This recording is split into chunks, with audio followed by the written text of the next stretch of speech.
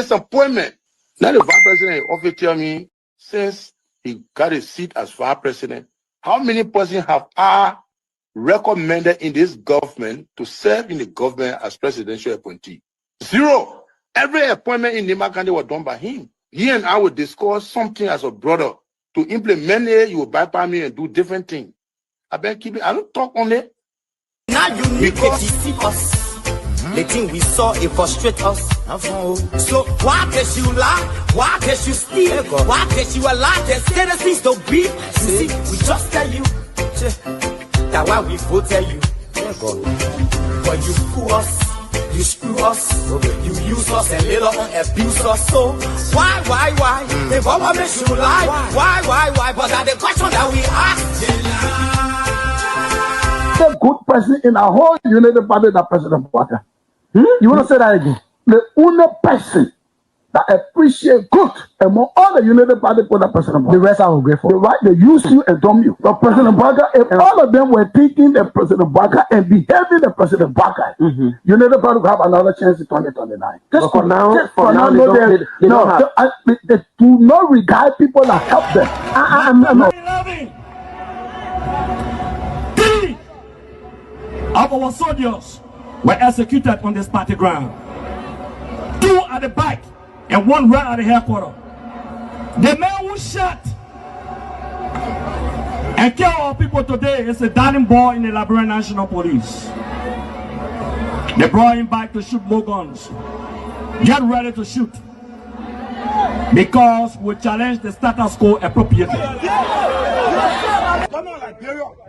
Inform them in the violence, suspect any student because of their action. It will be the day the entire Garguah administration will cut down.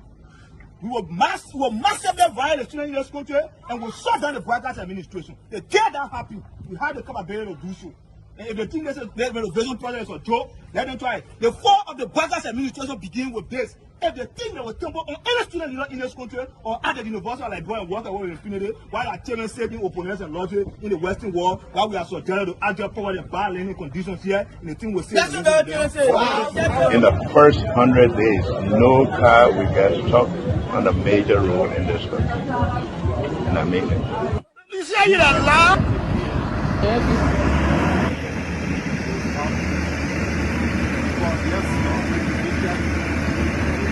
It's going down. First floor. There you have it. That led to decades of war still run deep. But so too does the longing for reconciliation.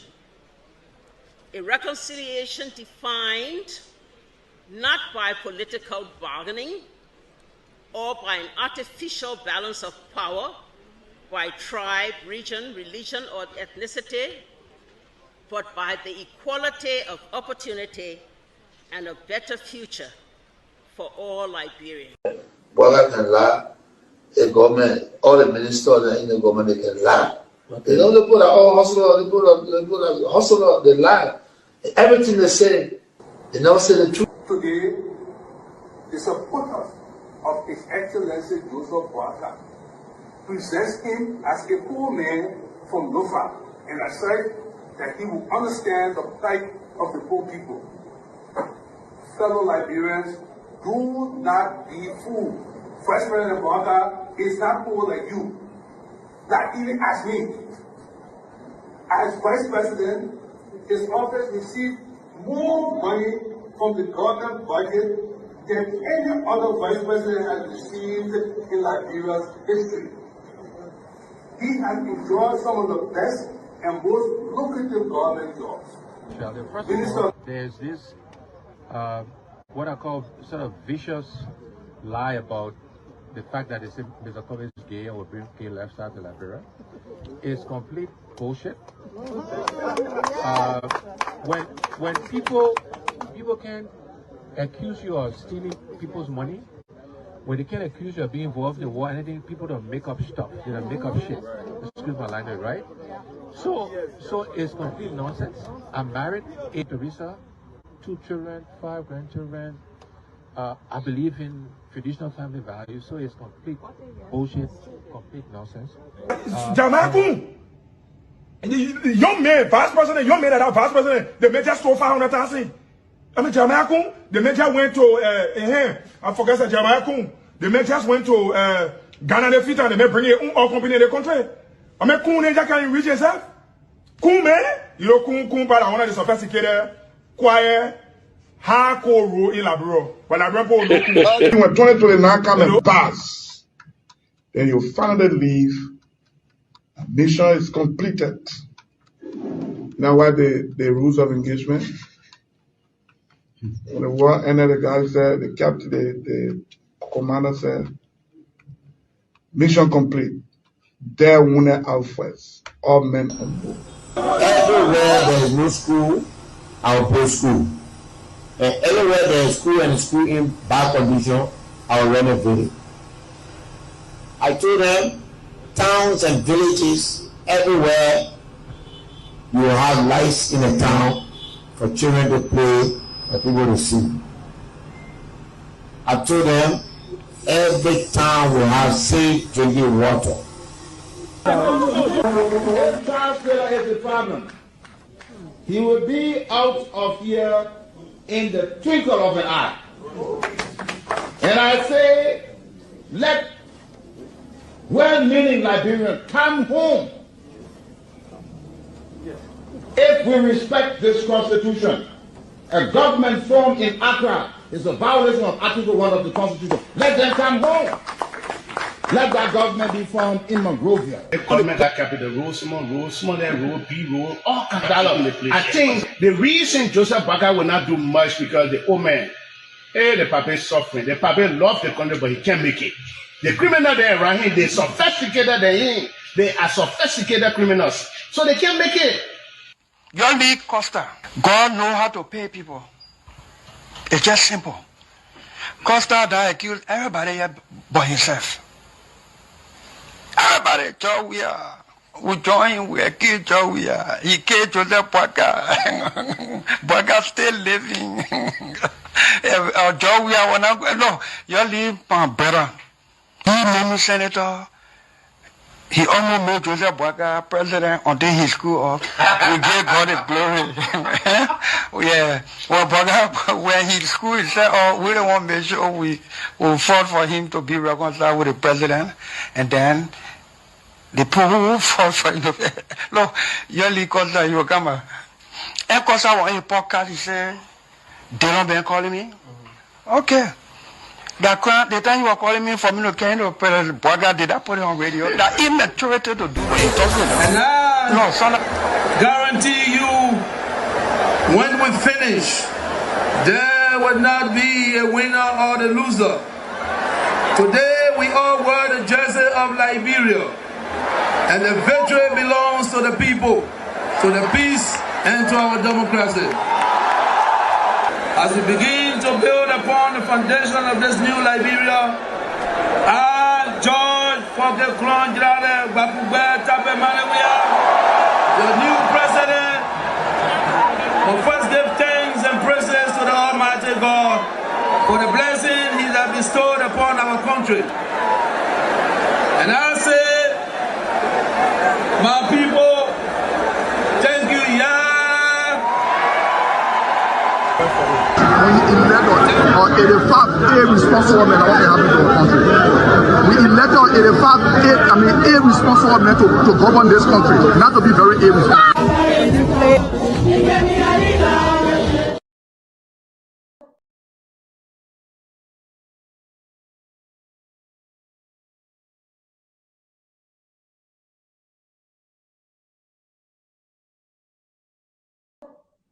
It's also possible that CDC could win again. That's incumbent. That's incumbent.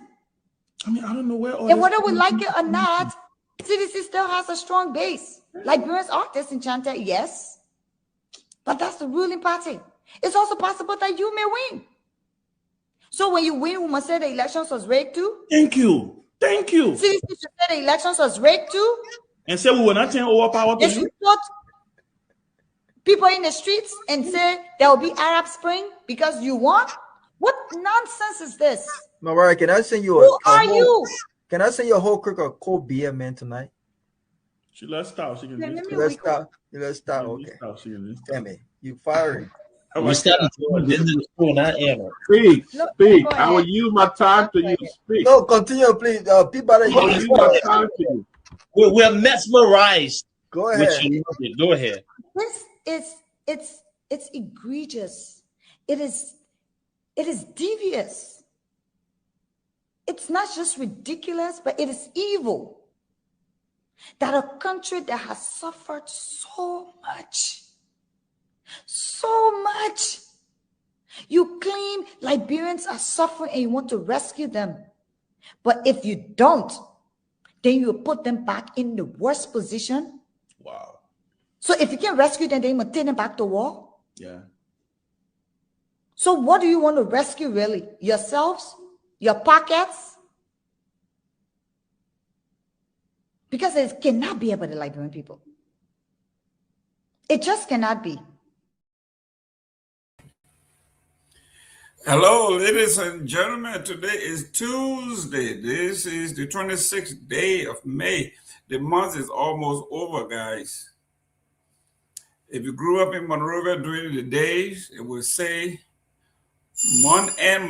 It's time for people to just move around. You see, people who cannot pay their rent moving from room to room or from apartment to apartment. We used to call that Myean. So the month is about to end. Your children's tuition may be due. Your rent is due. You're paying for your car. There is also due. Everything is due the first of the month. So brace yourself for the month of June. June is coming right around the corner. Let me say hi to Honorable Jimmy Eastman, Lincoln Say, Abdul B. Jallo, Amat Sese, Hezekiah Do. Okay, the name is so good, name it twice. Vinicius Junior Bar, thank you very much for tuning in. Let us know where you're tuning in from so we can send a shout out. Ali Mohammed MT says he's watching from Kakata City, Magibi County. Excellent. Abu Jallo, I'm watching from Grand Bassa County, Buchanan City. Absolutely. Lincoln say I'm watching from Nima County, Ganta City to be particular. Yes, thank you very much. I know Jimmy Eastman watching from DMV. Otelo Swa said he's watching. I don't know where Otelo is watching from. But guys, share the show. We have a full house. The menu is tight. There's a lot going on in Liberia that we have to discuss. Share the show. Send in your comment. What's on your mind? Put it in the comment section. We're going to discuss it or discuss them. You know, before we went to press, there may have been a lot of stuff that we forgot, that we didn't catch up on. Let us know what's happening in your neck of the woods. And if you have a special day, birthdays, anniversaries, any occasion that is important to you and your family, let us know. And we will send a shout out to your loved ones, your family members. If you are commemorating somebody else, let us know and we will send it out. We'll send a shout out to you. Velma McIntosh Clark, she says she's watching from Norway. Ooh, thank you. Norway, way out there. We want to say thank you to D3 Radio FM TV or Juazon, Sano County. Thank you very much for relaying. Let us know what's happening in Sino so we can also inform our audience. Apa J. Toure, Ganafole Sekou Toure, I'm watching from Kakata.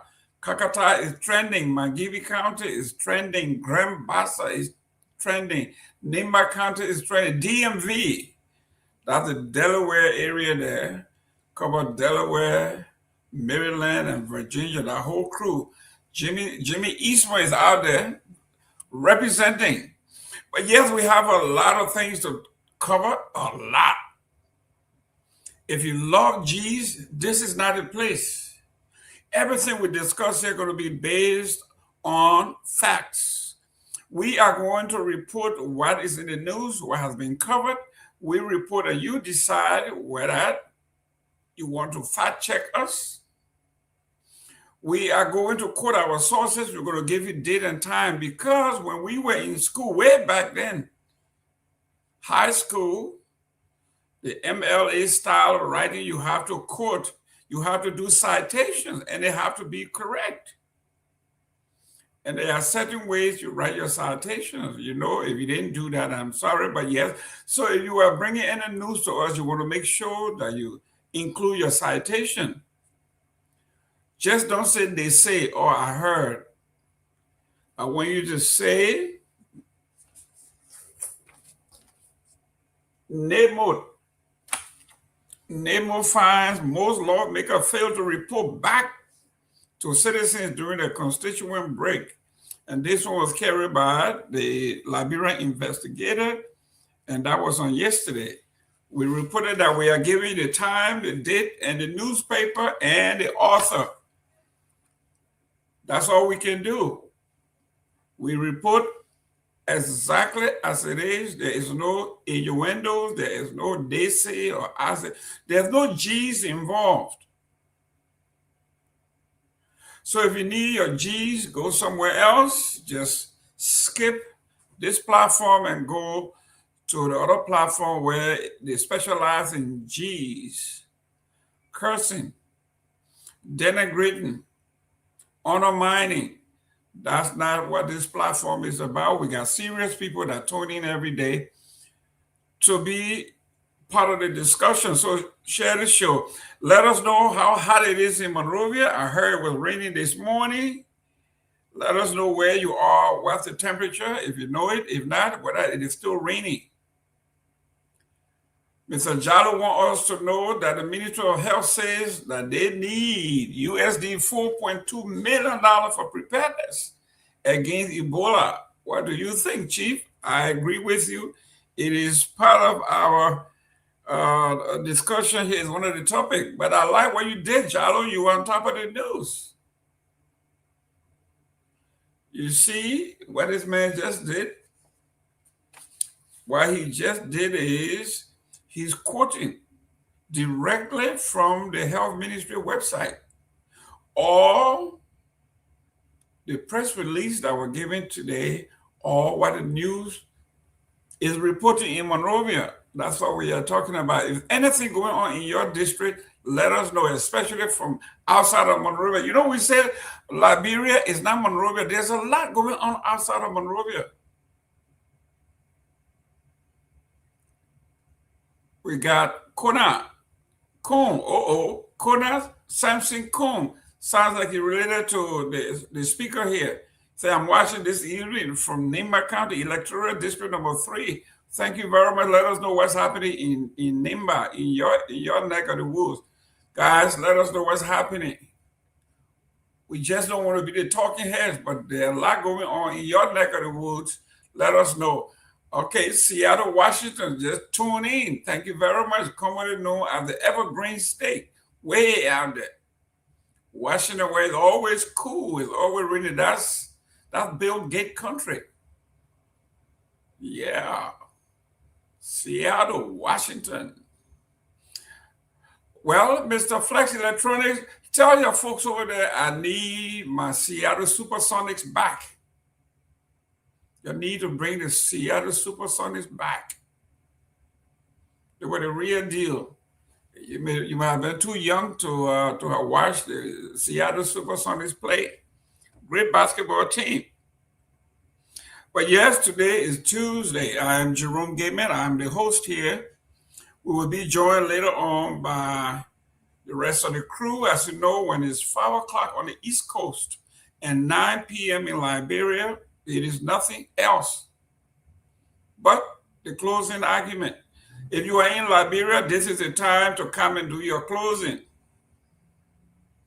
See, Flex Electronic knows about the Seattle Supersonics when you talk about the best dunker, Sean Kemp. Okay? And you talk about Gary Payton, the glove. So this guy knows his stuff. Yes. Kona says, I am VP Kuhn, brother, and not the speaker or the VP. Thank you very much. We are glad that the family members are tuning in and being part of the discussion. Kona, you are welcome. District number 3, Nimba County. Kona, what is the biggest city in district number 3? Is it Ganta? Or let us know so we can send a shout out to our folks out there. Well, ladies and gentlemen, there's a lot to discuss. We are going to tune in and go down the list of what we're going to be discussing. We'll give you some teaser, and then we'll give you time to get involved. Right off the bat, there's a lot going on in Monrovia when it comes to the legal part of it. Everybody's suing everybody. Maybe because people need to be sued. If you're trying to tarnish people's reputation and their character because you don't like them or because of their political persuasion, then you deserve to be accounted to, you need to be responsible and accountable, maybe not to the person that you insulted, but to the law. Accountability counts, just as we say character counts.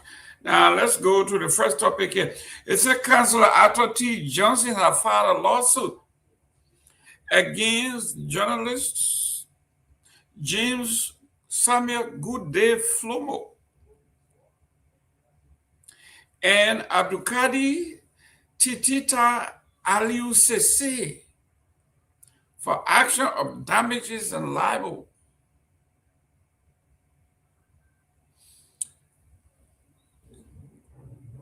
Councillor Johnson have filed a lawsuit against 2 individuals who do not fact check. There's something in social media that they call clickbait. They do anything for you to click on their topic so they can get the most likes, the most clicks.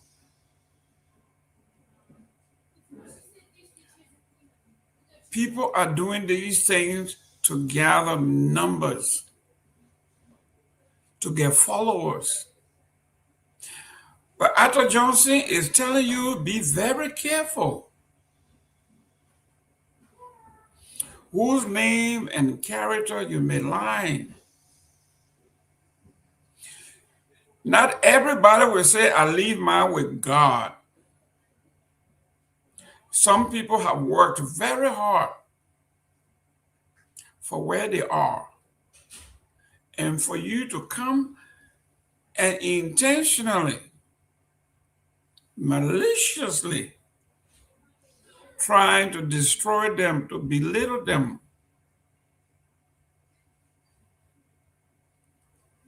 Councillor Arthur Johnson said there is a price to be paid, and rightfully so. We will discuss. If you are in the comment section, we want to hear from you what you think. Also, about a few weeks ago, we were talking about there are some characters in the Republic of Liberia that see pandemic as a cash cow. They rather bring these bad news to the country to make money, as evident by what we just saw, what the young man just read.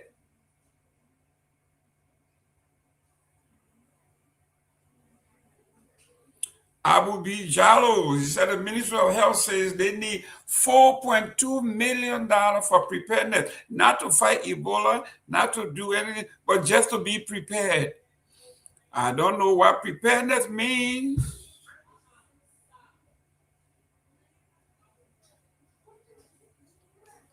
$4.2 million. I love Liberia. They don't cost more money. Our education system is almost zero.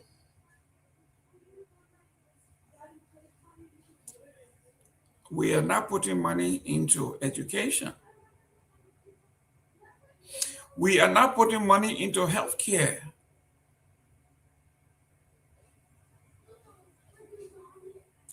But all of a sudden, the fear of Ebola had trickled. The bank vault in Liberia, they are not saying we need $4.2 million to fight Ebola. This is just the warm-up to prepare. You know, when IE and Barrow was playing, or Lone Star is about to play, the guys are warming up. When they are warming up, you look at somebody and say, wow, these guys are really good. Some of them, when they dress, you look at their jerseys, you say, yeah, this team is awesome.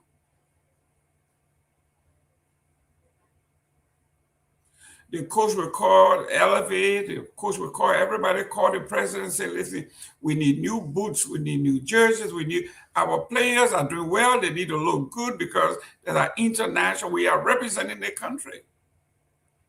So they get all this money to buy all these beautiful jerseys and they're warming up.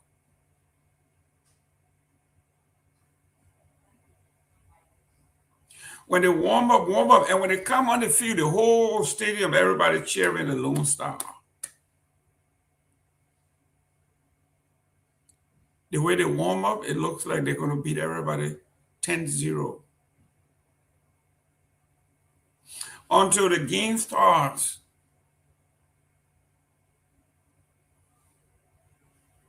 And you find out that these guys are worth absolutely nothing. What do they do with all this money we give them? That's the analogy that I'm bringing to the table. The health ministry that cannot fund JFK. This ministry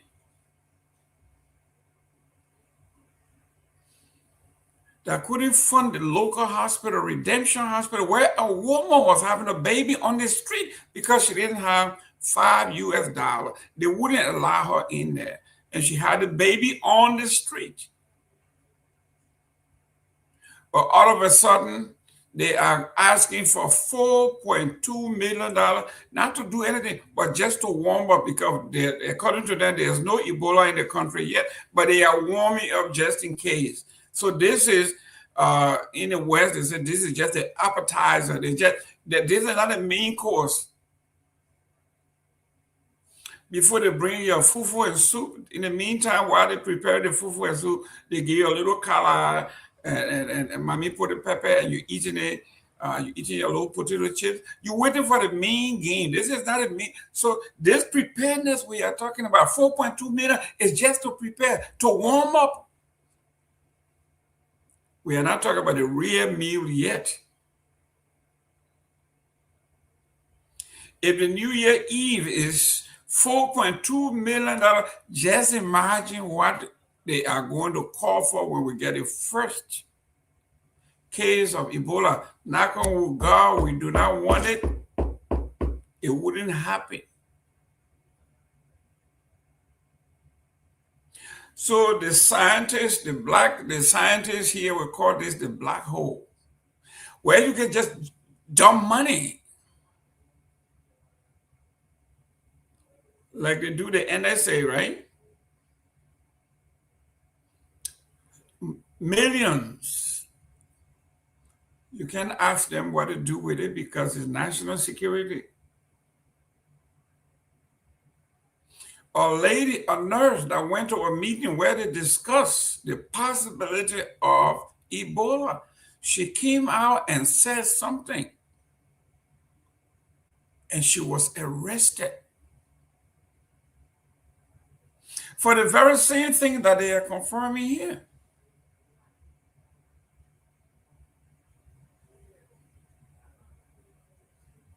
The lady said there are folks that went to a church convention in Uganda. They came back in the country. When you look in their faces and you look in their eyes,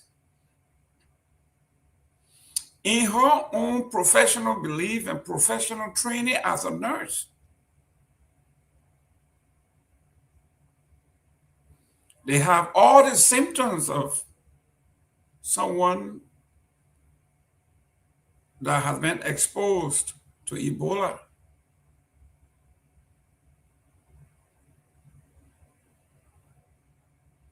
After she was arrested and paraded, the health department came out and admitted that they have been in contact with 16 people from Uganda and 1 from the Democratic Republic of Congo.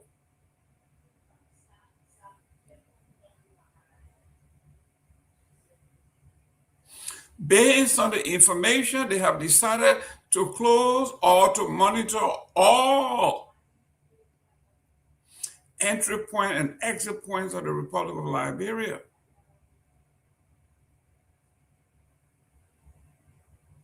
So here we are.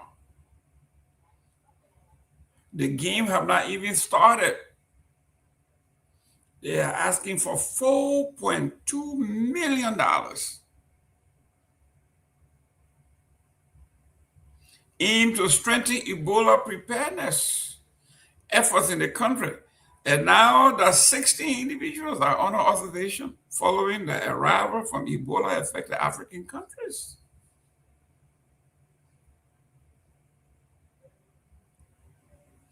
The cash cow is even bigger. Plenary of the House of Representatives constitutes a special committee to work health authorities and PHIL regarding the country's preparedness for any possible outbreak of Ebola reported affecting the Democratic Republic of Congo and neighboring Central African Republic or Central African nations. They too will be giving themselves some money.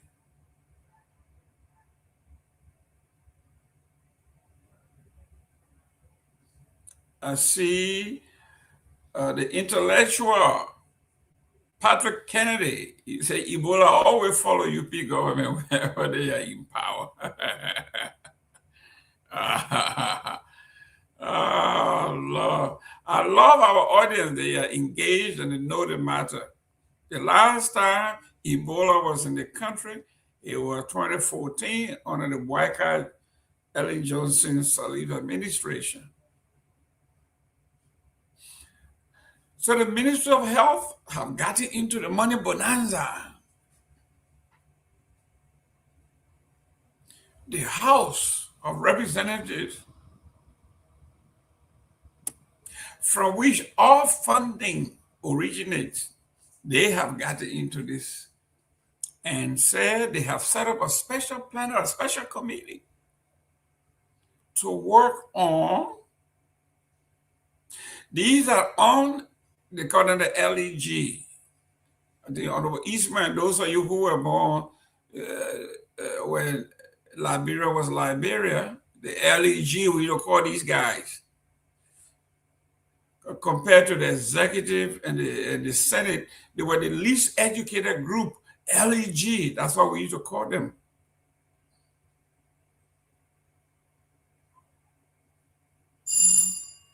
The last time we called them LEG was 1980. 46 years later, our lawmakers are some of the least educated folks in the country. So they are still LEG.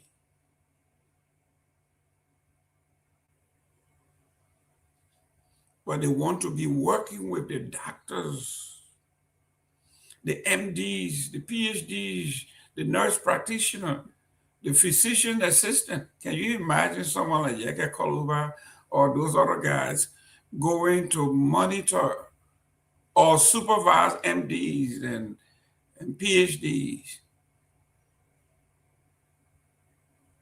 So the House have seen the opportunity to make money. So they too is coming. They too are coming on board, and they are saying, we also want to set up our own committee so we can go and work with the Department of Health to prepare for, for the Ebola that is coming. And guess what? They too will be coming with their own budget. The minister, Dr. Louis Poto, she told the senators on Capitol Hill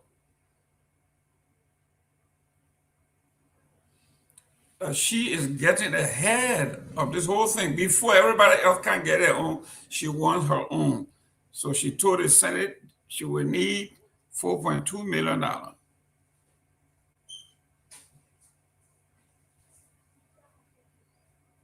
Then we got this big news. Following his recent appearance at a rally, Bond County District Number 3 Representative Marvin Cole recommends that the immediate dismissal of Civil Service Agency Director General Josiah Jokai. But today is going to be juicy, based on facts. We will read it.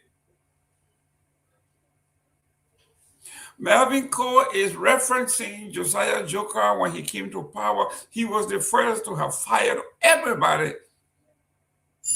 that was associated with the CDC. If you ever wore a t-shirt or a beret or anything with the CDC on it and you work in government, according to him and his policy, those were violation of the code of conduct and you were fired immediately. Let me welcome Myean from the studio. You're looking good there in that Monrovia. I heard it's rainy, people say this and that, but when I look at you, I don't even think anything is going on. You look at you in New York. Welcome to the show. Thank you all so much, Mr. Gayman. It's a pleasure being here after a very, very long weekend break. We have been off the radio for a couple of weeks now, but we are glad that we are back on because many of our listeners, our viewers have been asking why you say that you guys are not on the radio due to some technical problem. You know, like, bro, electricity is very, very in demand right now. So if you have electricity at a certain point in time, you have to make use of it. So right now we are making use of it. After a certain point in time, we will lose access to Liberia electricity current here. So we are glad to be on. It's somehow a rainy day in Liberia, most especially Monrovia and Pennsville, because this morning we got up with a heavy rain within Pennsville and other parts of Monrovia. The rain started over the weekend where we saw the rain was too much.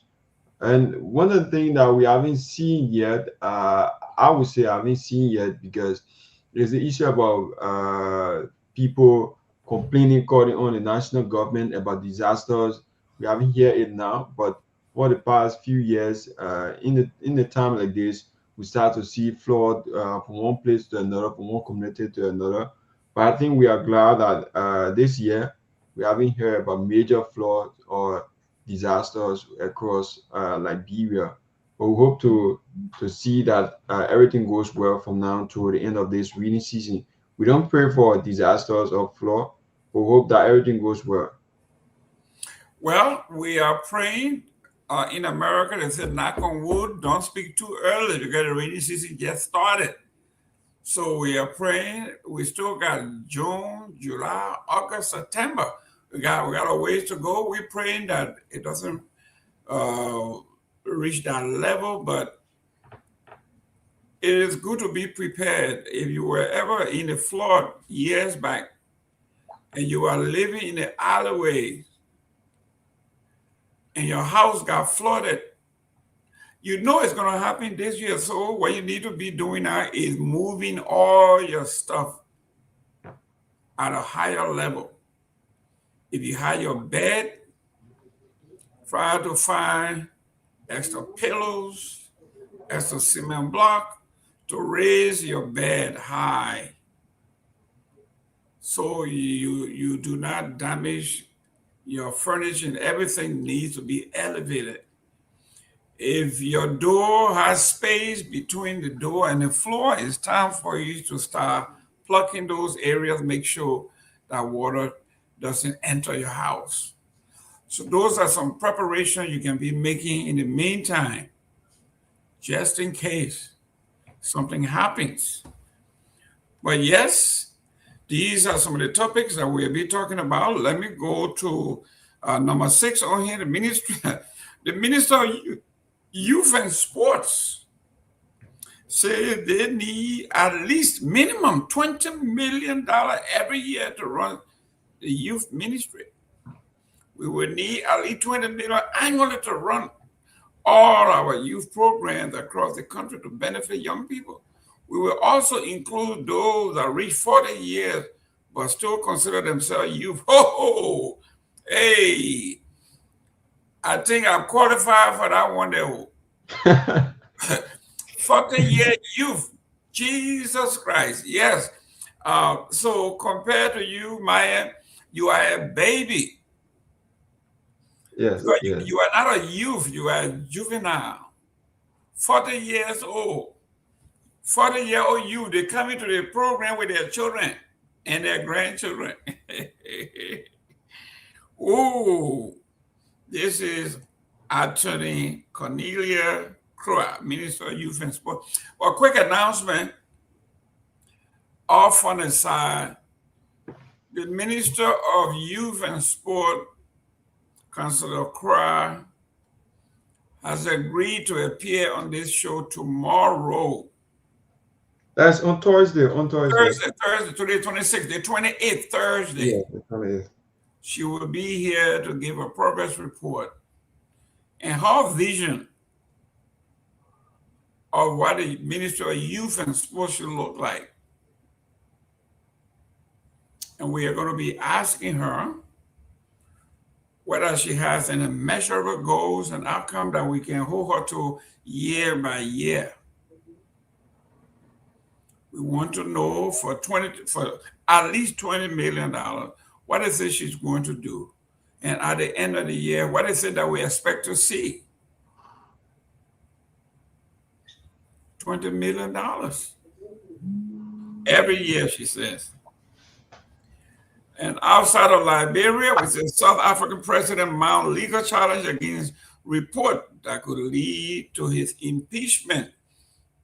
You know, in strong democracies, presidents have to watch their backs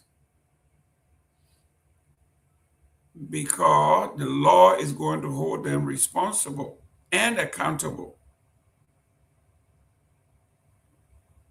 Same cannot be said about Liberia. The Daily Observer is reporting that Liberian children are in school, but they are learning nothing. I want you to just think about this. Liberian children in school but are not learning. This is a special subject that should concern and have the interest of everybody. Whether you are childbearing age, whether you are a grandmother, you are a mother, you got scholarship in Liberia, you are sponsoring somebody's child.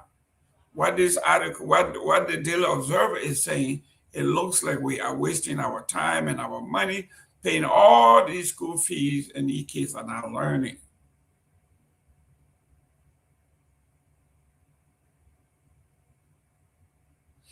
It says Liberia's education crisis is no longer simply about whether children are entering classrooms. Increasingly, it is about whether they are actually learning once they get in these classrooms. For years, national conversation around education have focused heavily on enrollment. Build more schools, increase attendance, get children off the streets and into the classroom. Those goals mattered, especially for the country rebuilding after the Civil War. Ebola, and economic hardship. But the new report by Human Rights Watch and the sobering remark from the Education Minister, Jaso Mali Jala, suggests something far more disturbing. Beneath the surface, many Liberian children are physically present in school, yet educationally they are stranded. This is from the ministry itself. We will delve into that when we have our other panelists join us, some of whom are educators. What this is referring to is what we refer to in the United States as warehousing the children.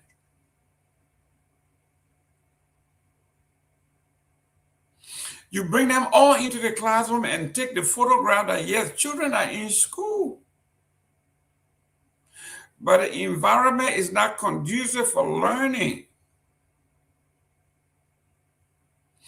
The minister's stories about a child who could neatly copy words from the blackboard but could not read what she had written should disturb every policymaker in the country, she said.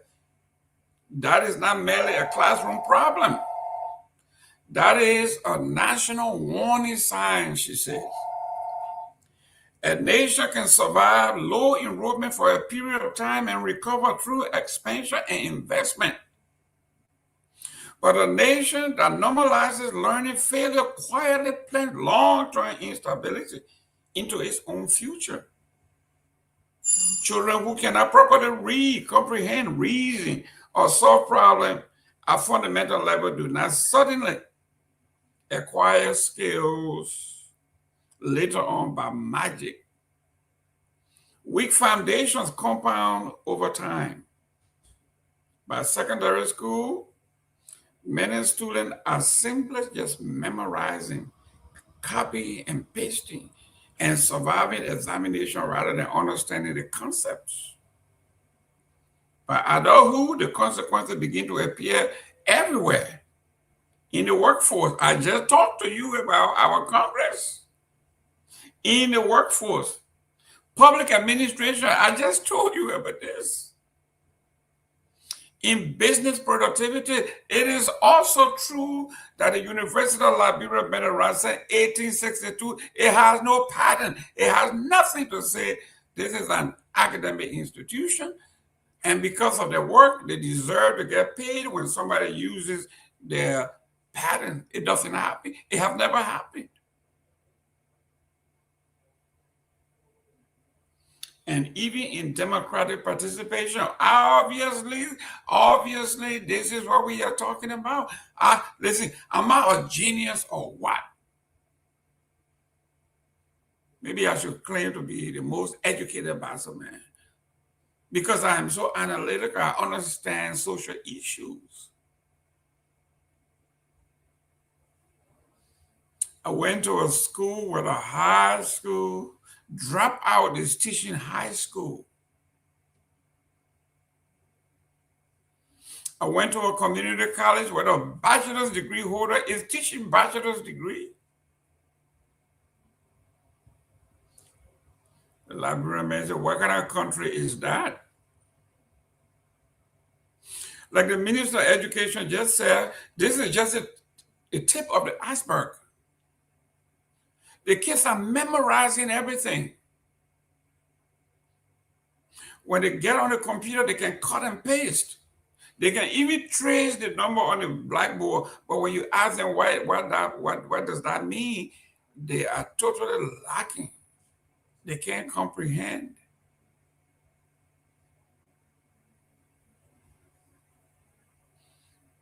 So our critical thinking skills are low.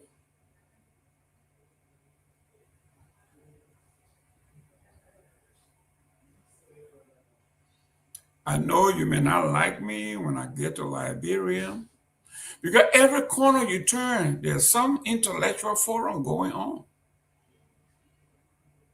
Everybody is an intellectual.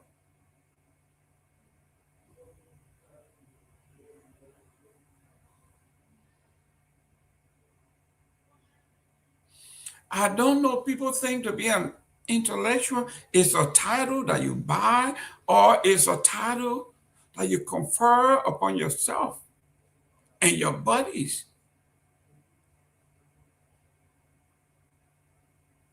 You go to these intellectual forums and you find people quoting Shakespeare's and you name it.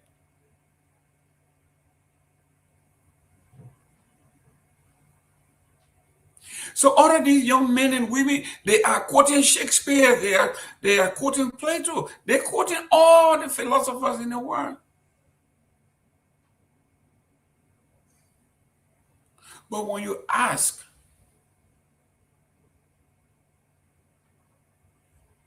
for them to actually break it down into the layman term, and it gets stuck. Let me go to Myean. I know Myean was just in high school. I know you were not part of one of the intellectual forum where you go to Newtown, you go to West Point, you go to Logan Town. Everywhere you go, there's an intellectual forum. They will call you, and when they introduce you, you said that, hey.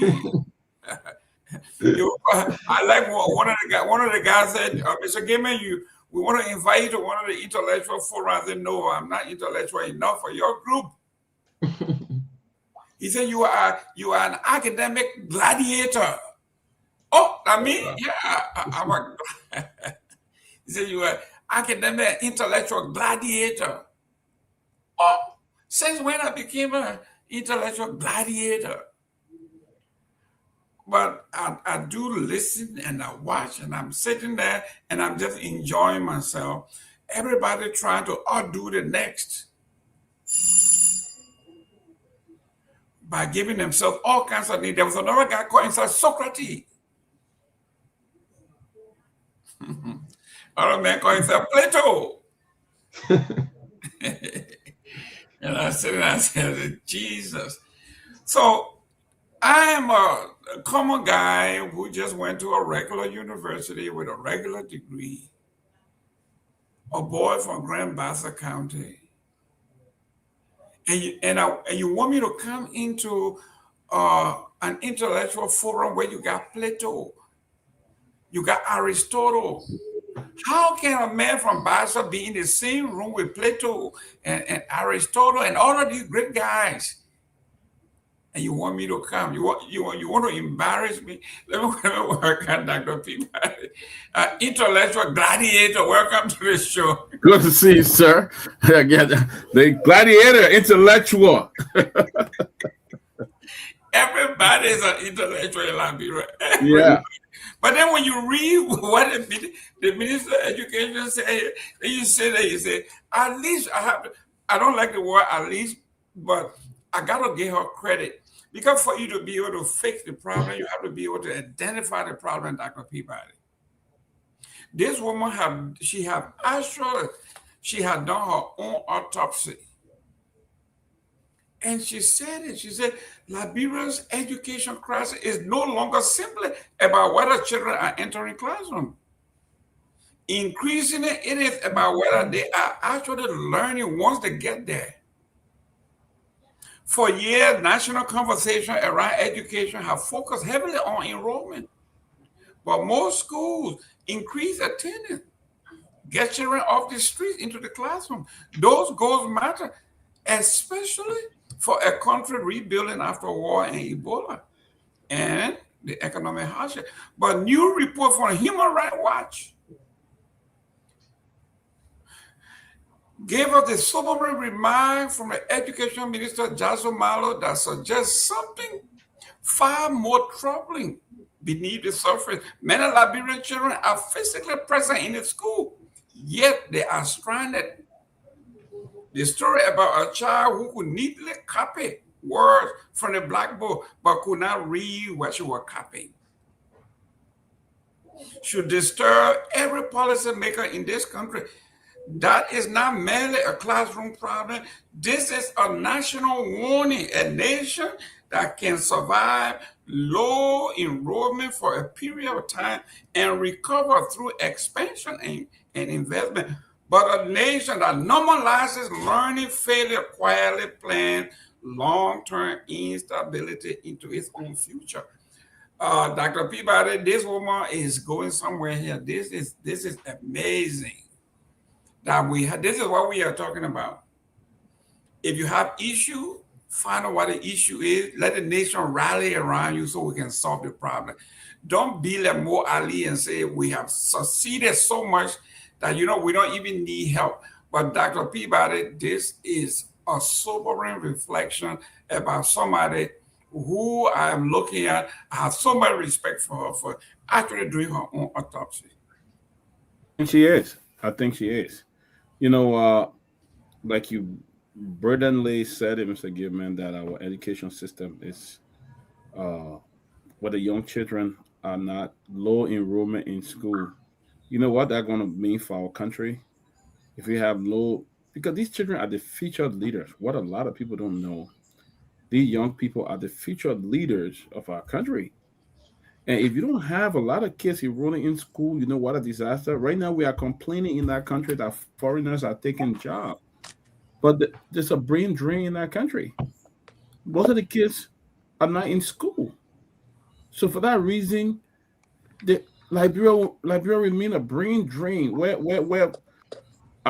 everything you have to look out there to find somebody to do certain areas. We can't produce these people. Mita Studio, other companies that are in Liberia, there are certain areas that we just cannot, we can't find people there. Unfortunately, most of the young people go to the university, they find pleasure in studying political science. So they can be talking about what? The gladiator or intellectual gladiator and whatever it is. Speaking big stuff. So I think the education minister put it well. Unless something be done, if we can't educate our people, we are heading into a disaster. And that's why we see some of the things we saw, people going out there and beating a woman for the way she dressed the other day. If they had enough sense to think, well, they wouldn't have done that to what they did to that lady. But they did it out of ignorant. They were ignorant about it and stuff like that. But our young people are just moving around with nothing to do, no education, and if they learn one word, like intellectual gladiator, they think they know the entire book and they come on Facebook and they're yelling and saying all this kind of thing. But she's right. She's absolutely right for what she said. It's about time that we got to revisit our education system in Liberia. It have to be revisited because kids are learning nothing. Teachers are not trained. You don't have a lot of training institute like before we had KRTTR, ZRTTR, Lutheran. I think 2 or 3 areas that were training teachers, and those people that graduated from that school, they were well trained, qualified. But we don't have those. I don't know whether they exist these days. And for that reason, you don't have trained teachers. I thought what the other day we're talking. I met one guy who I went to elementary school or junior high school. This guy couldn't even make 20 in the class. I saw him say he's a principal for one school. I said, what in the world will make this guy a principal for a school? So he will know how that the kids not learning nothing and all of that. So I think it's important. It's very important. I think the education minister is going somewhere. Thank you. Let me welcome Honorable Pewee. Pewee is our gladiator on this show. Pewee, welcome to the show. Yeah, thank you. And I took some time. I just today, and thank you guys. I think it's a very good day that I've been, but again, also a sad day to announce that a father figure, a mentor, a woman, or in-law just passed yesterday. He passed away at the age of 92. Would be giving some thanking God for a very wonderful life he lived. Mr. Godfrey Cruiser Sr. He was a medical professional, someone that was very humble and a dear grandfather of my children, if you will. Lost his life. He went to a calling of Jehovah God yesterday, and I think he lived a very exemplary life. And I would hope to dedicate all of today from my angle to him, and we'll be looking forward to trying to profile the kind of legacy he left behind. So I just wanted to extend the deepest sympathy out to the Cruiser family for a very great loss, although he's going to be celebrated because he lived a very exemplary life. It's a thought to say that. And I just want to say, Mr. Gayman, also thank you for keeping the torch burning. I learned one thing at Monrovia College, it told us we needed to keep the torch alight, the torch of the Monkey. Always liked it, if you will. It's a very good thing we've been following. I also saw today a very proud father also standing in the crowd. We couldn't even know that from President there. They soccer team for the president is trying to take photo of his son being named in part of the roster. The United States came out of the roster today of the men national soccer team. I wanted to say football, but I remember we in America, so I have to say soccer team. Team where is a forward and a winger on that team from Olympic Marseille, if you will. So so a lot of things unfolding. But yeah, a gladiator. We always been taught to be gladiator, but we have to be true gladiator, if you will. In the true sense of that, there are attributes of being the true gladiator, if not the way we oftentimes misuse the application of that. It is somehow concerning to me. But yes, I think I've been following. We've been seeing a lot of development unfolding, and we look forward to. I was surprised I didn't see you in your. I know the MAGA people don't love soccer. I thought you guys would be celebrating. They say I don't love soccer. Yeah, love bringing something I can worry people. We worry about redrawing the border. Redrawing the border, asking everybody to go back home and reapply. We want to make sure you don't take our country away from us. We want to make sure the Democrats don't get it. You don't steal the house and send it for us. So we're going to do gerrymandering too. We're going to make sure. Look, Victor, welcome to the show. Thank you very much, Mr. Gayman. It's good to be back with you guys. Happy Tuesday, and welcome Dr. Peabody, Myean, and of course Sylvester Pewee. Sympathies to you for the loss of your relative. But it's good to have you back. Congratulations to my boy, Dr. Nyenwolo. He was on a team of leaders who got elected this weekend in Iowa, I believe it was, to the leadership of UNICO. That's the United Neighbor Citizens Council. Dr. Nyenwolo, as you know, is a strong member of the CMC. So he went for the position of vice president, national vice president. I think Nissa McCabe got elected president. So I just want to send a shout out to the team, especially, my boy, Dr. Yang. Very proud of him. But it's good to be here with you guys. Great. Like I say, I was in Monrovia and had two invitations. One was to chair, to be a judge and a coach of the debate at the University of Liberia on the Fidel campus. And then another one was for me to visit an intellectual forum. And the guys came to me and they were trying to impress me. It's a place where you will feel at home. I said, yeah. We got Plato over there. We got some academic gladiators. We got Plato. We got Socrates. So I told him, I said, but for a common man like me, you want me to be in the midst of Socrates and Plato? I don't think I belong. So he said, oh no, those are they are intellectual gladiators. Those are the words that were thrown around. So I just laughed. But yes, let's start with we're going to the education piece. But what is concerning here, Honorable Pewee, is this paragraph. She says, this is the Minister of Education, says children who cannot properly read, comprehend, reason, or solve problems at a foundational level do not suddenly acquire these skills by magic. Weak foundations compound over time. By secondary school, many students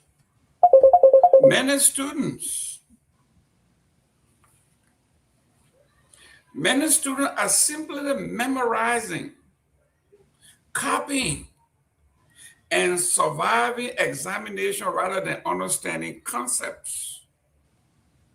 By adulthood, the consequences begin to appear everywhere: in the workforce, in public administration, in business productivity, and even in our democratic participation.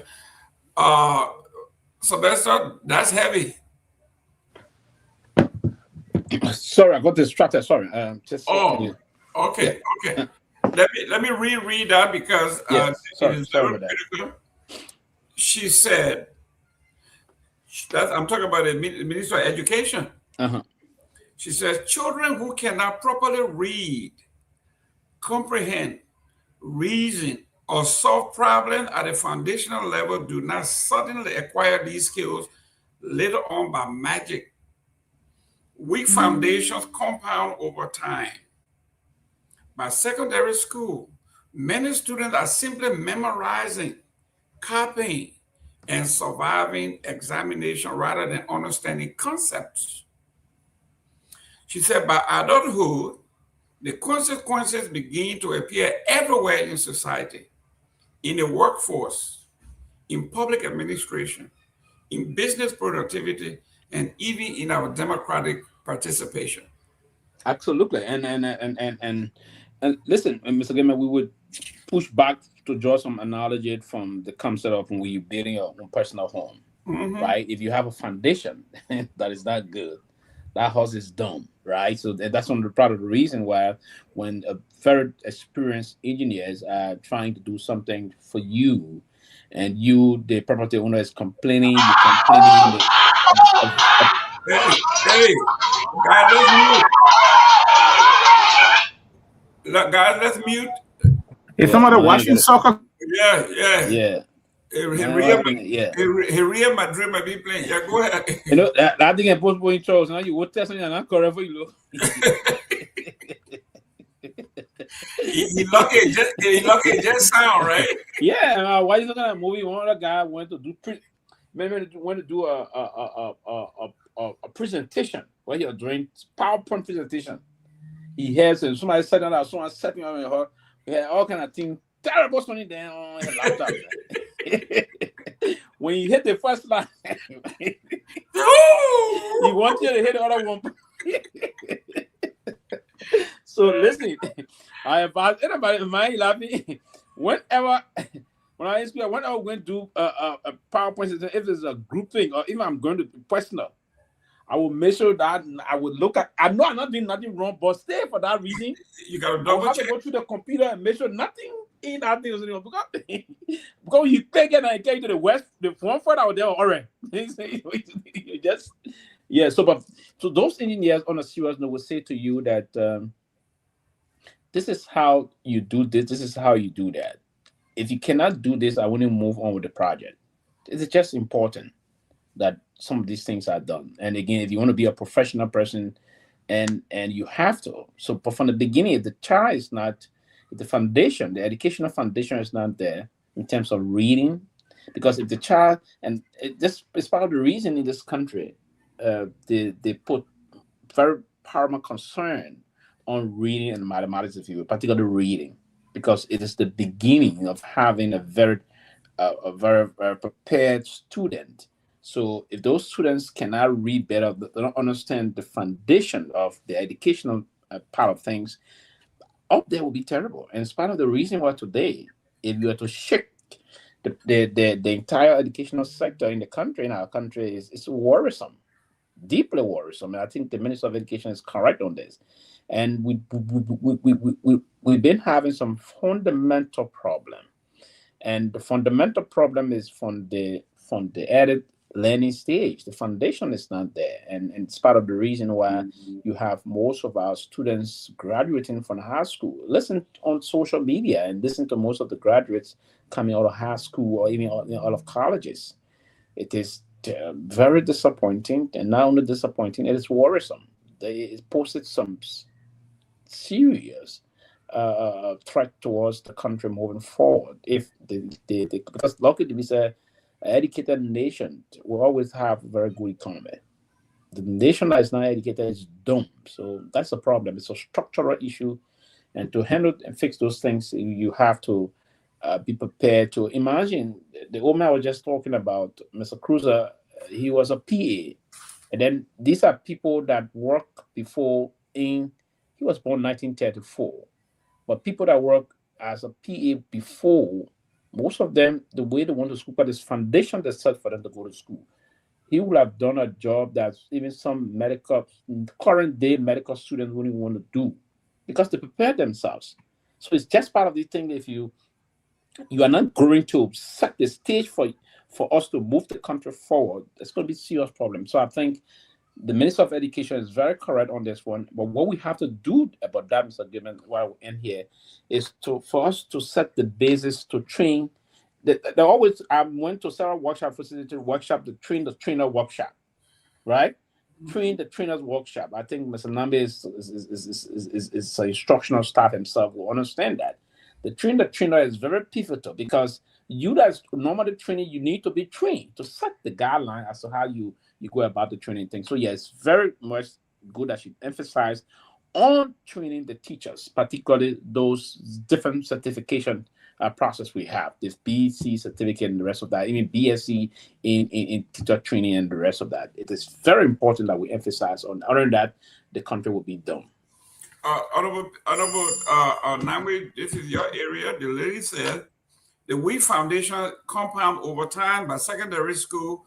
Many students are simply just memorizing, copying and pasting, and surviving, taking exams, concentrating, just passing the WIET, basically, rather than understanding concepts. You said by adulthood, the consequences begin to appear everywhere in the workforce, public administration, business productivity, and even in the democratic participation. When you listen to some of our lawmakers speak, you got to give this woman an A. I mean, yes. The problem here. Yeah, Dr. Boto is, I think she's onto something here. She's touching on a very, I believe, poignant, subject matter. And for Mr. Pewee's information, I'm not an instructional staff, I'm an educator. So let me make that. You instruct anyway. You part of you instruct. You give. I don't only instruct. I also supervise. Okay, let me agree to that. Yeah. Okay, a vibrant. There you go. Let me use the word a consummate educator. There you go. You okay with that? Right? That's right. Anyway, but thank you. But look, studies after studies, I'm sure all of us have read these studies, right? The foundational years are the early childhood education years, the Head Start program. And this is why they put so much into this, it's not just education, feeding, comfort, you understand? Because those are the formative years. That's where the children learn, do their discovery, they really begin to figure out who they are. That's where the seeds are planted. Right. So by the time they get to, I think we call that, junior high and then senior high, all of that, the foundations are already there. But I think she's right. Most of those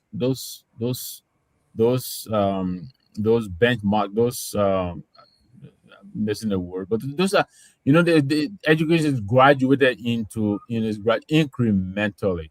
But the scaffolding, if you have a weak foundation, your scaffolding is going to, if you just imagine yourself, how people say building a house on a sandy foundation.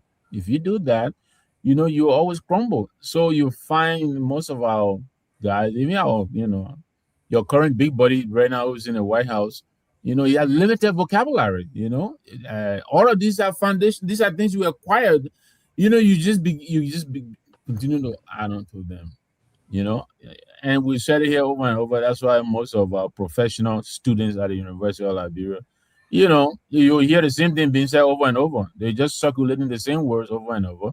But it is a problem. I think she's right. They also the resources have to be provided. There are a lot of tools that are required to enrich the children's learning at this, at the foundational level. So by the time they hit, first grade, they're going up to sixth grade and then ninth grade and 11th grade. That solid foundation would have been planted. And this is why we continue to emphasize the importance of qualified teachers in the classroom at these levels, because they are the front line. They are the ones who will interface with our children in the developmental stage, not the people at the university. No, at the university level, they're teaching you how to research, how to cite, how to give credit, that kind of thing. And they're not really teaching you at the university level. Yeah, you can do the calculus and all of that, but still, those are things you just add on to what you're doing. But if your foundation is not solid, you are in trouble, because everything else you'll be building on that will keep crumbling. The weight, it will crash under the weight. So I like that she, and I know Louise Maple very well. We're Uncle Known together. I think she was in the science department as well. I think she understands what she's talking about. And that she's, she's not Louise Maple, I'm sorry, Louise's health. I believe it's that photo yeah. But anyway, I'm happy. I don't know her, but I like the path that she's following. I think that's a good recognition. I know she went on a nationwide tour. I understand when she took over. So I believe this, this is being informed by what she found out on the tour there. So I think it's a good call. But again, the problem we have in our country, Jerome, is the lack of support. People come out, they write good programs with good intentions, but they are almost always handicapped. So I hope, just like I thought Dr. Myean was going to go out there and hustle, you remember we said that here when she was appointed, that she has to, because one of the things that they credited her with was her ability to write grants and go out there and find funding and not depend on the budget. So even what Dr. Kpoto is proposing to do, if she's not given the resources, she will not be able to do anything. So I hope she intends to go out there, hustle these foundations, NGOs, grant writing, UNESCO, whatever it is, but get the support outside of government. The government support is almost never going to be sufficient. Well, what's about her thing on the literacy rate has an impact on the workforce in public administration, right? She talk about business, you talk about government, you name it. When you have somebody in a house, say, if I doesn't know, this is the house. The House of Representatives, we talk about subject verb agreement. At that level, this is what she's saying, right? She's saying if they don't have it at that, if they don't understand, grab the concept. But I know who the consequences begin to appear everywhere in the workforce, in public administration. When she said public administration, we know exactly what she's talking about. In business productivity and even in democratic participation. And that's what we are talking about. We can yell and scream all we want. If the voters are not enlightened, listen, these guys, they are doing this on purpose, Dr. Peabody. If what she's saying here, if our constituents are not enlightened, if they don't know, they don't understand, then you will have them thinking, you kill my pa, you kill my ma, I will still vote for you. That is what this woman is talking about. It will go in every aspect of society. That's true. Let me welcome Sarah. Sarah, welcome to the show. Thank you, Mr. Gayman. And I want to say hello to all of you on the platform and to our listening audience. I want to say hi to everyone. Thank you so much, Mr. Gayman. Excellent. Let me read this one, then we'll go to our main thing here. But this one, it came off the newspaper, the Daily Observer. It stood out like a sore thumb. It said, this is why the current education debate must go deeper than registration fees alone. Serious as those fees are, Liberia now faces two crises operating simultaneously. The first is that too many children cannot afford to enter or remain in school. The second is that many do not enter, are not receiving the quality of learning necessary to even succeed. And the second crisis may prove even more dangerous because it is less visible. An overcrowded classroom is easy to see. A leaking roof is easy to photograph. But a child advancing from grade to grade without comprehension is harder to detect until the damage is already done. Yeah. Wow. Sarah, in this country, I got something for you, Jerome. Yes, go ahead. I got no copyright today. I know what it is. Because Gombo doesn't movement. If it doesn't work, I doesn't respond because I actually understand it's conglomerated.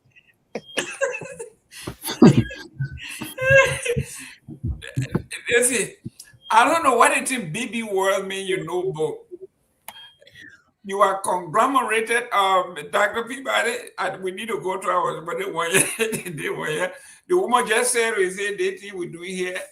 It will show everywhere you go to the clinic, you go to your hospital, you go to your pharmacy. Everywhere you go, this thing is affecting us. Everywhere you go. It's a serious stuff, Dr. Peabody. In this country, your children, they have to, in Florida here, there's a comprehensive test that the kids take at 3rd grade. Right. If you don't master all of these things, you can't, they will never promote you because 3rd grade determines if you're going to make it to high school. Yep. 3rd grade. Yep. My twins in the 1st grade, they were doing Venn diagram. Can you imagine people kindergarten doing Venn diagram? Yep. Yep. So, but anyway, we'll come back to that. Let's go to happenings today in Liberia. Let's look at the first on. I think I got somebody. My line hooked somebody. Hello, sir. This is Kehleboe Gongloe. Go ahead. Hold, 1 minute, sir. 1 minute. Let me put you on speaker. Yeah, go ahead. What an interesting debate on education, which I had the time to be on the show now. Here is my take. I just actually came in. I didn't listen to what Dr. Mampana said or Myean. I think she's out. Myean? No. We're talking about the education minister, Poto. Oh, no, the education minister is not Poto. She is Dr. Jala. Yeah, excuse me, Jala. Yes, Jala. You're right, Dr. Jala, yes. Yeah, so here is the problem. Liberia is a very interesting country. Every country, you see, if you go in development history, Japan was way behind the United States. But the Japanese sat and said, how can we be like the US? So what they did, they identify education as the driver. That if we invest in education, our nation would be like the US or even surpass. Today, in math, in the STEM program, math, science, and engineering, American children compete far below the United States, or Japanese children. Even though in the 50s, Japanese were way behind the United States. But today, they are far ahead of the United States in everything. Their economy is good as well. It was investment in education, but they identified that. The Chinese are doing the same thing. The Chinese realize that technical education is the most important thing. It's not investment in political science or that as much as it is good for society, but they decided to invest in what? Science and engineering and mathematics. Today, China is the epicenter of everything, of innovation, of technology. Even the United States, and American companies go to China to base their companies there. So Liberia has to find what she wants. Does she want to compete with developed countries, she might decide and say, hey, agriculture is what we believe we need to turn the tide against, to get ahead. And then just go and train Liberians to become the best agriculturists in terms of technology and everything. And that's what Liberia needs. We haven't decided what we want. Our leaders have not decided what they want. But there's one thing I know they have decided on. From 1847 to now, they decided that they will invest in illiteracy. That is, will keep out of school. And even the new generation, the so-called country people, they decided that they will give mass education, poor quality, so they are not analytically powerful to analyze anything. On the basis that they will give them t-shirt, they will give them anything and follow them. So politicians continue to reap on their investment while poor quality education. And that's what is happening in Liberia. This is what I've argued. The 20 years plus of constitutional democracy, if you compare the difference of that with military, in some countries, it's minuscule. If you compare what Wallace did in Ghana, if you compare even what Ibrahim Traoré is doing in Burkina Faso, if you compare what has happened in more than 20 years of constitutional democracy in Liberia, it's a draft. Yeah. So it's a debate that we need to have. And I don't shy away from debating with anyone on this matter because the data is very clear, it's sharp, and the contradiction is there. We can debate it. Thanks. Kehleboe, try to become on the show. Don't be taking our time off the show, man. Try to become on the show, please. Yeah, important. Let Kehleboe come on the show because we already taking phone calls. Kehleboe, you want to debate? You want to do the cell phone diplomacy now? Kehleboe, while you were not here, they were gossiping about you in the back. I was talking and said, next time you come on the show, I should put you on the phone. Yeah. You can just be, let me say it to you. I know you call by again. It's between two shows. You guys phone. You got his phone on us. When you on the side, you want to, then you say, okay, my man on the side will give my call. Let me get a call. No problem. He got a split screen, right? Yeah. Mr. Gayman, let me add my 2 cents to what Kehleboe said. Yeah. I think it was the education minister that did the report. Yes. Yeah, that was brilliant, and I want to commend her for that. And I think she's just on point. Education needs to be, paramount, and we really need to take it seriously. We need to take it seriously. That the only way our country will move forward. Absolutely. There's a corporate rights thing where when election comes, you tell 1, 2 corporate rights, you give it to people. It's not helping our people. It's not helping our people. There are students in Liberia that will sponsor. And some of them, when they're writing, you wonder what happened, what kind of school they're going to. What are they actually teaching them anything? And in these schools, they charge so much. These schools charge so much. I'm telling you. They charge for everything in US dollar. What kind of education are our children getting back from these amounts that we pay in school fees? Only God knows. When you see somebody writing, you hear somebody English, you say, what happened? So seriously, we really need to pay attention to education. Seriously. But how we expect them to write good, to read good, when we got no program to help them? Yeah. Like Mr. Gayman talked about the early start program. There are programs for reading. The American Reads program. I worked with them when I was in college. Yes, that's true. American Read program. I was one of the directors in the era there, and we recruited people from different schools, freshmen, other places that were helping kids in school and things like that. How many people take the time to say we'll go in the classroom to help the kids, to just read to them, to help them? Our lawmakers, only when election time can they put 2 people right together, 3 people go give it to our people. That's it. They vote for them. And then when they get in the house, they forget about legislating, or doing legislation that will impact the lives of these kids. That's wrong. We need to focus on that, or else we'll talk here forever. Nothing will happen. But I'm very disappointed in them. The lawmaker. They don't do nothing. But equally so, our people don't respect, they don't like themselves. They're so greedy as if they're going to die for rights business. I'm telling you. Just jump behind anybody who mislead them. That's what they do. Just jump Because behind anybody. that's what the lady is saying. We have to start from the beginning. Yeah. Education from the beginning. Yeah. But Victor, so there are several ingredients, Jerome. I agree, but there's several ingredients that add up to make the foundation solid, and primarily the support. I can't overemphasize this. We all know here from Head Start, from ABC, we call it Liberia, from Primer, whatever it is, up to high school. Here is free. Right? You get and go to school here. Recess time, you go to the cafeteria, there's food there for you. If you can't afford it, they have what they call reduced lunch. All of these things are intended, right, to make your foundation. You don't have to worry about food. In order that you go to school, you eat.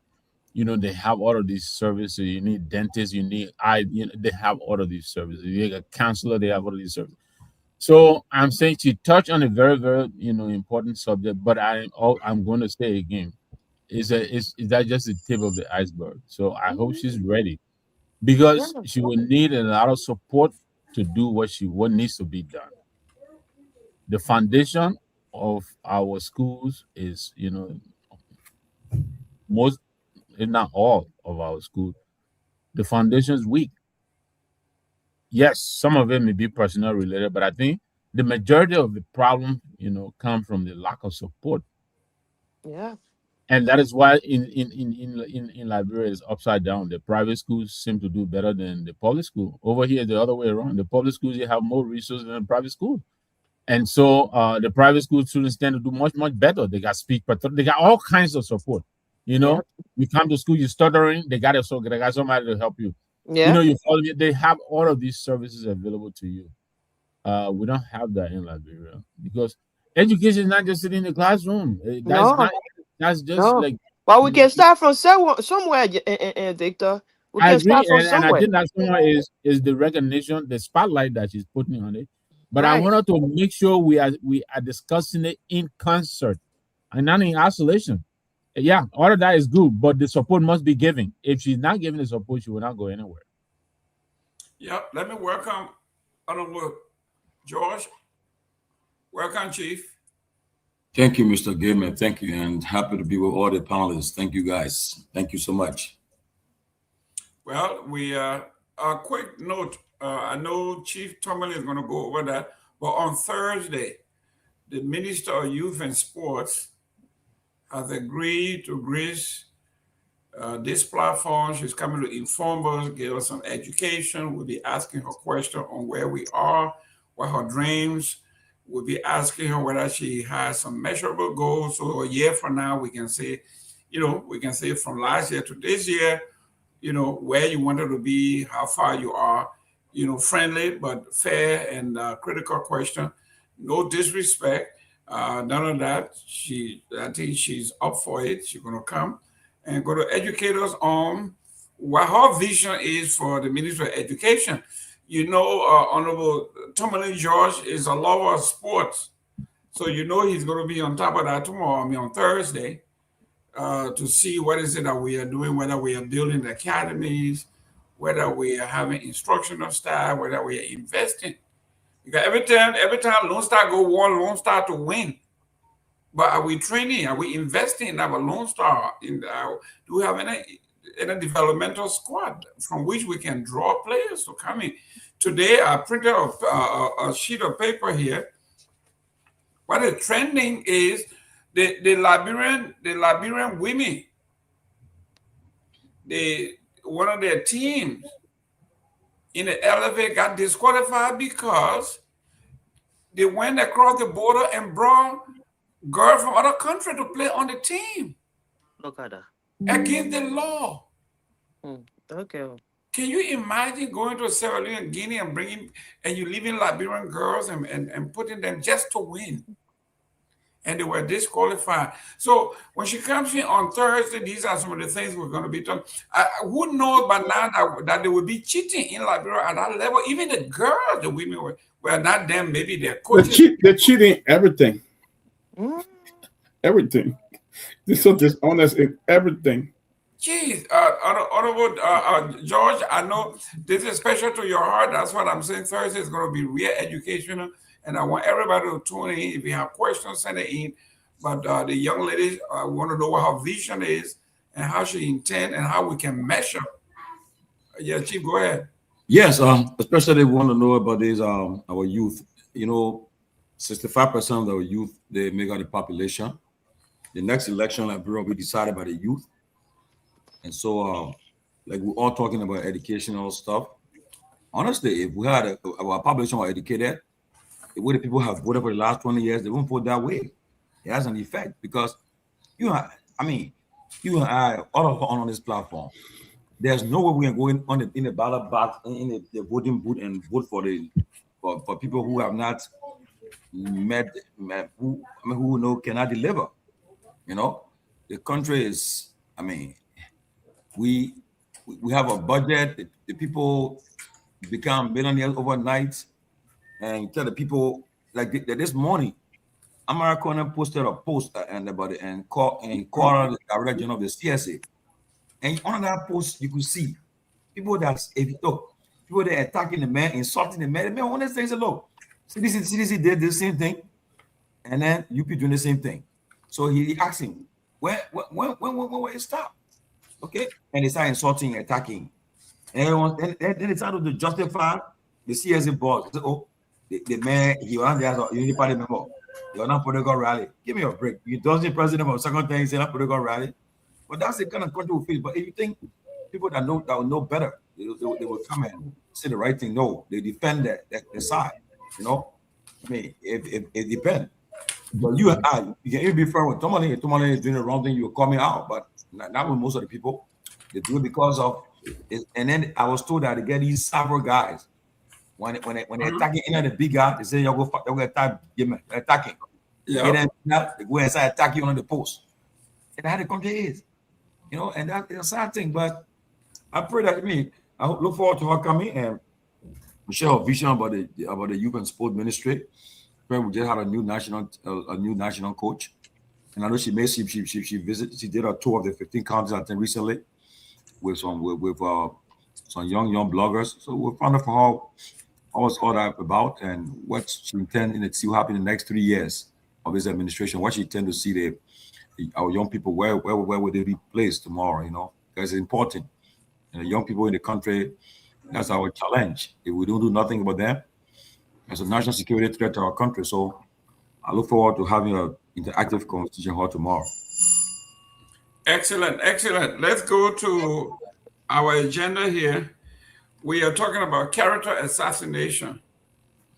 Councillor Arthur T. Johnson has filed a lawsuit against James Samuel Goodday Flomo and his associate for action of damage, character, and libel. It's a big one. Let me start with Victor. Victor, the councillor here, Mr. Goodday Flomo, wrote something very inflammatory that is way outside the line, attacking the man's character, demeaning him, and there's a blatant lie. So he decided not to fight back, but what he was going to do was just go ahead and take it to court and let the law speak for itself. Yeah, and let me welcome Mr. Gongloe on set. Sylvester Pewee is very powerful. He told the man to come on set, and boom, the man is on set. So then he left. They put me business. But let me say this, Jerome. Look, I like what Arthur Johnson is doing. This is the truest form of democracy. You understand me? If you defame me, I can sue you.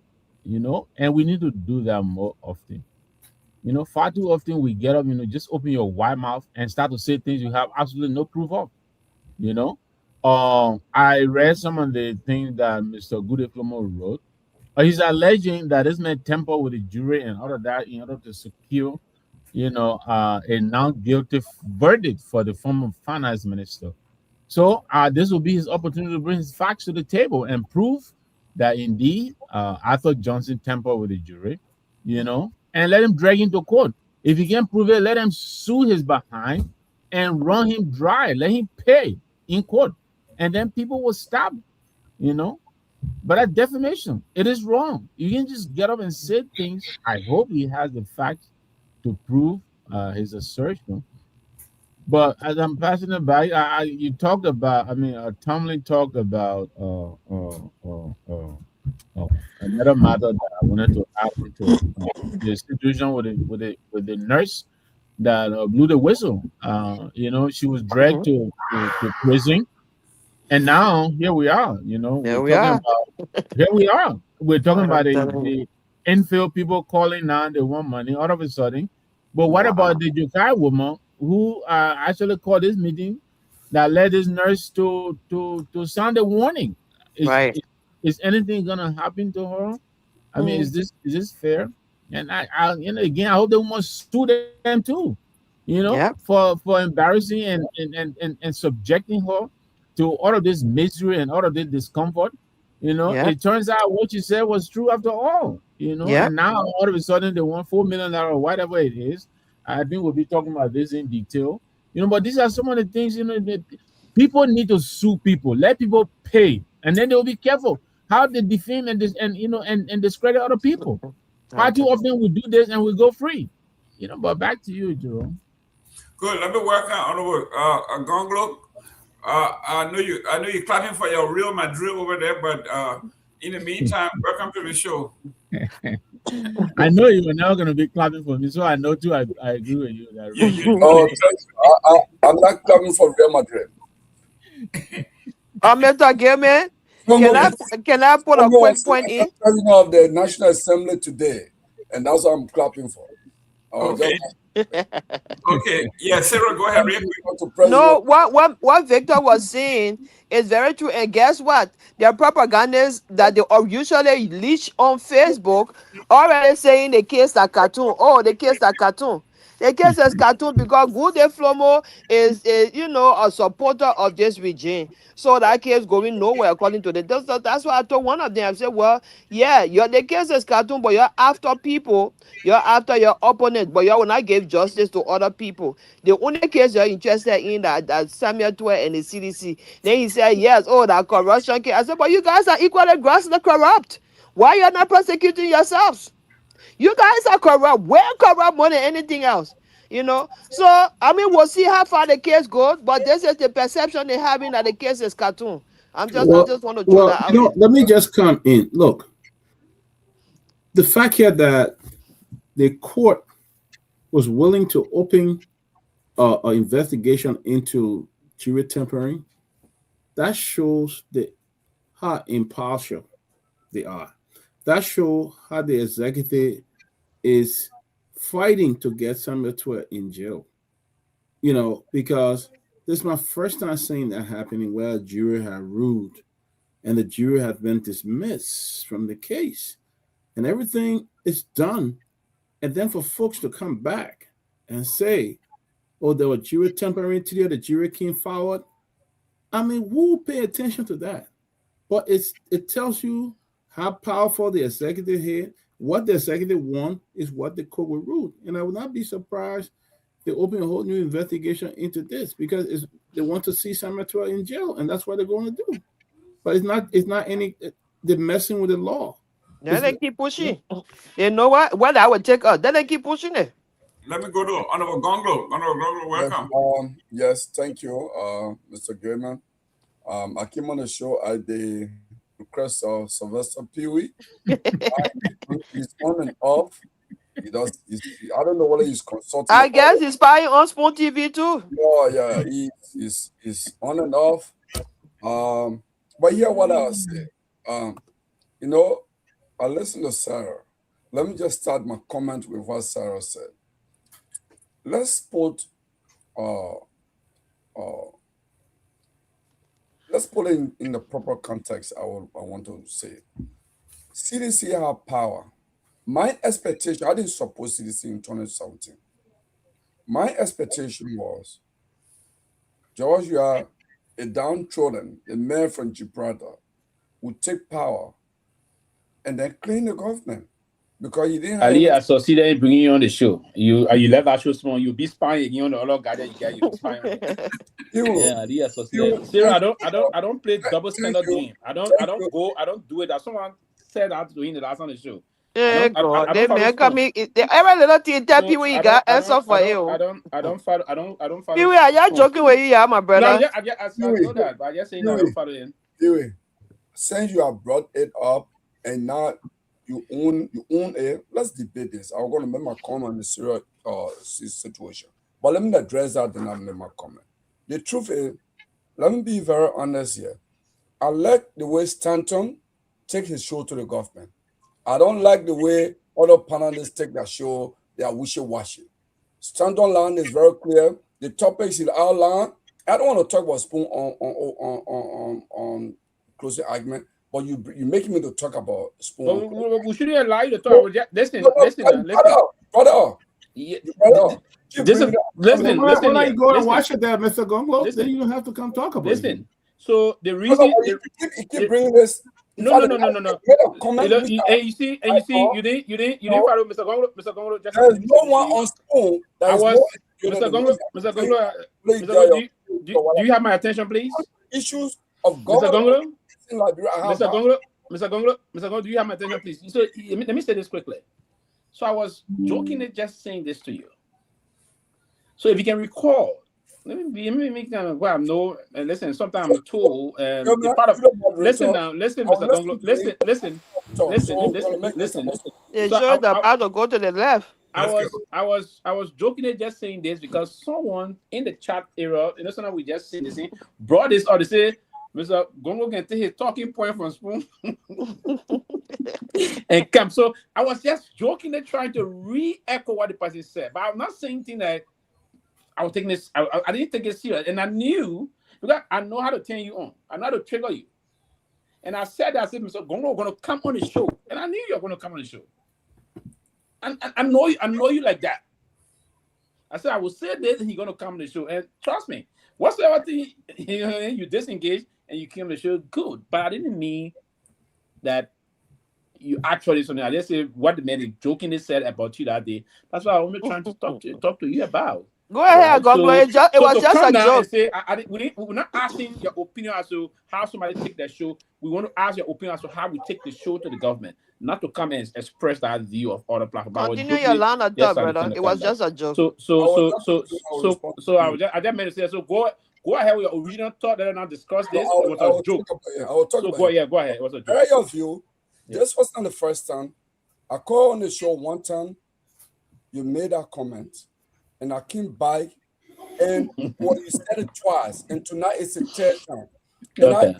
Even the first time you said it, and when I made comment on that, you went. I think either you or Tomalin George highlighted the person who made a comment, the listener who made a comment, and I said that. Nah, you see, I didn't prove me right, Jenna. Somebody made a comment. No. But my argument that night was, Pewee, I'm not watching comments. I'm on the show. I'm talking. First of all, when Spoon is running their agenda, are we talking about Spoon yet? Or talking about our show yet?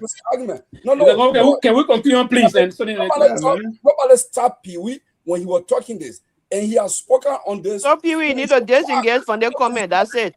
I mean, we're running our platform. We can talk about another platform. That's too late. Let him land. Go ahead, land. I want to respond. So first of all, your talking point. The moderator talking point on the daily is not the same as closing or Spoon. It's not the same. You guys discuss issues are opposite each other. Even the approach, the moderator questioning, co-inquiry, and what have you. Mr. Murray, you want to get a mention of listening? Let's continue the show, man. Every time let me express yourself. Let me express yourself. I will say to you and I will say to the listener, I can challenge anyone. My knowledge of governance issue and the political history of Liberia is substantive. I've not authored a book, but I've not been a bystander in many of the events, particularly from the 80s up to this point. I've been in, like just a few weeks ago, Mr. Nango was talking about Bacchus Matthew speech in 1987. I was sitting right there at the Chamber of Commerce. You come be deviating here to the whole day, man. That gotta move on. I was sitting right there when Bacchus made a statement. So I can't even put in about it, but I was there. I was listening. I was active in my khaki, sitting down with G, watching G. Or you know that one actually did. They survey political survey, all those things they did around. So that's why you done it before. I don't want to say something that will anger other people when you start to compare spoon handling of national issues and closing argument. I will leave it at that, okay? But to be honest with you, even as I said now, I'm watching a person here who is a talk show host in Kenya who is discussing African politics, okay? So when it's not my turn, I mute myself, I listen to him. He's discussing Senegalese politics. It's not Liberian politics. I do that. I'm multitask. When you go up the screen, who knows what you're doing, Pewee? You could be eating, you could be consulting Oracle, you could be doing 1 million other things. You could be doing that. And nobody questions you that. Nobody is saying what Pewee is doing. Pewee is looking for talking point. To even say someone is looking for talking point from someone, it's just unprofessional. It's just me. If somebody wants to challenge me in terms of sustain the issue, let's debate it. Many times I come on the show here and throw challenge. Let's address even one issue tonight. That let's look at the column of development for under the military leadership and what has progressed or retrogressed in Liberia for the past 20 years of constitutional democracy. Let's look at it and debate it. I have my view. I have a strong view on that. That means now, I guess we got to move on. Yeah. You poke me and you poke the beer out of me. I have to say it. Okay. That's correct. But nothing you said New Year just now. Probably you but okay. Yeah, let me just say this quickly. Let me just say this quickly. Go ahead, but I like this suggestion.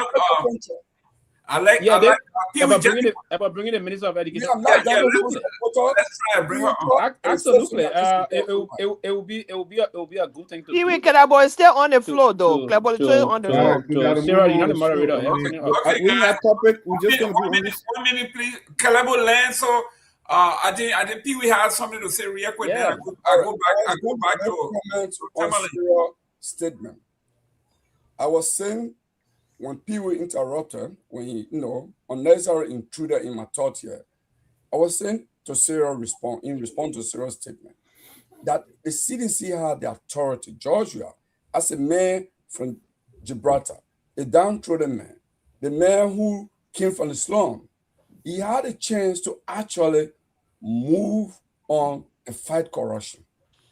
I watched Georgia go to that hotel, that hotel. How you call that hotel? What is the name of that hotel? I don't know.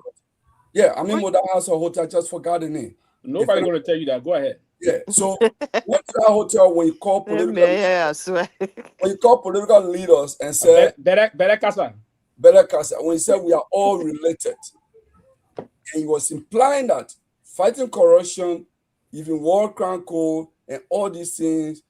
And at some point he said, "Oh, they're talking." And I think he came from. He was in Pastor Winger Church where he said, when the driver is running, you want to drive. He said, "Drive beat it."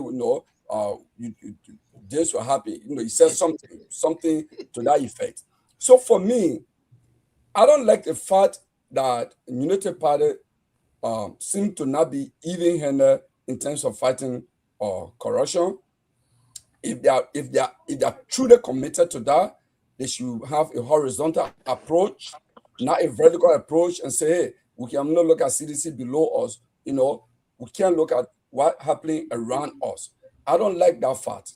But CDC also had a chance to go after Unity Party SS really. But if they failed to do that, they failed many of us who maybe confirmed some of our belief that they were not going to do better anyway, so we didn't support them in 2017. But when I hear them cry, they should cry and regret that we could have had even Joseph Boakai not to be a presidential candidate. They gave Joseph Boakai life. So if he's going after them, They prepared the table for him. Well, nobody say he shouldn't go after them. Let him go after them through the law. It shouldn't be a wish hunt. That's what we're saying. I mean, which one is really is I would say from whichever perspective. I can see somebody is wish hunting me, and another person will say that's not wish hunt. Okay, Gongloe, thank you very much. Let me go back to the talking point here. Tomalin Jones, we talk about Arthur Johnson suing, filing a lawsuit against Flomo. You are a member of. I thought Pewee wanted to say something. No, he's not interrupting me. It's okay. We'll continue in the next case. We'll come back to him. I don't go back and forth, Gongloe. Because I know people want to rebut. That's why. I don't go back and forth. Because nothing he said that need to be rebuffed. Nothing. Okay. I'm okay with that. Yeah. Okay. Tomalin, I'm not gonna get oxygen to another platform here now. Listen, we are all members of the media, right? We have our workers on the ground. We have our associates on the ground. They write every day. They work diligently to get the news out. What's the difference between what we do and what Flomo does? Well, Flomo's I hear back in the day, he's one of my favorite journalists on Spoon, though. I thought he was doing very well. He used to really dig into the stories and bring up the facts from at the time. But once he decided to say he support the regime, and journalists, you may have your own bias, your own biases. You have your own interest in the government or the opposition. You don't have to show it. You can, but as a journalist, you be independent and even if you support somebody or support a government, pretend as if that you're neutral, because you're a watchdog of a society. But he was clear. He said he supports this government, and he's been raining on CDC, or most of the time he's attacking the CDC mostly, and in support of the government. But for the fact that he came up and there's Dr. Councilor Johnson, that's his career. You can't put his man's career, you put it on the limelight and saying that he tampered with a jury. And that's a serious allegation, and it's not a good thing. So I think he decided to Councilor Johnson decided to go to the law, even though Jim is in Poland. I don't know how he will how to get to him, but like in our country, we don't usually go to we don't like to go to court. For instance, in some country, you think the thing happened that 4-year project. People in some country they would take the government, the president of the government to court. The man, why they get the money from to do it? Right. Yeah, but we don't do it. We just talk about it. That's all we do. Yeah, we sit down. Yeah, so I think for the fact that Councilor Jones is exercising this his right to go to court, let's see what happens. We should test the system, and because Mr. Flomo is a supporter of his government, and he said it clearly, and let's test our judiciary and see whether they are independent. Now listen to the Chief Justice, the Supreme Court Justice in America, Lee Gorsuch, and they asked him, they say the Supreme Court has become partisan, and he tried to beat around it, but that's the fact. Some of the way they put up decisions, you can tell, and so let's see what happens. Councilor Johnson has done the right thing by going to court. Let's see how Gene will get served, and let Gene come with a defense, and see what happens. But we should always test the system for remedy. So I think it's just not fair to come and accuse someone with all the facts about jury tampering. That's a serious allegation. That man can cause that man lose the law lesson, everything. Absolutely. Stop this. So all the things gotta be very mindful. That's why I think he's fighting back. Yeah, Let's see what happens. Honorable Pewee, we're talking about, in Liberia, they throw the word around, my hard-earned reputation. Even the crooks will say it. But this man, Arthur Johnson, has earned his reputation at the highest level and have proven it even in the court of law. He is that good. For someone to to accuse him of paying the juror to give him. I mean, it is way below the belt. Absolutely way below the belt. And what it does, Tomalin, just reiterated that not a while ago. What it does also, he demands an agent of the court, and an agent of the court will have to abide by those rules of engagement of the court. His license can be withdrawn. He can be disbarred from practicing law in Liberia, even internationally, if you will, if the allegation is proven against him. One of the reasons why I believe in most of Lucky Dube sons, he was a great philosopher. He philosophized in different great ways. And some of the things he said, he said, you take 1 million years, Mr. Gayman, to build your character, but it take one stupid fool to damage it. And that's the emphasis Lucky be saying that his son of respect. It take one stupid fool to damage it in a second, right? So this is very critical and important. In journalism, there are basic rules of engagement in journalism. I studied mass communication. The guardrail in journalism is very clear and detailed. If you are a journalist and trying to practice in the field of journalism, there should be even the Constitution of the Republic of Liberia. It says to us we got the right in Article 15 to express ourselves, but we should be mindful thereof, of the consequence thereof. Meaning, if we were to cross the red line and moving into derailing the character of someone else, the person got the recourse to the law. And Arthur Johnson, one of the very well celebrated revealed lawyer, is just doing that. Come on, listen. To come out and definitively, I didn't listen to him in totality, but to come out definitively and say someone temper. Tempering is a serious offense. It's a crime against the state, right? So to link someone to that, particularly a celebrated Liberian lawyer, and you think the man going to relax and fold his hand and clap with his feet, you should be in a dead realization of things. So listen, we political people, we need to send some message to folks. And Jerome, Mr. Gayman, rather, let me not be punished for calling you Jerome, because you earned that. The title should have to be maintained moving forward. But beyond that, you wouldn't dare try to do this kind of thing in the very Europe he found himself. I'm not saying he's wrong about that, but if it is true that he conclusively and definitively ascribed that kind of allegation to a lawyer with absolutely no iota of evidence in it, it's troubling. If it is true he said that, it's troubling. You wouldn't do that in the part of the Europe he currently resides, right? And you wouldn't do it in this cultural society to in the blanket way, an intentional malicious way, just attribute something to someone that didn't do that, and then sort of you believe the person going to realize and say that it's not a good thing to do. So I want to believe, and it's been going on in Liberia for a protracted period of time, and it got to stop. You ought to come and say something, and that's for me when I'm saying things to people. That's why I'm always mindful of using the word allege reportedly. So in journalism, you have room to wriggle up there. Right. Reportedly, allegedly. So these are words you say, if it is reportedly, meaning you are not definitively saying it. So he's a journalist. I don't know again, and that's the same thing we talk about foundation, right? We ought to understand certain things on the way. I don't know. I didn't listen to him.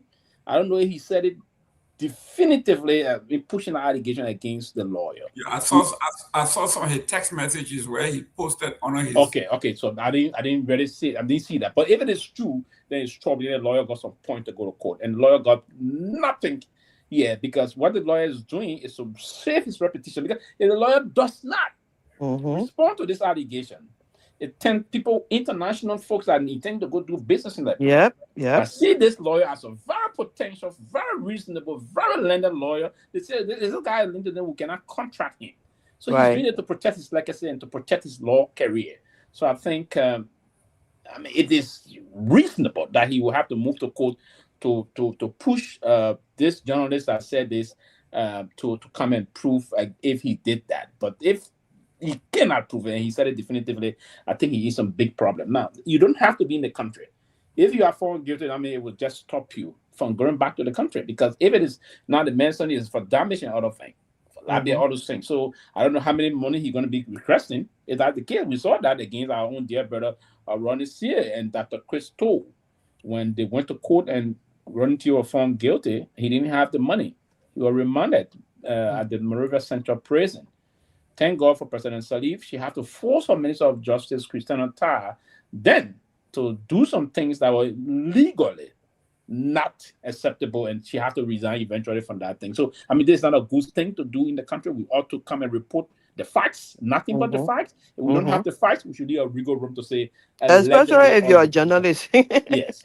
So I think that is obvious. So you gotta let the man land now. Jeez. Yeah. So there, our conclusion for that angle that we in journalism, or we in political, we that are serving as political pundit or analysts, when we are doing these things, we have to leave room to get out, escape room.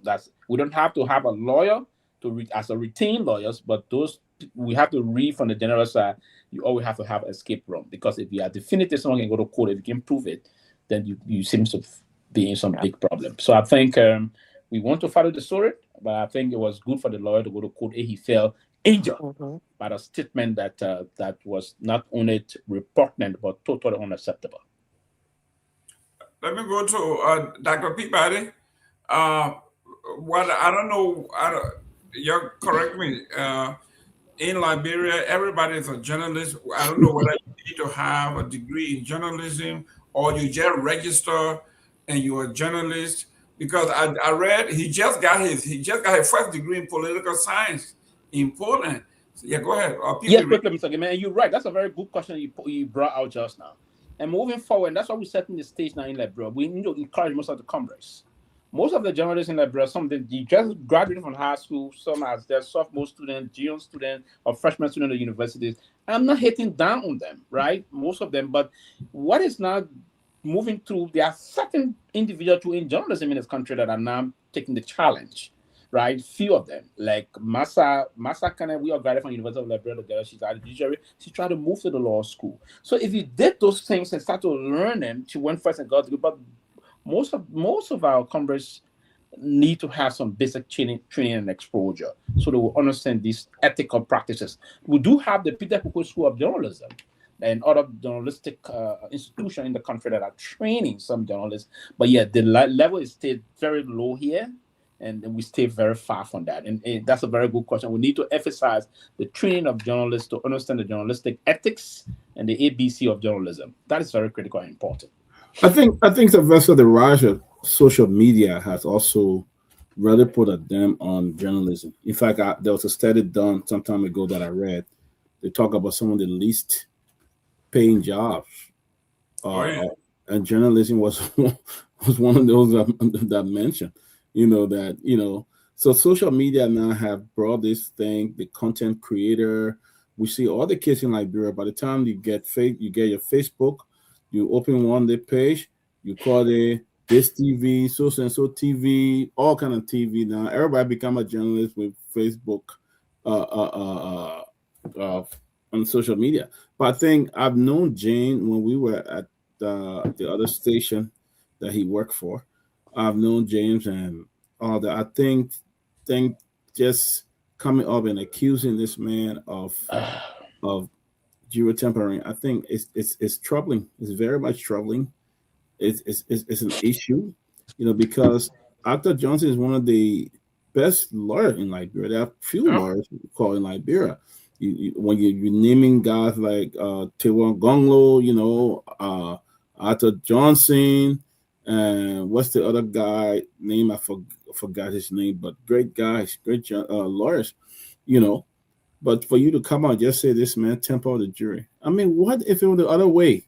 Will you guys have said it? If the government had won this case? I think the government blundered on the case. They had all the resources to have found Mr. 12 guilty. They have all the resources. They had the money, they had the lawyers, they had everything. But Arthur Johnson came there and taught and showed them, hey, this is not how you do it. And they won. After, I listened to Mr. Johnson and I believe what he said. He said, there's no way a jury will be dismissed in court after the judge thanked them and dismissed them, they left. And then for somebody to come out and say, oh, they were tampering, why he didn't do it from the onset of the case? Why he didn't do it when the case was going on? You don't want to tell me that the jury were tampered with when the case was over. After the case was over, then you said the jury were tampered with. So I think you have not heard, I've not heard the justice minister. I know the justice minister is aware that this case can't go back to court, but to hear that the government is trying to bring it to court and hear what the three jurors said, I think it's a mockery of the law. It's a joke. These guys will make trained lawyers, very educated lawyers in that country, to make them look bad. Because not all of them will play this kind of nonsense. You see what I'm saying? But you have some of these corrupt guys who practically bought their way through the law school, okay? And then you have people there who actually went to the law school and learned what they needed to learn. These are the kind of people that are making them look bad. These people then who will go back and say, oh, we'll reconsider the case or reconsider the jury term. But I think what James did was bad. And I think he needs to get back to Mr. Johnson and apologize. I need to write something and say, look, because this could embarrass you. It could embarrass him. So I think he was wrong, because you don't want other people looking at this man. Oh, yeah, the man, if there was another case that Arthur Johnson was involved in again, he could also face some problems from people saying, oh, he always tempering, jury and stuff like that. I think before you go to the next person, I just put it in the mind, right? My nephew already looking for me to say you in that court case. You tell him. Yeah, you go tell him. You just put the profile to be back in the country. You want asylum. I thought you not gave him reason to. He not finished taking it to the Polish government. Oh yeah, he can use that. I want asylum. They hunted me. Yeah. Let me go to. Asylum is not based on personal thing like that. It has to be. He may push it away. It will work for him. Just like I think court. Gongloe is a proponent of evidence. The man can say from Joe Wiata, the man behind. Yeah. Because the way I report, the way I read on social media. Nagbe, you gotta be careful how you treat me. You gotta be careful how you greet me, because I will just sue you. I earn my character. You sue me, think to Mar-a-Lago, then I know whether you'll win the case. You better But let me say, I'm watching your man. He not jumping to Texas again. He say he not behind corner again. So I'm watching. That Ken Paxton now. Yeah, exactly. Ken Paxton will be having all the legal trouble. But coming back to our case quickly, I think we missed this. I think Kehleboe mentioned it briefly, but I want to congratulate Ousmane Sonko in Senegal and the people of Senegal. You understand me? I think what Sonko succeeded in doing is what Musa Belide tried to do here, and of course, our system being what it is, all the knights were out against him, and he didn't win as Speaker of the House. But this guy, I mean, we all know the story. He was the presidential candidate, but he got all kinds of legal trouble, and he pushed Faye right now as a president, but I think Faye is suffering from complex, being overshadowed by this guy, and he's been out there and fire him as prime minister. The assembly said, "Can't hear. We want you. They can't sit down here." They reinstated him, and away. Sorry, Chief. So Faye fired him as the prime minister. He fired him 4 days or so ago, and now he's being elected as Speaker of the Parliament. You know what I mean? Him today. Exactly. So congratulations to Senegal. Yeah, I think Faye is in trouble. But I think that's what democracy is about. And coming back home here, I said it earlier, I think James Goodeflow should be sued. And anybody else who fall in that category that he finds himself in, he's being the mouthpiece here, for a Spoon Network, whatever it is, it's funny until you defame other people, and then it isn't. Arthur Johnson, the man's making his living. You have to be careful how you impugn people's character. And this man is a high-profile lawyer. He's a professor at the law school. I think he knows what he's doing. And to gotten up and reading the kind of stuff that he wrote about, garbage. I believe he doesn't have proof, but I hope he will come to court with his proof, accusing the man of jury tampering. But having said that, there are two high-profile issues that we also feel to highlight. One, congratulations again to Musa Asambelete for summoning Mo Ali to the legislature. He appeared today. I was watching a clip. I have to go back and watch it. I haven't had a readout on his appearance today. You know, his assertion that 76% of Liberians have access to safe drinking water. So he went today. He was called in to come and justify his statistics. So I'm waiting to see the readout from that appearance. But congratulations again. This is democracy working. You know, we bring you to come and state your fight. You know, you bring your fight, we bring our fight, we compare them. Which one wins, you know, wins the day. I also want to congratulate Josiah Marvin Cole of the CMC as well. He has issued a statement. I think it was on our part of the topics, but I think we missed that. Calling for Josiah Jokai to be fired. You know, Jerome, you mentioned briefly what Amara Connor was saying, you know, about, you know, reading history upside down. You know, some people seem not to understand history until it hits them in the face. But he cited a number of people who were fired by previous government for doing the same thing he's doing. Even Josiah Jokai himself, he has been going after people. Went to the city hall and ordered people to fire 9 people there because the people wrote something on Facebook about the current president. So he is the employment chief of employment HR for the government, and he's over there in his purple t-shirt, you know, singing and dancing Nemo. You know, they were saying to go find Nemo. Wherever Nemo is under the water, he will go find Nemo. They should fire him. I think they should fire him because he is the custodian of implementation of our employment code of conduct. He knows better. You know, that's that. And then his wife, also at JFK, another questionable employment, 2 high-profile figures in the same government. That is something that is worth looking at. But his wife has not come to own what she said at JFK meeting. I think she needs to also be called in by the legislature for questioning. But thank you again. I wanted to highlight those 2. I want to thank you all tonight. It's been great. I hope to join you again tomorrow. I'm signing off. I got 1 or 2 things to handle, but thank you very much. Your political leader come on the show. You leaving it, man? He called me. That's why I was going to. All right, I'll wait a little bit because we're going to have a discussion. I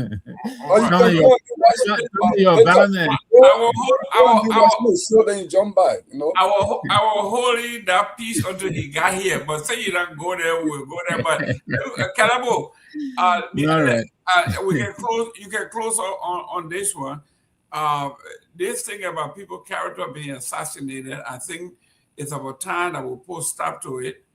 Hopefully, the government doesn't do to him what it did to Prophet Key.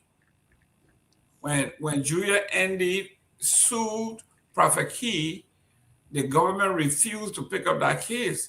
The Attorney General said that it's a nolle prosequi, whatever the prosequi they call that, never went any further with that. The next thing we saw was Prophet Key was in either one of those counties or with the administration. I hope this is not one of the cases that the Justice Minister would tell Honorable Johnson that it doesn't rise to the occasion. What do you think? No. There are two different cases, right? In the case you're not close on the case, or me giving my 2 cents. No? Okay, we're coming to you. Don't worry. Well, you can't turn the show until we see you. That one there, I'll put my money in it. Thank you. Because doesn't want Joman Jala to see her. So yeah, Joman Jala said your patient will fall from the bed. You gotta be careful. So here what I will say. I was going to say this. The 2 cases are not the same. In the case of Julie Andy, it was a city solicitor, the city solicitor from from Monrovia, that was actually prosecuting the case, right? So that's how the legal advisor, because it was from the executive side, they say, don't proceed with that case. So they had control over. This one, Arthur Johnson is a private citizen, you know, so there are 2 different cases, 2 different control mechanisms. Arthur Johnson controls this one. He decided to go to court. And he may have other lawyers representing, or he could represent himself. So there are 2 different cases. But I also wanted to just make a quick comment on the, I think other panelists spoke about that. it's good that Siton is here. He can talk to you about in the PR, in the press union, they have categories of membership. Those who have degree in journalism, I think they are in some category, and those who just by practice they are with media institution assigned. I think they give them membership in certain category and what have you, because there's a history to that. Like Torgbean High or the Ministry of Information used to have, Lena used to have in-service training. So there were a lot of good journalists, like the late Nyenwolo was just trained from Lena. I'm not sure Nyenwolo had a college degree, but he was a very good journalist. He was a very good writer. He could write, he could come up with good headlines, he could do many things. So the press union accommodates those people. Just like before then, under the bar, they used to have a apprentice lawyer. Then at some point, the Supreme Court said, hey, there are many young people coming from the law school now, so we don't need apprenticeship. So all apprenticeship programs will be canceled. To get a license as a lawyer, you must be a law school graduate. So they came up with that rule. So at some point, I believe the PR may come up with a rule and say, to be a journalist, you must have a college degree. Not necessarily study communication. You could have law degree, you could have degree in political science or sociology, and with some training, you can even have degree in mathematics, like Siton has degree in mathematics, and you are practicing journalism in Liberia. So that's how much I would say. But again, to close on this, on the Twitter issue, I spoke to some lawyers. I come from a legal family. There was something I was reminded on, that the government will find it difficult to really resurrect this case, because what has emerged is that there were 3 jurors that voted in favor of convicting Toy on all 5 charges, okay, on all 5 counts. And there were 9 jurors that voted against, convicting him, that voted for acquittal. These 3 judges, these 3 jurors, one of them, they are the one when they were discharged is coming by with that story. But there's something in court, they say juror pool. They pull the juror because the judge will call them one by their name and say, Gilman, you are juror number 5. Do you agree that this verdict is a verdict of the juror? And Gilman will say yes. And it's entered into court record. So they put all of them in that manner. So if you come, it's like you are taking oath basically on the oath before the court, before the judge, that this verdict represents our view. So to come by after 2 weeks, after being discharged and mingling with the population, who knows? Maybe somebody from the Unity Party gave you money, or from the government gave you money, and you come by, you start changing your words. It's really, they could charge you for criminal thing and what have you, but will not really affect the verdict of the case. So this much I can say, and I hope that should be the case, because like Dopoh wrote in 1983, strange things are happening. Strange things are happening. Under Joseph Walker, strange things are happening. For example, he has said God is not making new land, which is true. God is not making new land. So there are a lot of decisions that are coming under the government. And he said, he said a whole lot of stuff. So I would say strange things are happening, and we hope we don't have a situation where that would be the true thing, that strange things are happening. Thank you. Let me work on Robert Garguah before I go to Sarah to end on that. So, Robert, welcome to the show. Thank you. Thank you so much, Mr. Jerome. Good to be here. Good to see everyone. Hope you had a great weekend and great holiday weekend. Thank you. Excellent. Let me work on Sita. Honorable Sita, welcome to the show. Thank you very much, Mr. Gayman. I'm happy to be here. Thank you. Great. Sarah wanted to close on the James Good Day Flomo thing. Go ahead. No, I actually wanted to say that, like what everybody else said, as a journalist, You gotta, respect the norms. You have to respect the rules of a journalist. I think Gude Flomo has made himself a propagandist and a blogger. Like he runs with stories that he has no idea of. Sometimes he have no clue of, but because he supports the government, so he find himself in a position to just run with stories. I mean, sometimes I follow some of the thing he posts. I don't really pay attention. I don't go under his comment, under his post like that. But for him to just come out really and say all these things about this, this lawyer, this counselor, and he has no probably maybe he has his evidence. We don't know, maybe until they get to court. But to say something about somebody, you have to have evidence to prove it. And I think that's the reason why Councillor Johnson wants him to go to court to prove it. And moving forward, maybe after this, it will serve as a rude awakening for other journalists or other people to always make sure that you have some facts or use the word allegedly or reportedly, like people say, so that you can find yourself, in a position where you're not sure of something. But to outrightly just label someone as tampering with evidence and this and that, if you don't have the facts, then that's a problem for him. And like I said, he always runs with story on social media. I just see him like a blogger or propagandist. I don't see him like a journalist, because most of the things he posts, is to me is just nothing but propaganda. So that's my point I wanted to make. And when Susan had her kids, Wooded Flomo was one of those running with that case as if to say he had the evidence. Now is the time for him to run with his own case. Now let's see who's gonna inform us about the things that about this lawsuit. He ran with Susan lawsuit. He was on that girl like crazy every time, coming up posting stuff. There are certain things Susan didn't want the public to know. Good was on that case, letting his Unity Party people know all these things so that they can go and bully her. This is the time now for us to bully him too. Thank you. Thank you, guys. You can go back at some point, but for now, let's go to the next topic. I will start with Honorable Seaton. Honorable Seaton, we have here the Health Minister, Dr. Louise M. Poto, has told the senators on Capitol Hill that she will need total of $4.2 million to start getting prepared for Ebola.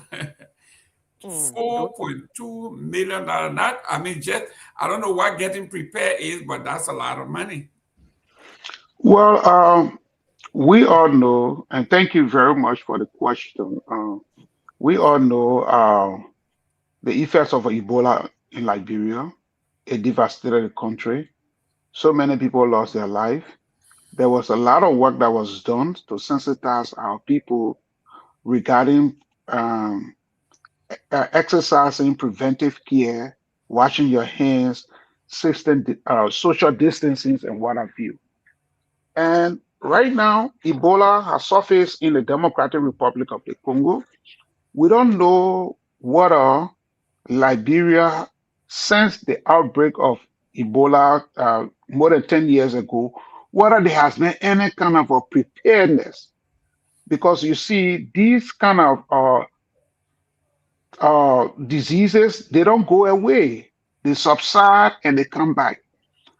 After Ebola, the National Public Institute of Health was created. And the goal was to create the government preparedness to counter such a scourge when it hits the country again. I don't know whether the country has been carrying on any kind of preparation since the last Ebola outbreak. Now, the health minister is now asking for $4 million. To do what? What is the plan? You can't just get up and go to the national legislature and tell the national legislature, say, hey, look, we need $4 million to prepare for Ebola. What is the plan that they put before the national legislature? What is the incident management plan that the Ministry of Health, in collaboration with the National Institute of Health, the national, the public, NPHIL, the National Institute of Public Health. What is the incident management plan do they have in place? What is the level of education will they be providing to the people? What is the preventive measures will they be asking people to perform? In the absence of a national plan of action, I don't see the need for the government to spend $4 million on Ebola preparedness when in fact we don't know whether Ebola is in the country. The government says there is no Ebola, or nurse say there is Ebola, so we don't know who is saying the truth. I understand that nurse was arrested and eventually released. So there's a lot of confusion going out in the country. The best thing the Ministry of Health can do is to adequately inform the population and craft a national preparedness plan and take it to the national legislature. If the plan calls for $4 million, then the national legislature should make the money available. But in the absence of a comprehensive preparedness plan, I don't see the need of the national legislature just throwing $4 million at the Ministry of Health. Okay. And also, let me just comment on the issue of, you see, in the journalism profession, you have to be very careful, especially when you're reporting events. You have to cross-check your information. You have to verify your facts. There is no need to rush because the Constitution of the Republic of Liberia guarantees the freedom of the press and the freedom of expression. But the Constitution also says you should be responsible for the abuse thereof. So while it is true that the Constitution guarantees press freedom, it also guarantees the fact that you are held accountable and you are held liable for what? For spewing falsehood. So you have to be very careful, especially if you are talking about the reputation of somebody. You have to cross-check all of your information. You have to verify your facts. There is nothing to rush with publishing stories because you can be held accountable. You can be prosecuted for publishing falsehood. Thank you. Let me welcome Honorable Musa Hassan Bility, District Number 7, Nima County Rep. Welcome, Chief. You're not leaving some of the tattoo up? Well, you know, I think he's frozen.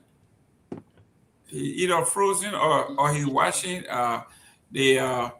Nambo, come for you. Got to put a protocol leader in there. Yeah, or he watching the Arsenal celebration in London. Let me go to Robert Garguah. Robert Garguah, we seen this the health thing, right? The minister of health said they need 4.2 million from the government. Immediately following that, the House of Representatives they said they have set up their own committee to work with them, and they have their own budget. I mean, this thing, few months ago, about a year ago, we saw Dr. Myean losing his position because they wanted him to say, according to what we heard allegedly, that other people were saying that certain diseases were in the country, and he said, no, it wasn't in the country. Some people saw it as a windfall. It was time for the international community to get some money from the international community. And he stood down. He said, no. Now, exactly what he was against, we are seeing it here. One body, the health department, asking for $4.2 million. Then the House of Representatives, they will set up their own committee to work with the health department, and they have their own budget. This thing is it's becoming a windfall. Yeah, I mean, I think that this is, I think politicians, and this is sad that I think this is going to be another avenue to really steal money, and Ebola is going to be the scapegoat. You know, if you listen to why does the representatives and lawmakers, why do they need a committee to do what exactly? You already have a health committees, like all the other committees at the House of Representatives. And so why would they need a committee, a extra committee to work with the health ministry? Why does the health ministry need 4.2 over $4 million for preparation? Why? And I think the why, has not been answered. And I think someone needs to tell us what is the preparation, and why do we need 4 point something $million? Um, Let me just say that this is broad day. This is an attempt to, fill the pockets of some really powerful politicians, as we saw in the past.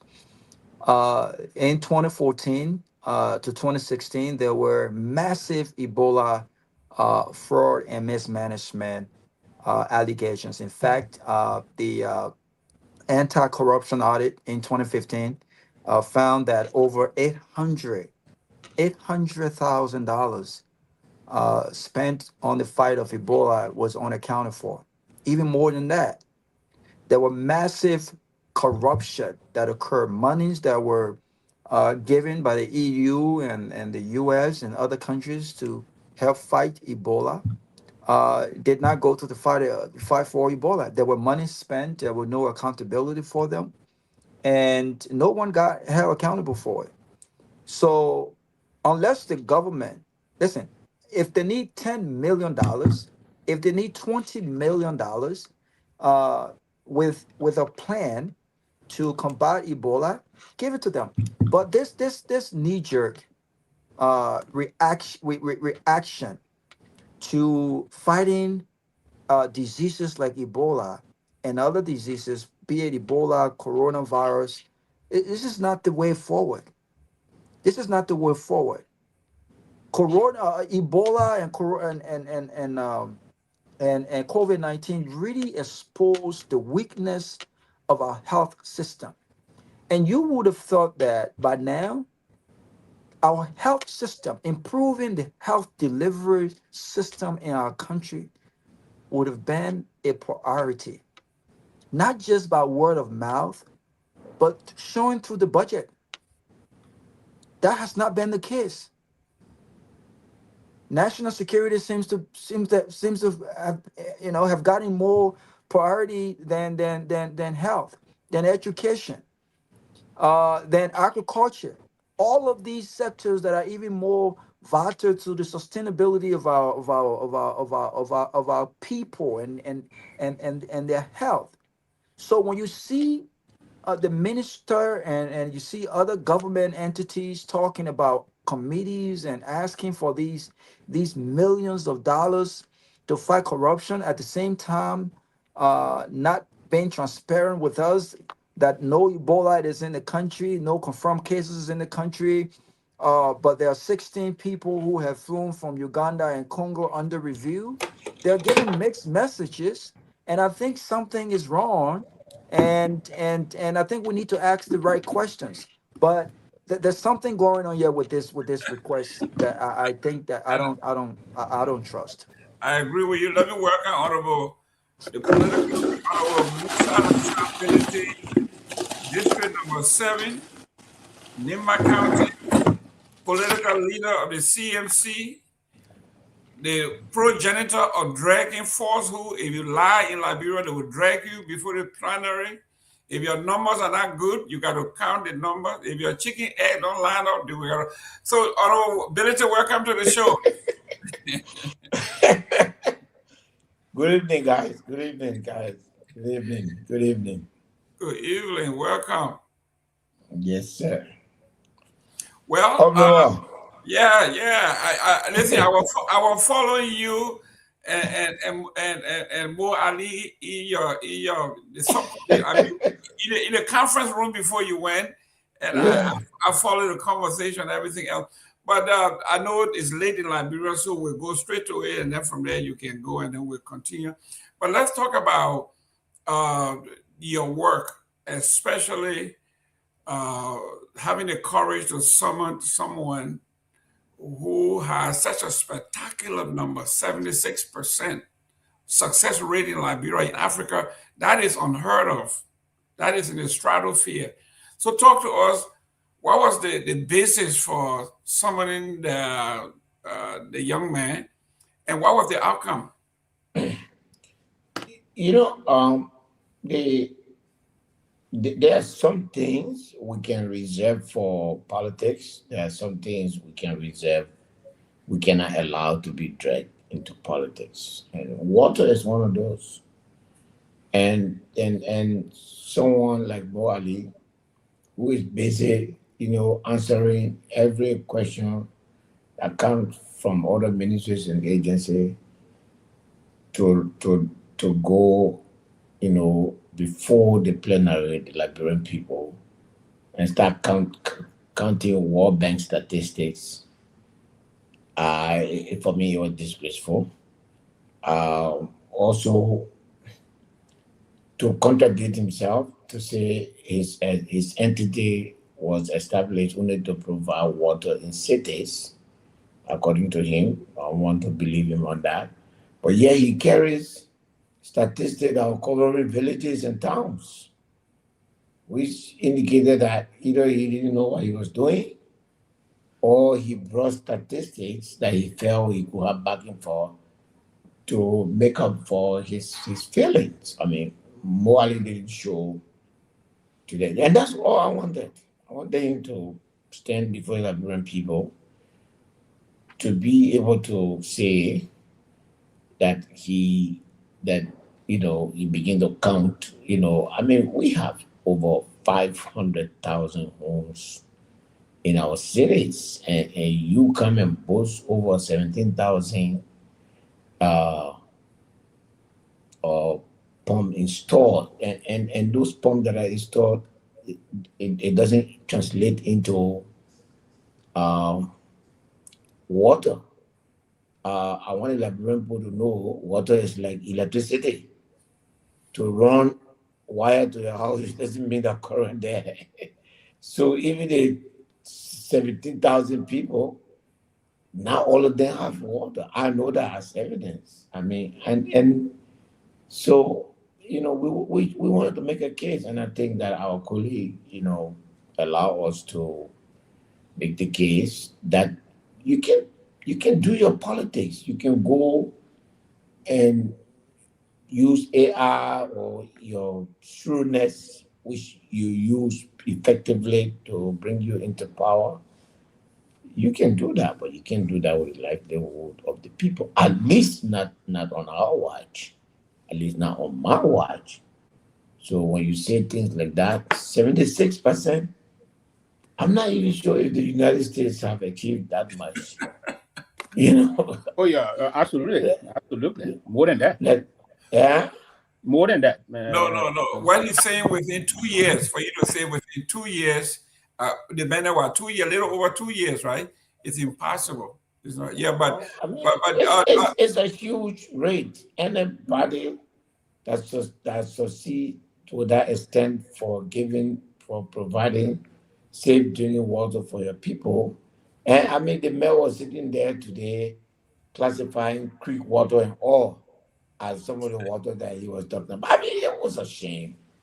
But it brings a larger, question. For me, it begs a larger question, which is, in a government like this, age is a biology. It's not a crime.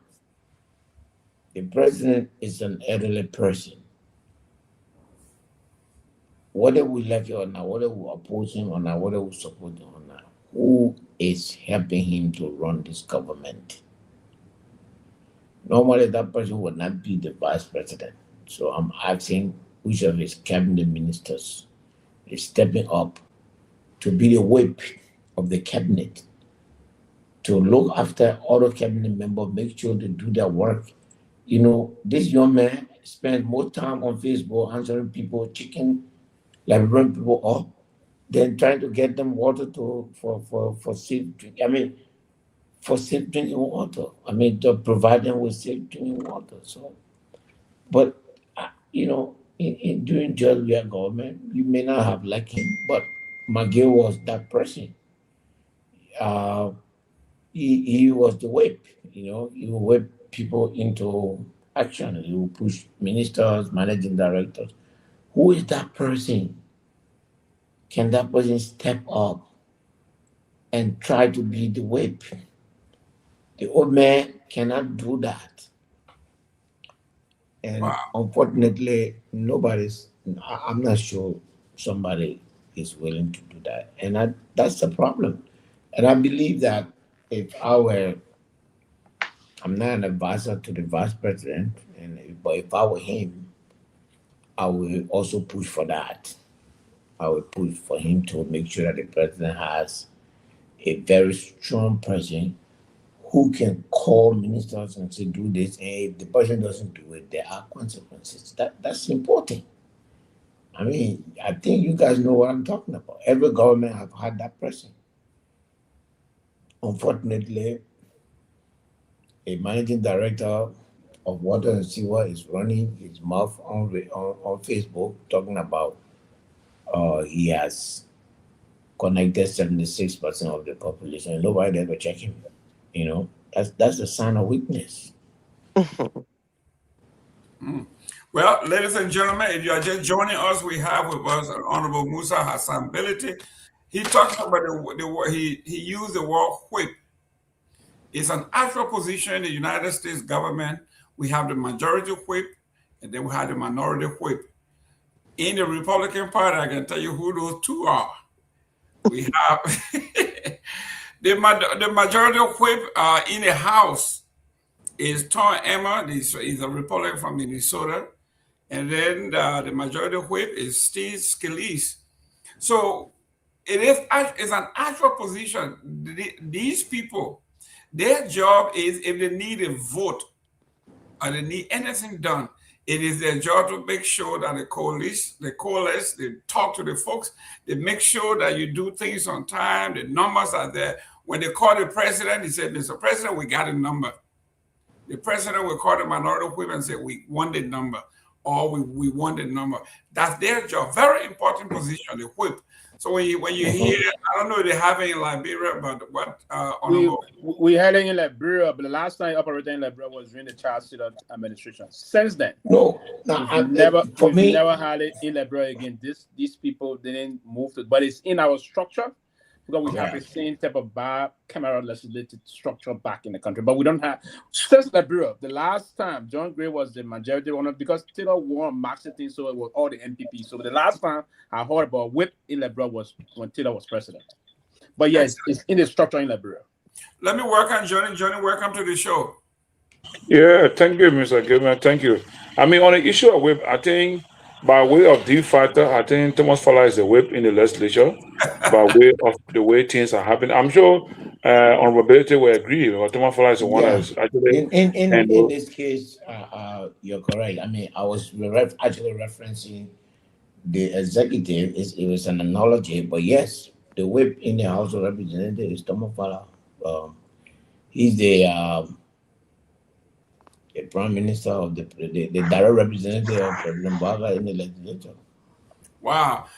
He gets what he wants. Let me go to Honorable Tomalin George. Tomalin George, our guest is here. And a question for the Honorable. It's good to have the political leader of the CMC and arguably the most vocal opposition leader right now in the country. But I mean, like he performed his constitutional oversight by inviting Mo Ali to come and make some clarification. So he was doing his job. That's what they were elected to do. And I hope we will get the answers that we need to hear from Mo Ali. But before asking the question, let me just say something quickly. Today I watched the Senate Health Committee the hearing. I witnessed it, right? And the budget they came up with, it was lawmakers that were pushing them. Telling the lady, say, don't be afraid. Come on with the budget. Say something. Do something, you know. Come on. And she was breaking it down. She said, we need sanitizer, 500,000, we need bucket, we need PPE stuff, and so forth. And she got for preparedness. I was disappointed in the Minister of Health because I know they don't ask a question. He said, how many volunteer health workers we have right now? She said, I think she said 9,000. All at 9,000, she said 1,500 have been put on payroll. So they asked her again, how much money? I mean, it is a money problem that got them now on the payroll. She said, I can't say that. I said, what am I talking? No, I was not too impressed with her and so forth. She couldn't really talk about the volunteer health workers. But that issue about the money, it came from the lawmakers and pushing them to come up with budget. Like I think Peabody or Robert one said it. I mean, what you can tell is that they approved that money, the money is made available. The committee and they set it up with police with them to work with them so that money when it's to be used, you know, when they appropriate that money. But for me personally, I pray that the issue of Ebola is tackled. We shouldn't take it for granted. We all went this in 2014 when Ebola devastated our country. Over 3,000 people lost their life. That's why COVID was able to be contained. But once the money is made appropriate, is appropriated, I pray that they don't just misuse the money, and everybody uses the money should be audited. And if they find that you misuse the money, you go to jail. But I want to ask the political leader a question though. The morality issue he has, I think he's doing what he's supposed to do. So I appreciate it. But Mr. Ability, from what I've seen the trend, right? You're a political leader, you come up with opposition. Are you not afraid that if you guys things as right now everybody's building a party for 2029 reaching to that point, but I'm afraid that seeing for the non-lawmakers endorsing, for me, most of the time, if you look at history, when they made that kind of endorsement, most of them can end up not going back. I know that one for a fact. I see they're not going back. When they're losing them, they become a really party. But are you worried that if you guys don't put your house in order, you guys don't really prepare that you have a second term UP in power come 2029? Because right now, what you see, they are using every means to make sure that they secure the re-election. Are you guys now worried? Are you guys talking in the background? I mean, not trying to form coalition, not trying to form alliance. I agree. Are you not concerned that as we move towards the next 2.5, 3 years, that if your house is not in order, we have almost a someone-year-old Joe Burger becoming re-elected? Tony, again, the question you asked for me begs an even bigger question. Why are we seeking power? For the CMC, I would say as many times as I can. I know that everybody can listen at the same time. We are not field soldier for any party. We are not grand commander for any party. You are seeing the opposition today literally silent. And TMC is getting beaten. TMC is facing all the latches. TMC is turning off for Liberian people. This process for all was not about sharing power. It was about taking power from people who have had power and yet did not manage it properly. We are very careful how to enter into coalition.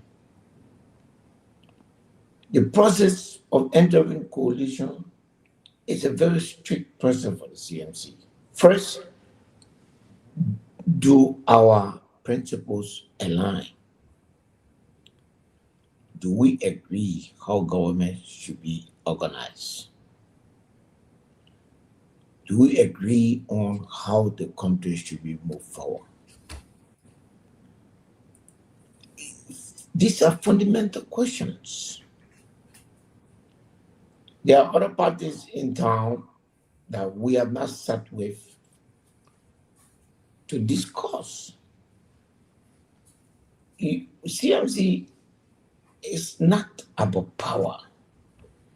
And the United Party coalition, the CDC coalition that won in 2017 and 2023 respectively, tells you that those two coalitions was based for no principle except to grab power. And you see where it goes. Before people talk about unification, you must first seek whether your principles align. You see, if I sit down with Alex Cummings, Kehleboe Gongloe, or Simon Taylor, people that I know are in the opposition,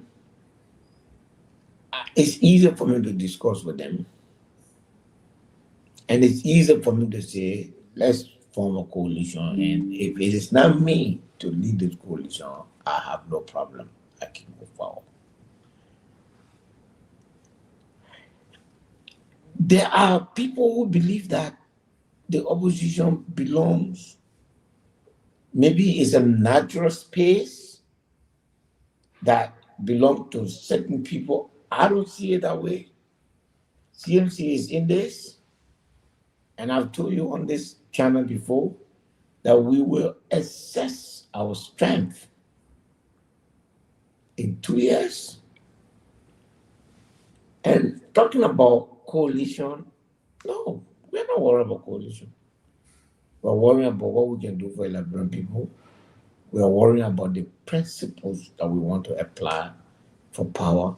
We're worried about how do we explain to Liberian people how do we want to govern or take power. I think the Unity Party empire is going to destroy itself. I'm just not prepared to replace it with something else that is created in the same way the Unity Party empire was created. The Unity Party empire was created. There was no check and balance. There was no one determination. Let us remove President Myean and replace him by any means necessary. I am not prepared to enter into a coalition that say all we want is to get rid of the Unity Party. Liberia we've had enough of that. There has to be a guiding principle. There has to be a basis for governance. There has to be fundamental governing principles. What do we do with our system of government? Since 1847, we've had one system of government. Clearly, that doesn't seem to work. What is your view on that? How do we liberalize our system? How do we create autonomous agencies like county superintendent, county council? How do we elect local officials so that they can manage their own affairs at the local level? How do we diverge so much power into the presidency and spread it around the country? For me, that's a bigger question than say, oh, we got to get together, otherwise Unity Party. That is not my goal. I don't feel entitled. I don't feel that if I'm not president of Liberia, I will not be anybody. But what I know is that CMC is going to be in this battle. CMC is going to be on the ticket. Nothing is going to stop that. Because I don't see any party, whether in the opposition or in the, in the government or the Unity Party, that I can see power to. Because none of them have demonstrated to me, that they think the same way I think. The person that I think very similar to unfortunately happen to be from the same country I'm from, which is Kehleboe Gongloe. We think the same way. I believe in the way he thinks. He knows what I think. We can work together for a better Liberia, and hopefully, when our paths cross, there is a room for us to work together. But no party have told me what plan they have about changing the structure of government. Everybody is talking about how they want to get to power. Nobody is talking about how to. It's clear now that getting power is just a small part of the puzzle. So if Unity Party got power, now they don't know how to manage it. So I'm more concerned as an opposition of the fundamentals. So people say, oh, CMC is coming in quick, it's coming in fast, we came early, we should have waited. I think that's a disrespect to the Liberian people.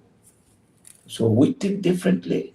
We want Liberian people to know how are we going to handle our border issue, how are we going to handle border trade, how are we going to handle the Modern River Union, how are we going to liberate our economy and take it out of foreign hands by law. How are we going to prevent our own government from doing business with foreigners and leaving Liberian business to die? How are we going to make continual movement in our free port easy? How are we going to stop frustrating Liberians who want to return home? Some of them will come home and stay weeks and weeks for their container, and sometimes they leave without finding the container because it costs them more to free it from the port than what they put in it to send it.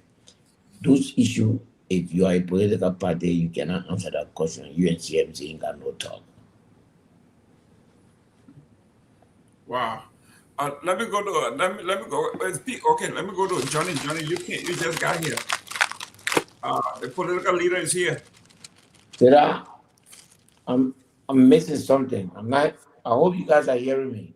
Yes, we are hearing you, Johnny. I'm not hearing you. Yeah, so thank you, Mr. Okay. Belete. Yeah. Honorable Belete, can you hear me? Yeah, I can hear you. So thank you. Yeah, I mean, I listened to your points that you made, and of course, those are the views of the CMC. Well, I want to take you back to CMC being present in the legislature and looking at the way the national budget is being crafted and implemented. I mean, from our position, from our point, I would like to know from you, are you satisfied with the way the national budget is formed and is being implemented? Absolutely not. We have a complete. We never voted for it. In the legislature we had one lawmaker that was a member of the CMC, and clearly even though he was not in the country at the time, but he was clearly an outlier. So he was definitely more interested in the how you call it, in the United Party. So he finally made that journey to join the party of his dream. So but the budget is a disaster. The budget, you see, Chief, that's my argument. My argument is the budget should express your vision. The budget is the single most important instrument. It's supposed to be able to tell the Liberian people what the government is thinking. And these are all documented. When we wrote the government and said, oh, this year you're getting $200 million. Don't throw this $200 million into the budget that within 12 months, the money goes away. Take this $200 million, invest it into agriculture and maybe something else. It puts thousands of Liberians to work. It becomes a rallying point for Liberianization. it takes good maybe 50% of our burden of how you call this thing foreign exchange need, agriculture, rice production. They refuse. I also said we need to take $1 million and put it in each district so that the district comes to Liberian people. That $1 million would be the closest the ordinary human being in Liberia will be close to the budget. They have no other part to play. So every county in this country today has a county council. Every district has a district council. We could put them together under that, and then every year they sit and make a decision on what they want to do and don't do it. Johnny, how do you explain a budget of $1.4 billion and 70 to 80% of that is recurring expenditure? That is lack of vision. That's lack of innovation. You know, it's not possible, I guarantee you, not to make something out of that budget. So I don't agree with it. We never agree with it. It is shredded with secrecy. The budget business is a farce. It is the travesty of a government who intends to change the life of the Liberian people. So I don't agree with it. CMC does not agree with it. And we are on record for that. Excellent. Let me go to Seaton. Seaton, you've been here a while. Our guest. Yes, thank you very much. Yeah, Mr. Ability, thank you. It's always a pleasure to have you on the show for us to discuss concerning national issues that affects our people. Over the years, many politicians, if they want state power, they say all the good things that they want the electorates to hear. Is he there or he gone? They say all the good things that they want the electorates to hear. But when they assume state power, they do the opposite. What guarantee can you give the Liberian people that if CMC wins the next presidential elections, they will live according to their campaign promises?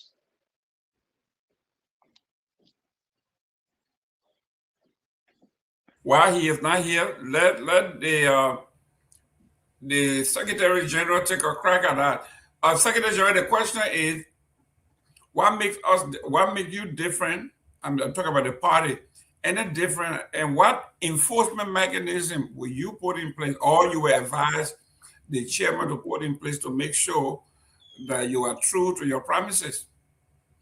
Well, I mean, we are already making our contract with Liberia by the various, areas that we're visiting and the projects we're earmarking. We've already begun implementing some of the projects that we intend to further when we become elected. And so I think there should be no speculation there as to how we intend to, or whether we intend to proceed with what we're promising. Yes, we have made it clear the legislature is a problem. The legislature, we know, it controls the purse of the country. We intend to reform the legislature. We're calling for an audit now. If we don't get it, we will have an audit when we come into power.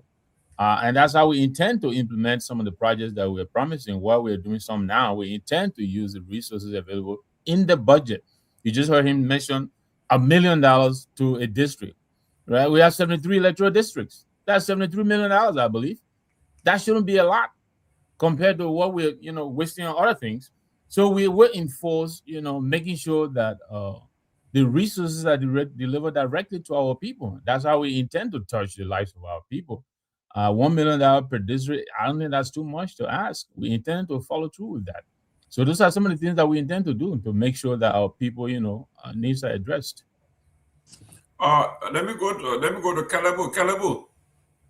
Today, this one, I don't know, what to say. Jerome, if I may just quickly add, we already put out 6 bills. I'm sure you're aware of that, Jackson. You're a journalist. we put out 6 bills already addressing a wide-ranging topics, from financial reform to mandatory presidential debate. We think people should tell us exactly what it is that intend to do when it comes to the mansion, right? We're trying to make it possible, guys like you and myself here in the diaspora, to be able to vote, be a part of the decision-making process of our country. We think there's a lot the diaspora has to offer. So there are a lot of things we're putting on the table, and we depend on guys like yourself. Even if you don't support us, but when we win, you should make it easier for us to implement. You should hold our feet. So that's why we're putting them out now, so that you will know what we're about. He already told you within 2 years we intend to go to our people. What do you think of what we've done so far? Do you think what we've done here is good enough for us to seek the White House or the mansion? If the people tell us no, we have other options. And when I sat down with him in Liberia in April, this is exactly what he said. He has not changed that. The CMC has not changed that. So those are some of the things we intend to do to make ourselves, you understand me, amenable to the people and making sure we are in touch. I'm sorry, Kehleboe, go ahead.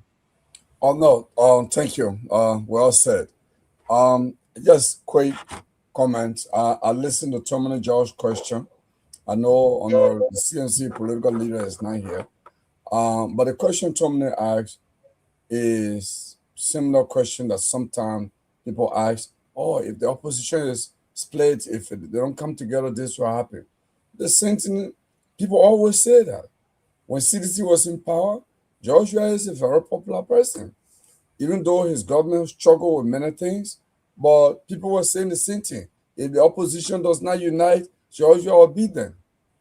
And sedition felt that was going to be the case. In fact, there is evidence to attempt to split the opposition. The CPP case, the CCP case, I don't know what they call it. Is that, I think, CCP or CPP? I don't know the acronym now. So that case, CDC played hand in it. They wanted that collaboration split. But the fact is, if you have power and you do not govern well, and you don't address the bread and butter issue, I don't care whether you have 50 opposition coming against you. There will be a hero that will rise up and the people will navigate around. And it is that person that will win. So I'm not worried about whether the opposition come together or they not come together. What we should watch out is whether United Party will single-handedly control the narrative and make black to seem white, appear white to the ordinary voters. That should be the concern. Like, anytime a Unity Party government does something wrong or a Unity partisan says something wrong, the guys, they have children that they pay, they are hired gun on the social media, they give them scratch card, little money, and say, hey, you'll go after Garguah, or you'll go after Sylvester Pewee. They do that. I know this for fact because I know some of the, they call them what, Sabot team. They give them little thing, just for 2 or 3 days, they will demolish you on the social media. And their mission is over. And that's what United Party people do. So our worry should be, maybe the opposition should also invest in cyber media, in social media, to make sure that the missteps of the government should be heard 100 times in one day, or 500,000 times in 1 week around the world. That's the way to do it, because the guys control that, and that's what they use to come to power. So my concern, it will not be about whether you got 50 opposition. If the government is not doing well, they will be defeated. Even though there are plans to cheat, some of them have called all the political leaders and told them, hey, like the vice president has said to some people, that don't worry about we will never come back to power once I'm vice president. We'll defeat we are. He has said that to a couple of people. These are all scare tactics. If they don't do well, there's no way they can change. They can cheat. They will be defeated. That's what I say. Because okay. Always ask this question. Great. Honorable, here we go with this one. It said the Walker administration fired civil servants and pushed out tenure-protected officials for wearing party regalia and colors at events. The CSA director even went further, firing people from the Executive Protection Services in drove, I think there were about 200 or 300 of them. And then he went to the city hall and fired folks. Not only were they, he says, they were wearing party uniform, but that they wrote on their private pages commenting on the performance of the president. They were all fired because he was enforcing a code of conduct. This weekend, here he is in his Nimbo uniform, and Amara Connor flag him for it. Your take on this, Chief? Look, I passed that stage where the party will do anything to my surprise, honestly. What comes to me as a tragedy is the vicious circle we find ourselves in. The repetitiveness of our governing pitfalls in successive government, and why we should take a new path. The truth of the matter is that these acts will be repeatedly committed as long as Liberians continue to choose the path that we've been on since 2005. It's time to take a new look. What is happening in our country is an anomaly. It's not normal. Shouldn't do it. You know, Chief, we are witnessing a situation where we call political deja vu. It's going to happen. Why is that? I mean, take this guy, this clown who calls himself the civil service director. Compare him to the central bank governor. Compare him to the telecom commissioner that were in tenure and removed. Which is more egregious? Go beyond to the other government. Look at the removal of a sitting justice. What I'm saying is that we need to realize that we are in a vicious circle. And it is up to us to remove ourselves from there. We will present an alternative to the Liberian people. A different form of government. By the way, once we finish with our contract with Liberia, the current governing system, the CMC is not going to go by that. We have to change the structure of the government. What we have here is not working. It just allows the president of Liberia to write almost 20,000 letters appointing people. That is absurd. We change the system where superintendent will be responsible to their people because they will be elected. We'll change the system where we'll have a local legislature where a percentage of the budget will be immediately given to each county, and where the county will have the right to bring business into that county and give them incentives to stay in that county. We will run a different kind of government. I'm sorry, at 170 something year, we cannot continue the same system of governance and fail. It cannot work. So the CMC, once we produce, and because the consultation process is taking longer, we want to make sure we see the people, we speak to them, we get their view. When we come up with what we will call contract with Liberia, a new governance system will be into that.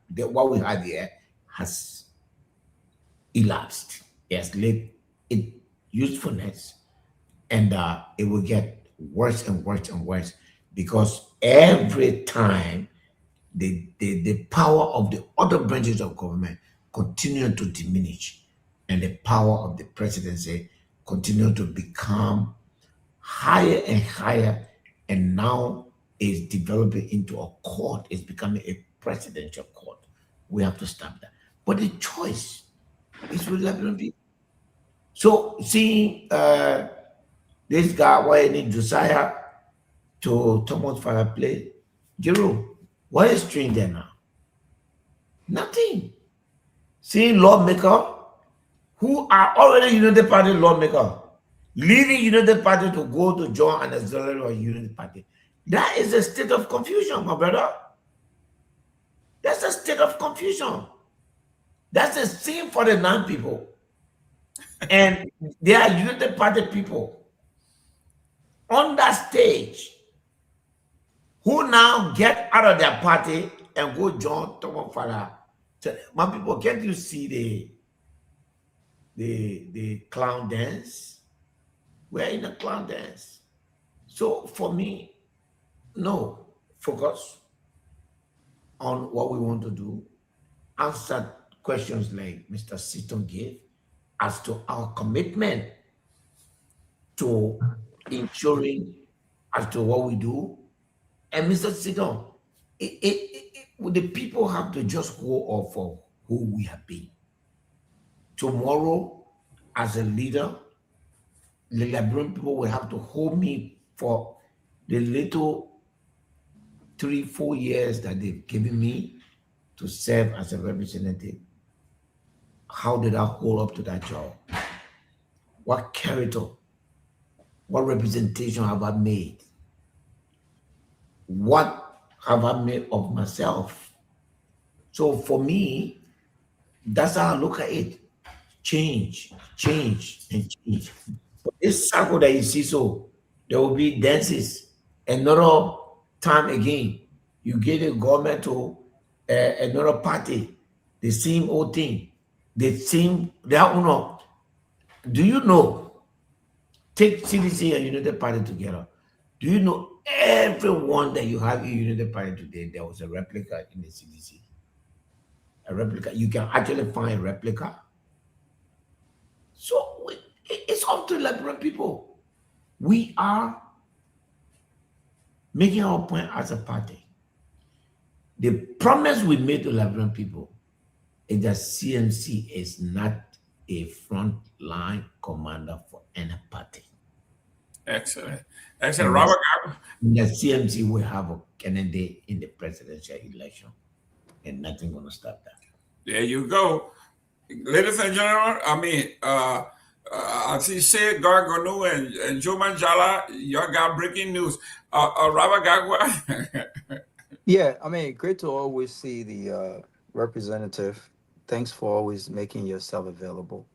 But this is a serious matter. By the way, before I even ask the question about the Mo Ali nonsense, I just wanted to reiterate that 4 days ago, before the Minister of Health was asked to appear before a lawmaker, the United Nations allocated over $60 million from its emergency response fund to fight this disease. And so when we talk about, our leaders seeing this as an opportunity to put more money in their pockets, this is no joking matter. And so I don't think it's a coincidence that you saw the health minister out there today being pushed to openly in that format talk about the needs. It was just a big old joke. But again, nothing surprised me when it comes to how we do things in Liberia. But Mr. Ability, I saw your interaction with Mo Ali today, and I was a bit disappointed because, I think he's gone, but I hope he comes back. But I was a bit disappointed because this is no laughing matter. This is no laughing matter, especially when you have a political party who came to power by propaganda and lies. They made up lies about a lot of things, lies that they are struggling to even prove now. And so when you see them continuing this practice while they're in power, it's indicative of the lack of results.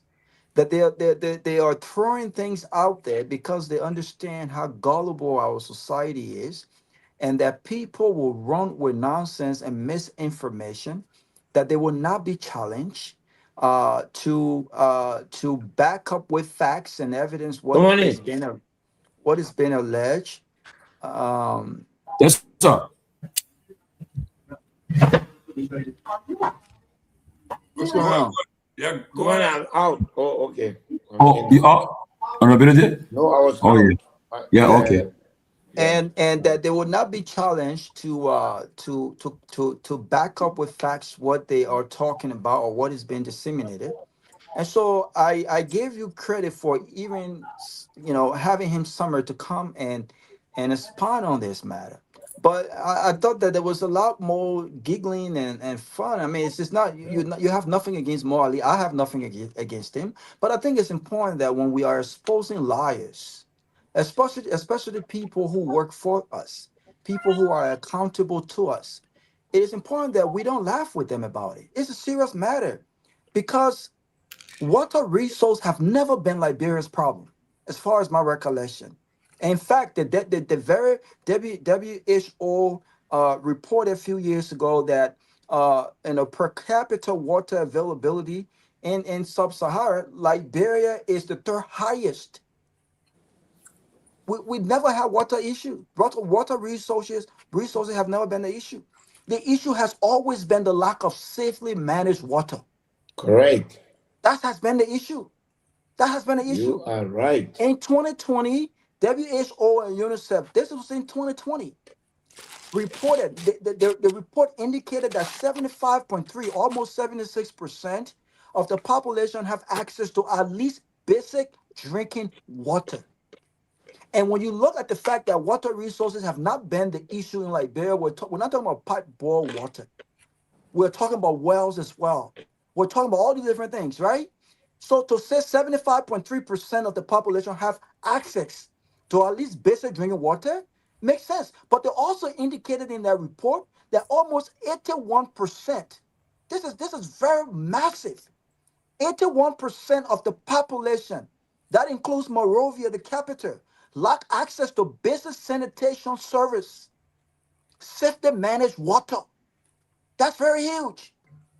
That's very huge. The report went to, from 2017 to 2020, we did better by 2%. From 2017 to 2020. Okay? 37% of the population still practice public and open defecation. That means people are openly shitting across the country, across communities, because they don't have basic access to what they should have access to. And Which sanitation. also means that the quality of water remains a huge problem. For this goofball, Mo Ali, who have done absolutely nothing but make up lies to show that he's been progressive and that he's been doing something, when the fact shows otherwise, to have the nerves to make such a comment because he believes that no one would have challenged him, I don't think it's a laughing matter. It is embarrassing. It is embarrassing. And if Joseph Boakai was serious enough, he would be fired. You don't come and make up that kind of lie. We're not stupid around here. We're not stupid. You have not addressed the issue when it comes to safety managed water. And you think we'll believe that when you come and just blanketly say that, 76% of the population have access to water. Do you know what that means? Do you know what that means? So I commend you for having the courage to bring him in and ask questions. But I just thought that you were laughing with him a little bit too much. And so my question to you is, how do we move forward? Because it's clear. It's clear that he lied. It's clear he lied. The scene where they lied that Sematwes took money and the evidence shows otherwise. The scene where they lied that the young mayor was involved into extracurricular killings, and they have not had the guts to process any prosecution against him now that they have power. They've lied repeatedly. Every opportunity they've gotten, they've lied. And so I don't want us to turn this into a laughing matter, Representative. What happens now that we know that he quoted a 2020 report that he misled the public, that 76% of the population does not have access to clean drinking. How do we proceed from here now? So, Robert, I see that you seem to have been offended by me laughing, with mood. First, for the record, that was before the hearing. And I still carried my principle that I do politics without personal hostility. So my disagreement with people will not, force me into some kind of a facial or emotional altercation just to make a point. But if you go beyond that, that introductory part, during the hearing, you realize that I was not laughing with him and I was interrupting him. As he lied, I interrupted him. He had his cheerleaders in the chambers, but I interrupted him. I made sure that the issues were pushed. I made sure that what he was called for, when he was veering from answering the question to making pitch for more money for his corporation, I brought him to order. When he was giving us United Nations, World Health Organization report instead of his own report, I put him to order. But my principle, my person, it does not allow me to go beyond that. So every now and then, if I disagree with you and I meet you as a person, I'll speak to you. If you want to laugh about it, absolutely. It doesn't change anything about what I'm saying. I understand your frustration. The problem these guys are having, people are more allied, is that they spend all the time lying and fabricating. And now it's time to govern. They have no idea. They don't know what to do. And they want to use the same thing. And they are ending up empty. Because I think that the quietude right now that this country is going through, it's a statement that a lot of people are making. But nobody seems to be listening to that statement. It's a statement that you do what you have to do. We are going to come and set the reset button. So, my apology for my demeanor, but that's who I am. I made a point today. And if you lie tomorrow, I made them. But what I can tell you is that the representation today exposed Mo Ali. The whole country know that he's lying. When Mo Ali was talking, there were pregnant women, children who had come from school and could not find water to get ready to wash their uniform and go to school the next day. He knows about that.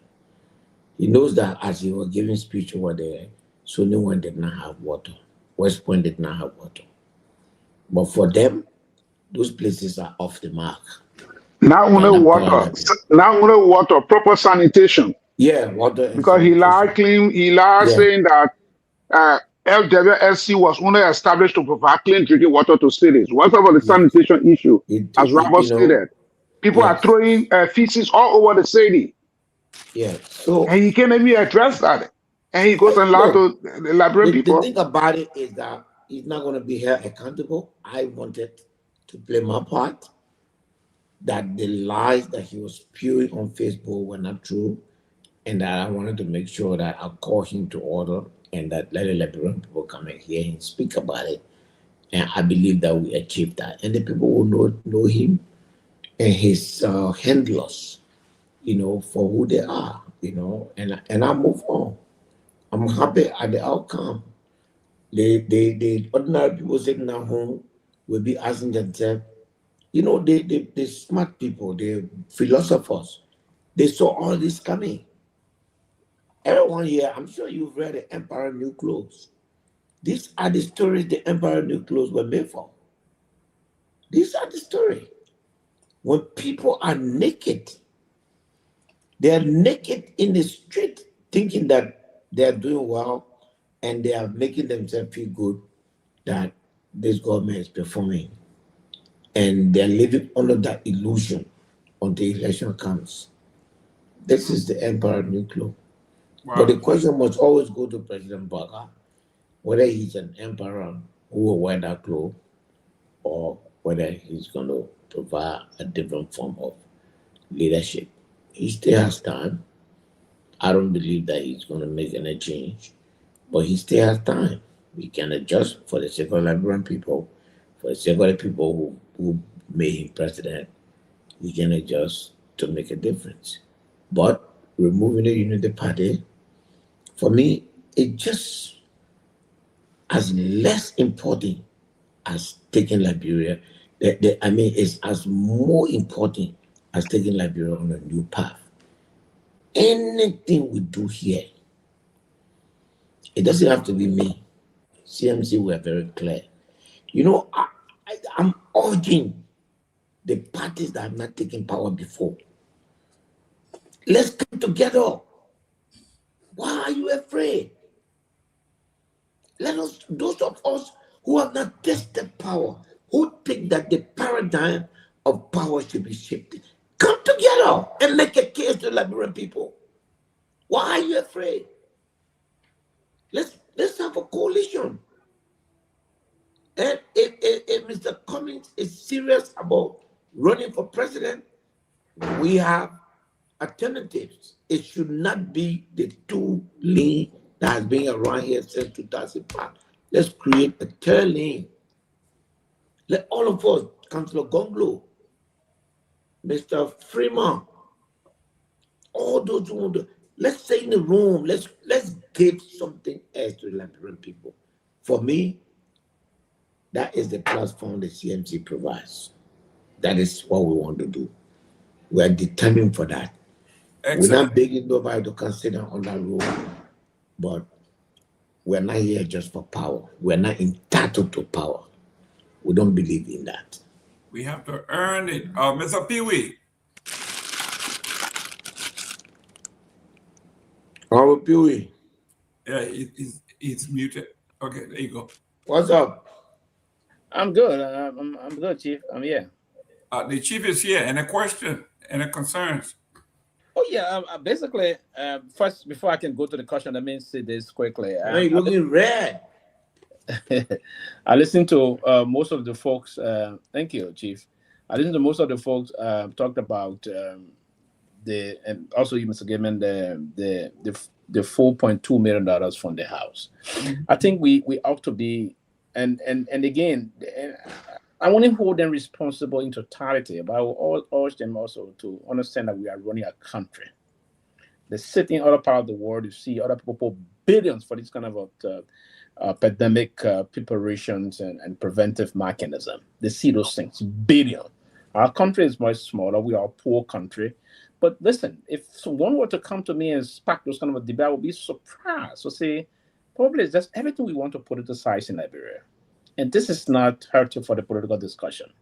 First and foremost, the 4.2 million is not much money for kind of crisis prevention preparedness. It's not much of a money, just the country is poor.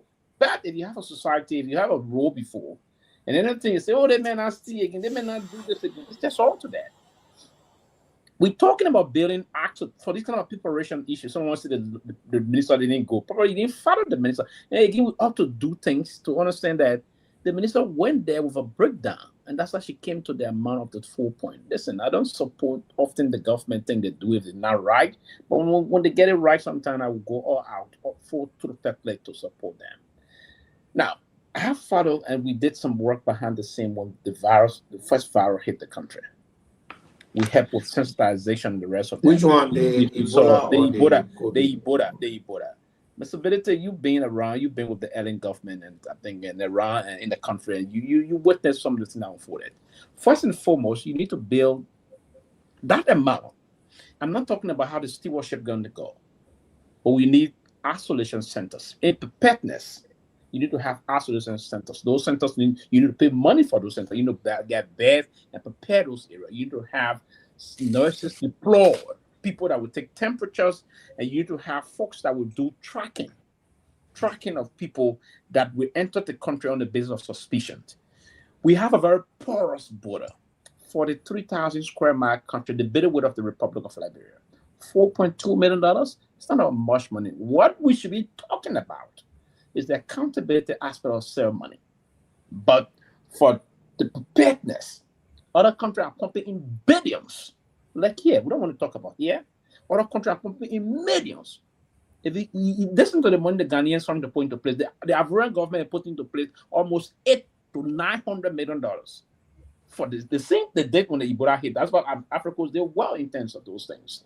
So the amount the minister was talking about, he's talking about PPE, the acquisition of PPEs, talking about gloves, surgical gloves, and all those things, getting those things deployed, all those kind of something that would use to dilute things and all those lines, for hiring contact tracers.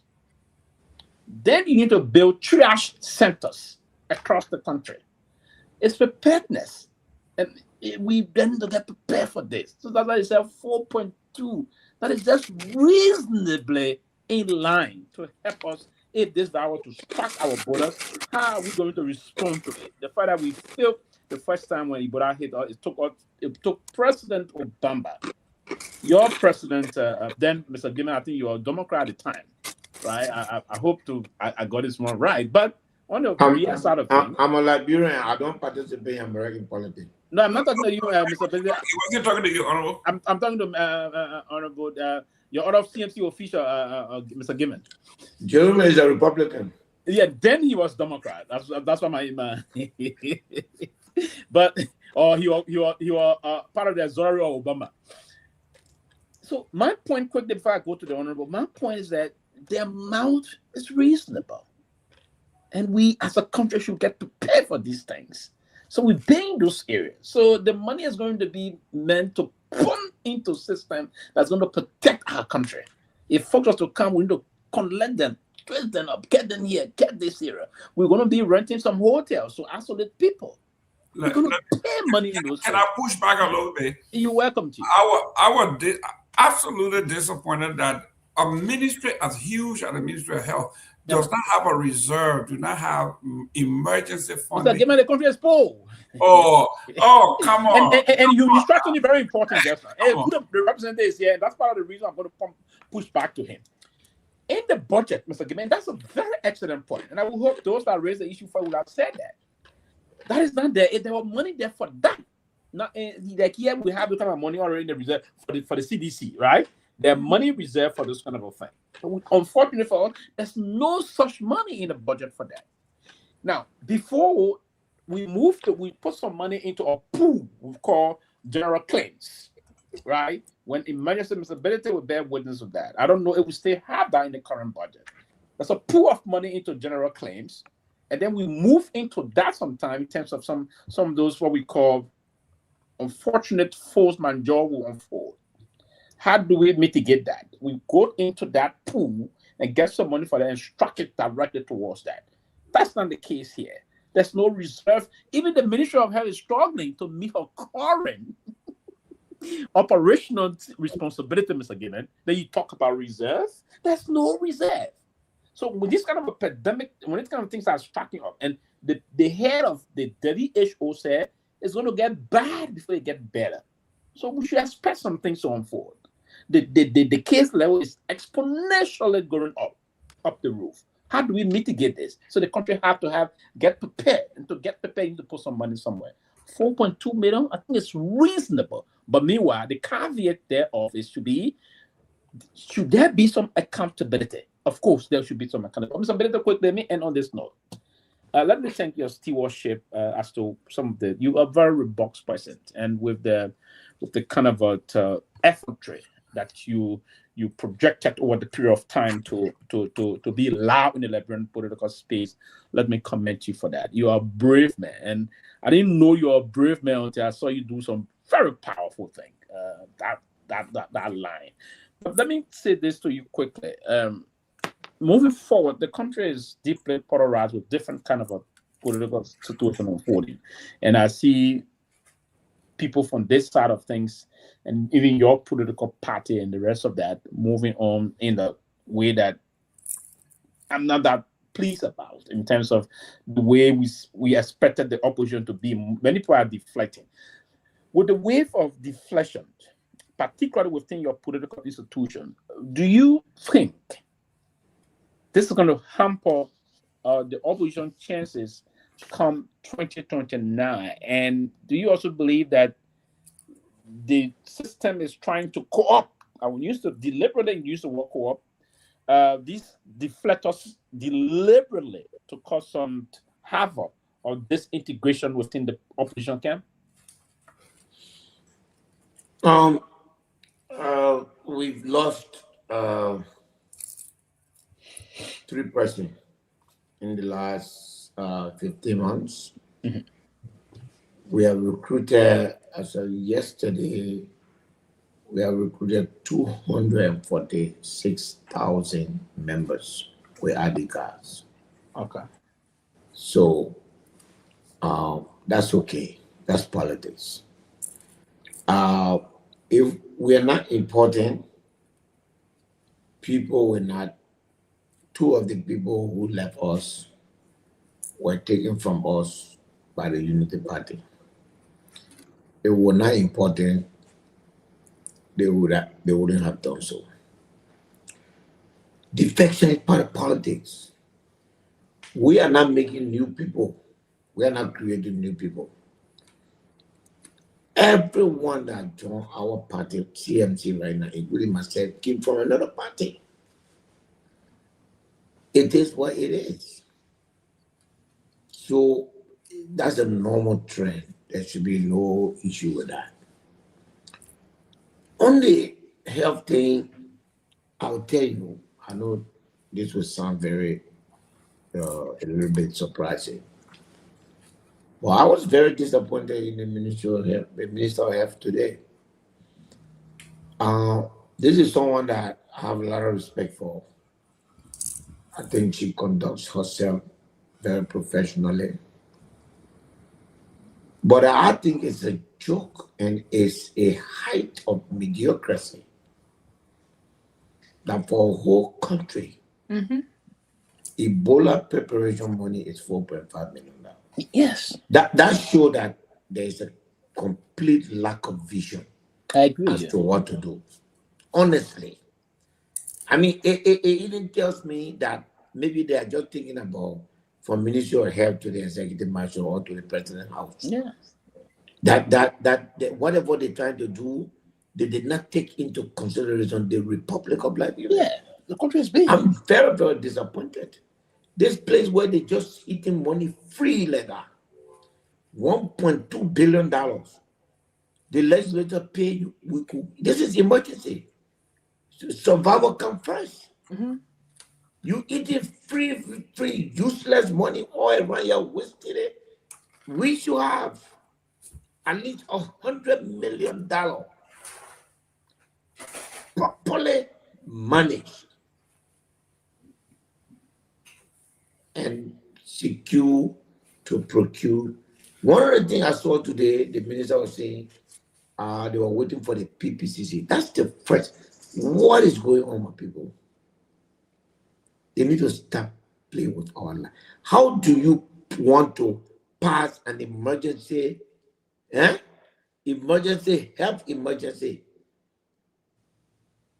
on the PPCC? A law that is... Mr. Belete, let me just throw this question in there. Did the minister come with a plan, a comprehensive plan on the country preparedness for a situation like Ebola, a response to Ebola? Both of them, the lady from NFA is also very well, educated. I'm a first time saying her presentation was also very good. My disappointment is that, and to answer your question, I don't think the Minister of Health came prepared. And that was not based on her presentation, but that was based on the budget. The budget showed that you were not prepared. Chief, there is something they call prudent on insure. For the sake of the listener, when they say prudent on insure, it means that when you put insurance on your car, where when something happens to your car, the insurance will pay. You must act like no insurance on your car to avoid accident. You become prudent on insure. When you have Kenya Airways flying in Liberia every day from East Africa. That Kenya Airways that flies there has flight coming from Uganda or all the East African country, Tanzania, converge in Uganda, Nairobi, and then bring plane to Liberia at least 4 times a week. Yeah, because Jomo Kenyatta Airport is a hub. We have almost at least 1,000 or 2,000 of our children studying in East Africa. So there will be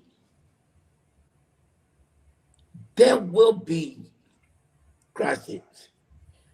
So these people are preparing for Ebola as though it will not come. Let's just do it for the sake of doing it and then go back. What kind of craziness is that? I mean, what is this? You have $200 million that you put in the budget you got from Mega Steel. You got legislative budget that is skyrocketed. You have payroll, government employee making thousands of dollars buying 150,000 vehicles. The president of Liberia needs to issue an executive order right now and cut all these things down. And we need to have nothing less than $100 million in a slot fund to execute an Ebola readiness strategy. So that people will not exploit, and they are so lazy and naive. So people will not exploit us. This is the time to buy gloves. This is the time to buy Clorox. Things that as soon as they say everybody will go inside, things that will become expensive. That's the time. Yesterday, Sylvester, 2 months ago, when the price of fuel coming, I wrote an open letter to the president of Liberia. Go to Central Bank, take 30 million or so, buy fuel that will last the country for 3 months.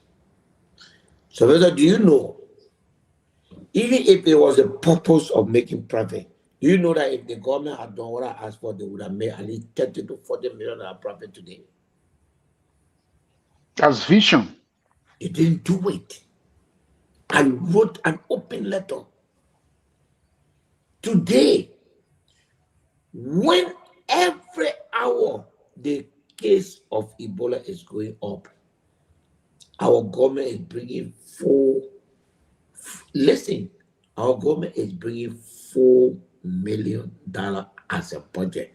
The most sophisticated country in the world, when they came here to help us, their budget was $2 billion. When the United States of America came here called Operation Enduring Freedom, I'm sure we all remember it. $2 billion President Obama released under emergency funding. We're sitting down here talking about, it makes me sick, honestly. It makes me to feel that the poor people, no one cares for them. But now,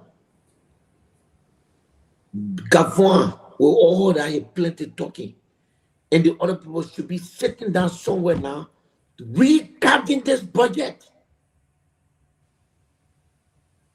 and immediately submitting to the president of Liberia to say,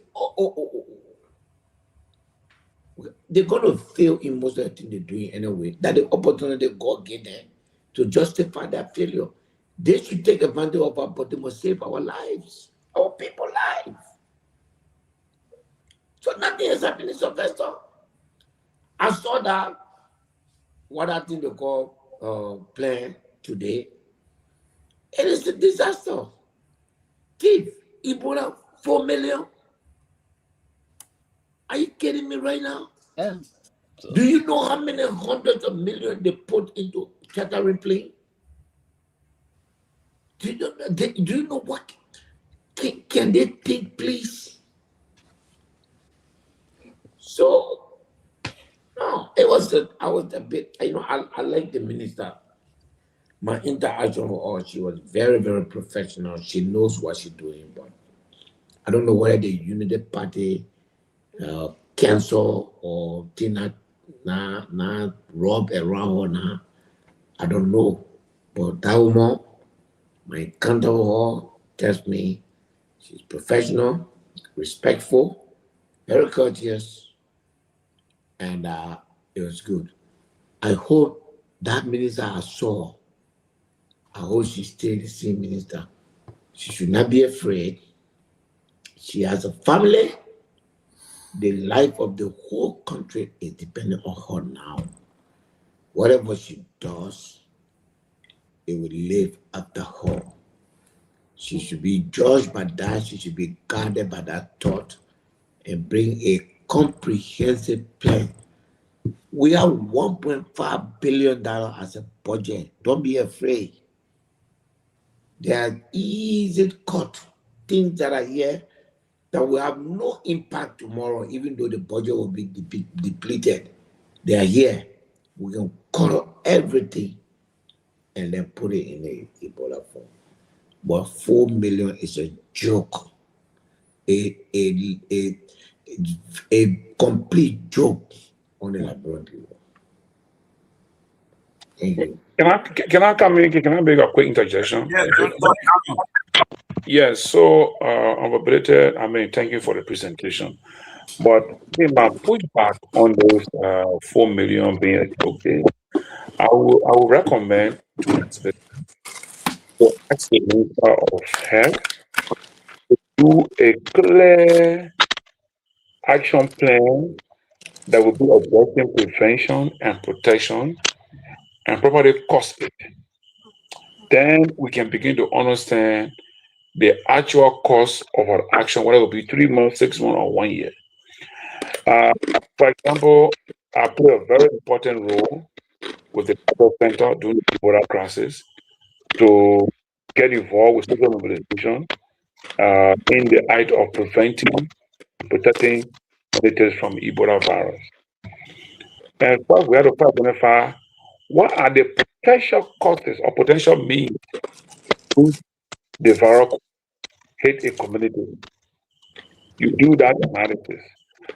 What are the actions we take to prevent this potential cause of the virus and moving to this community?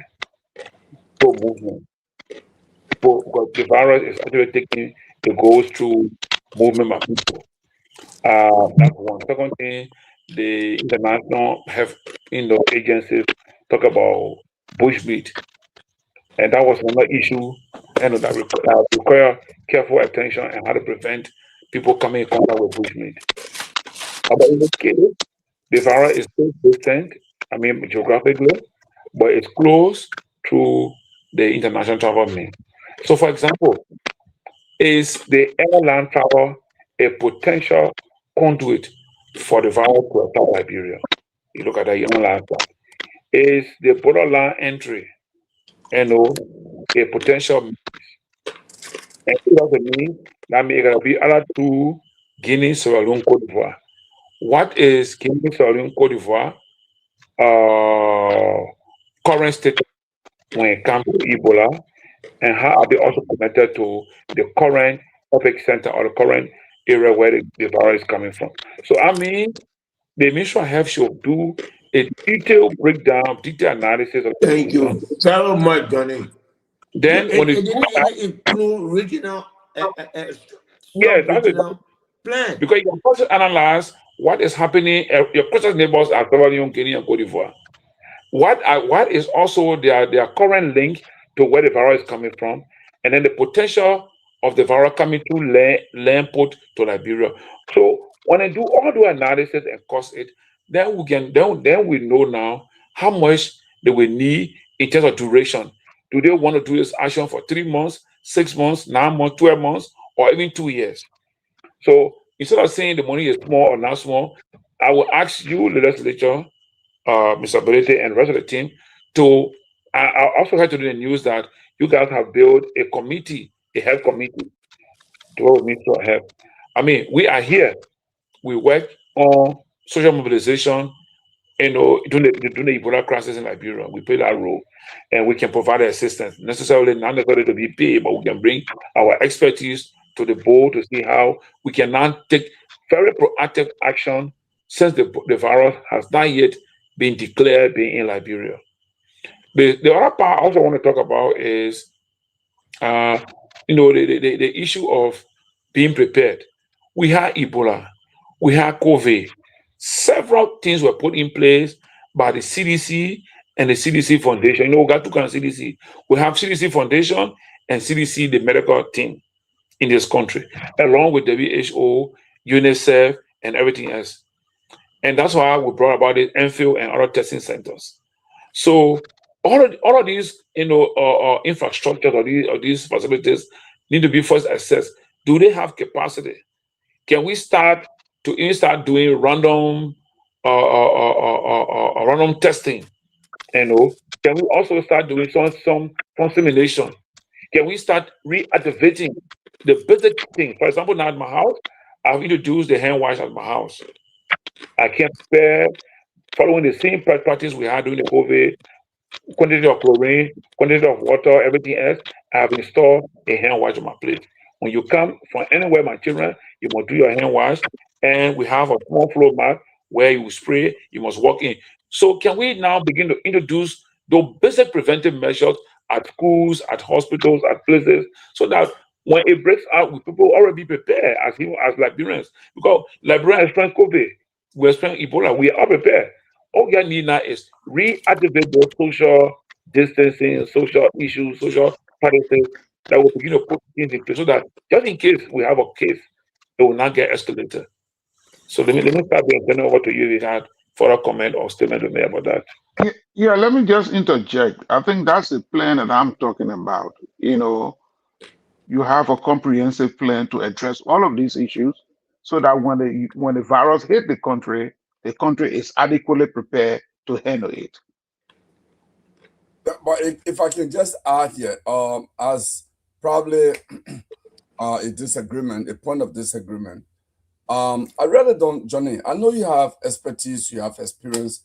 I have zero experience on Ebola, but just from maybe what others have done before and what probably I have read about, I don't think we should stampede the country, the general population, into expectation and anxiety that Ebola could hit any moment.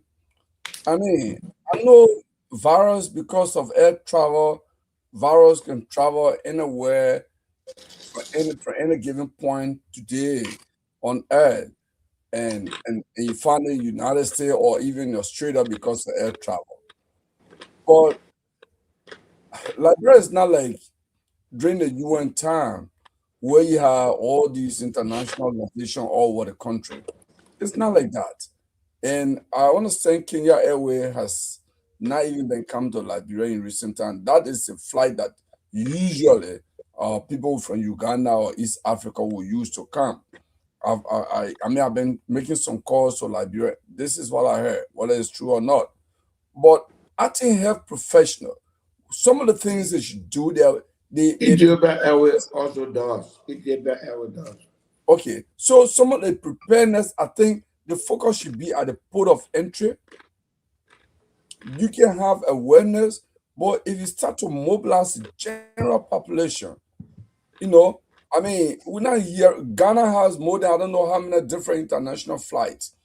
When I check on at least a few Ghana social media that I follow, even Joe F and all of you, I don't hear them talking much about Ebola the way like I know someone will say, oh, Ghana didn't experience it, but they even have much more exposure as well too, because a lot of flights come there compared to Liberia that probably just got 2 or 3 international flights went there. Okay, so I don't think we should stampede this country, our population, into something in expectation. Then maybe it might just as well happen.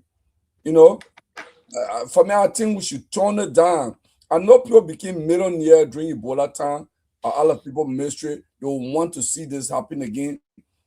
Some people, I'm not saying, so those who made millions of dollars, they may want to see this happen again so they can make money. But we should let them know that there is no USAID that was dumping millions of dollars there. WHO, all the money they were bringing will come from USAID funding as well. We should let them know that this country, the preparedness should focus now on the port of entries. That's why I would say RI, they should be vigilant. All the different ports of entry, they should be vigilant, as opposed to having a ground soil of activities throughout the country. It will scare businesses, it will scare people from even sending their children to school. I mean, chlorine is very dangerous. People wash their hands, we started too soon. You know? Let me, Honorable, before you continue, sorry, Honorable, before you continue, I'm just saying the Kehleboe Kenya Airways is still regular in the country. I just spoke to someone at the airport. Kenya Airways was in Liberia yesterday. They're coming tomorrow, and their schedule is Monday, Wednesday, Thursday, and Saturday. So they were in yesterday. They are in coming tomorrow. Their flight schedule is on course to come tomorrow. So anyone that gave the information that's totally Sunday. So go ahead. That was the case. The port of entry should be the focus now for prevention. Oh yes, and it's part of the reason why I was just saying that amount of money, and again, you see, until we can understand the structure of the bureaucracy, we would think, and sometimes maybe everybody just come and be big problem.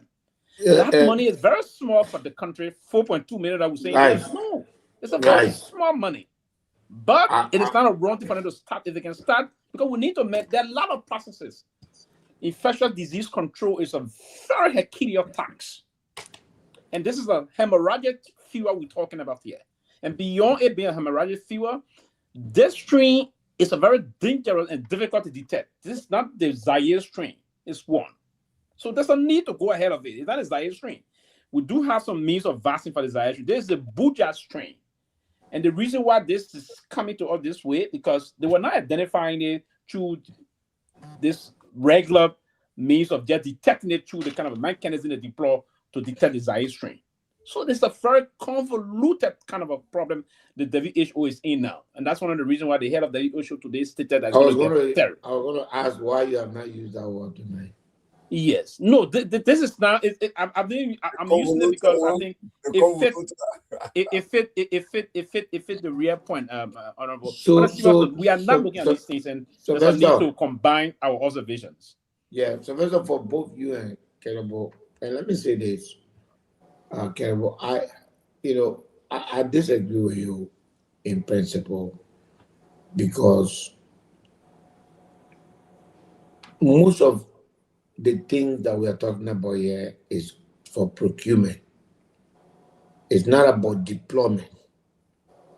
When people are preparing for Ebola, is to stack things up. Is to go.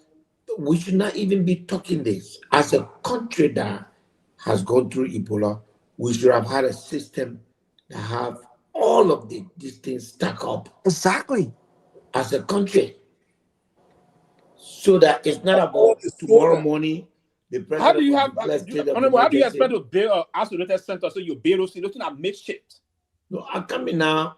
So that will not be in place. That can be in place in the to prevent. Yeah. Yeah. Why are you talking about the PPE or all the thing there? You know, the people sold into hospitals. Everything that we need, even those makeshift tents and other things, we have to bring them in. We can't make it here.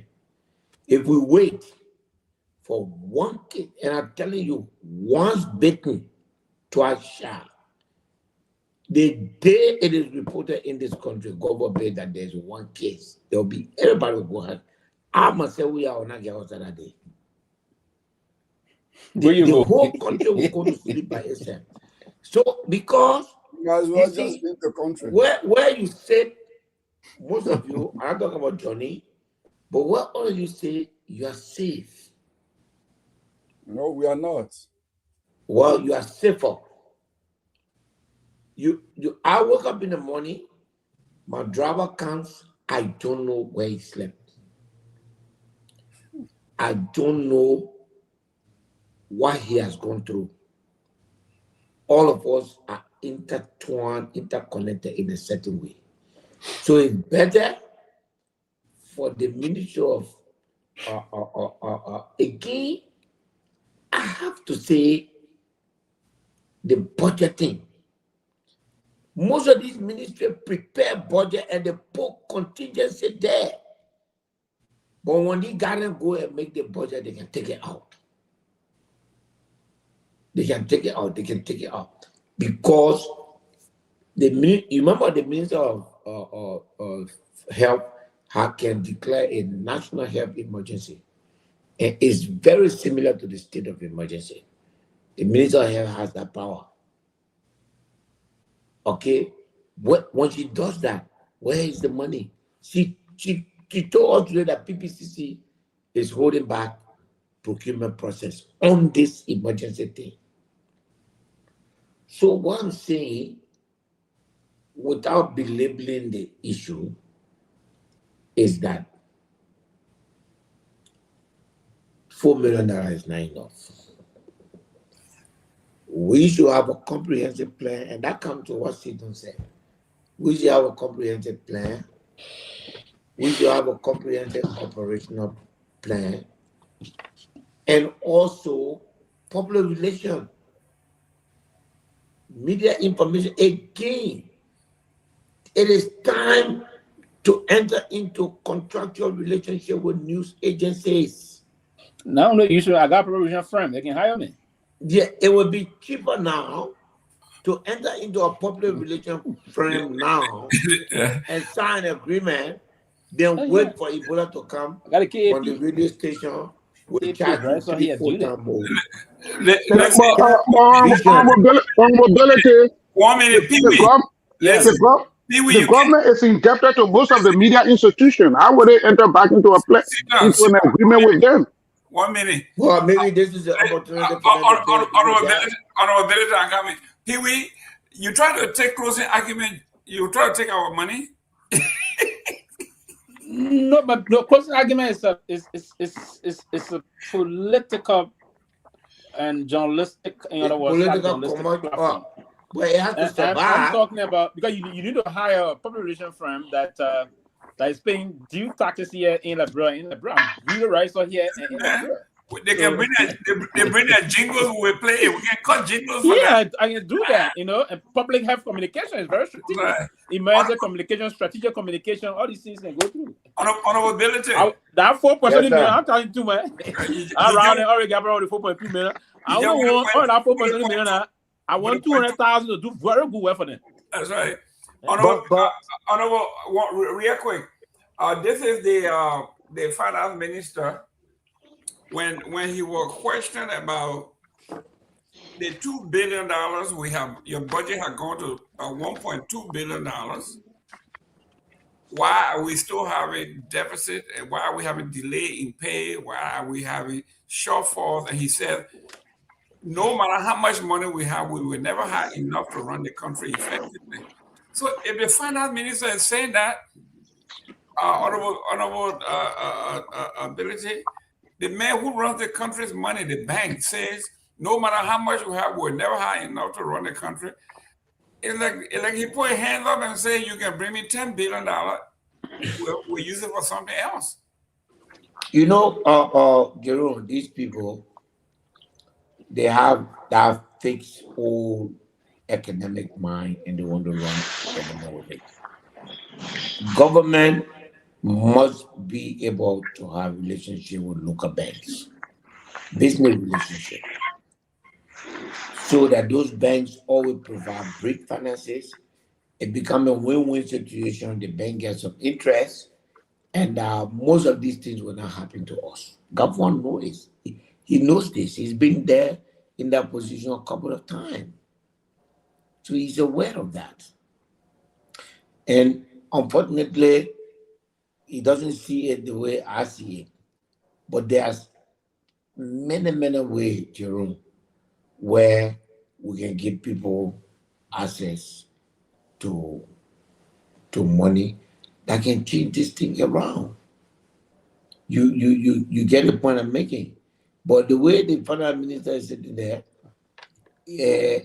cash flow is different from money availability. And they don't, the thing about them, they cheat people up. All you have to do is to say the budget is a piece of paper, but how much money in cash we are moving is different from the budget that is written. It will be understood. You should have individual explaining government policy. But you have more than who not live from water and sewage or Galavanti here and becoming their own spokespersons.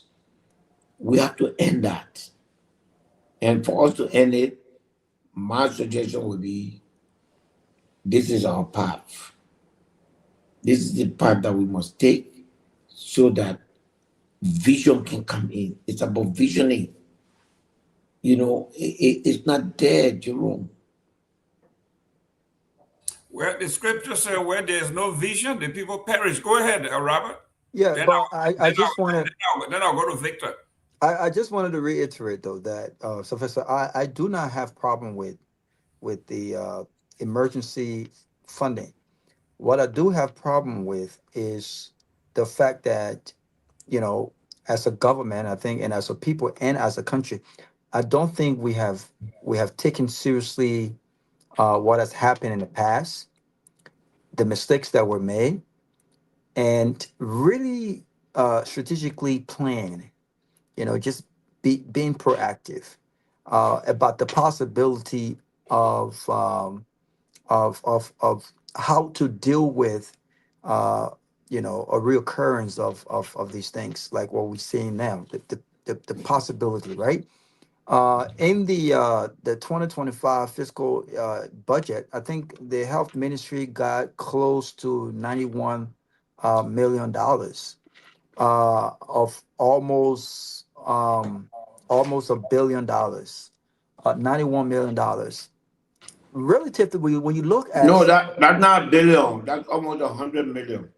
no, I'm talking about all out of almost $1 billion. I think it was $850,000. The health ministry got $91 million, almost $100 million.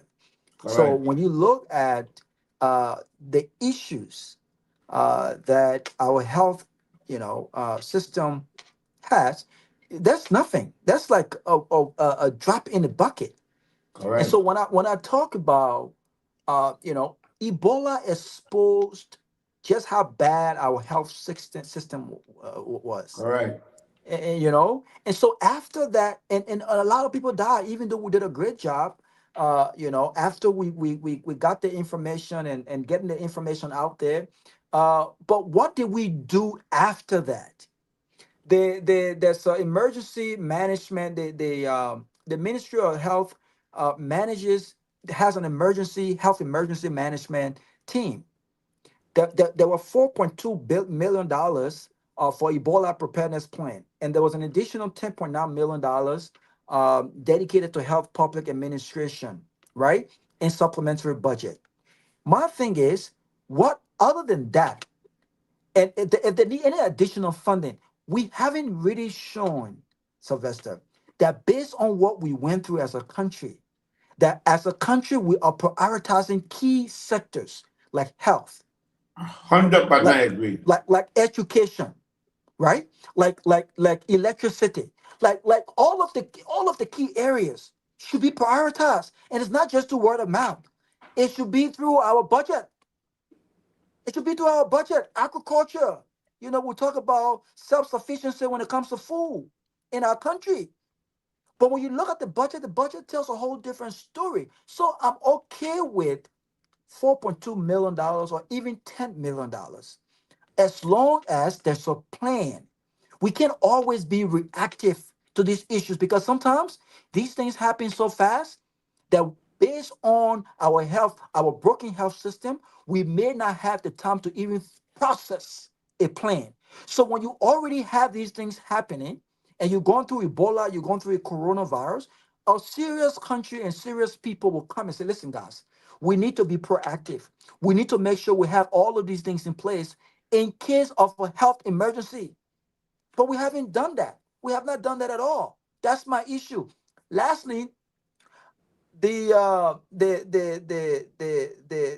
issue with the border. The last time I was saying, yeah, I said we need to really look at closing the border. I know it was far fetched, but to hear our health authorities talk about was 16 people who came from Uganda and Congo under review. What does that say? Are there not things we can do right now to ensure that there are people that are not coming from Congo and Uganda into the country right now? Would that be to the extreme? How would that hurt the economy? Right? But we have to do something because there are people who may have come to the country that may not have been on a review before this thing even came out. And whenever there's an announcement made on confirmed cases in countries, you can rest assured that those cases or the virus has been in communities even before health authorities were aware of them. It happened during Ebola. It happened during coronavirus. So we need to make sure that as we're asking for these monies, we need to make sure that we're not waiting for health emergencies to happen. But when they do happen, we're prepared for them. Right now, we're not prepared for it because they're still asking for PPEs. We should already have an abundance of PPEs because those things were given to us. Instead of having a plan to save them, they were on the market. They were being sold to different private institutions by government officials that benefited their own pockets. That's my reservation. My reservation is that our government has proved to be irresponsible. We have proved to not really be people who are proactive and people who value the health of our people and ourselves. That's my issue. Because people who got money, they may be able to leave the country. But 90% of the folks who are poor, anything happen in that country, they will die right in that country. Even some of the people who got money, they may end up being crossed in the middle of the mess as well. So we need to be more responsible. We need to be more proactive, and we need to put our money where our mouth is. You made a point, and it's difficult to argue against those points that you made. Honestly speaking, all I have to say is that we all can put our hands together. It's not late for us to prepare a more friendly Ebola preparation across the country, and then we keep it that way. It will be a good thing. Think about it. You're saving money by saying that I can't buy this now, because it's not here. Or it's better to say, well, I bought it, but I didn't use it. Most of the things are out of synthetic rubber. They last a lifetime. So if you don't use it, you can store it and use it later on. So I think your points are, go ahead. But Mr. Benedict, also, what are we doing about being? Mr. Jerome, I know I was talking, but what are we doing about being creative, Sylvester, for instance, right? Doing Ebola. Fatu. Mr. Nagbe got next. Yeah, no, Fatu. What's the girl name? Fatu Yakula, not Yakula. Fatu. What's the girl name? I don't know why I've missed the girl name. What's her last name? But the young lady who went to the health, who came to Georgia here, she was very creative. People were using plastic bags as protective gears, right? So when we're talking about, I'm not sure if he's hearing you or hearing making signs or. No, I think he can hear us. I think Jerome was the one who was muted. So what have we done to get the ideas and the creativity of health workers who these ideas and creativity were on display during Ebola, and they were recognized internationally. What have we done to look at investing in some of these creativity? That's business right there. That's a small business operation that we could use. Some of that money can go into creating health gears for we're using plastic bags that are cheaper. What have we done with these things? I mean, these are some of the small things that I'm talking about when it comes to being proactive and preparedness. But go ahead, Mr. Nagbe. No, thank you, Robert. And Honorable Benedict. We got 5 more minutes. Yeah, if you can hear me. I'm not sure if you can. I think he fell off. But I just wanted to thank him. And thank you also, Jerome. I will take my answer off the air. My wife has a car emergency. Okay. You know, she got a tow truck, but if I do, you know how it is. Somehow you'll be blamed. So if you don't show up, you'll be your problem. Exactly. Superman, you gotta go. Superman, you gotta go.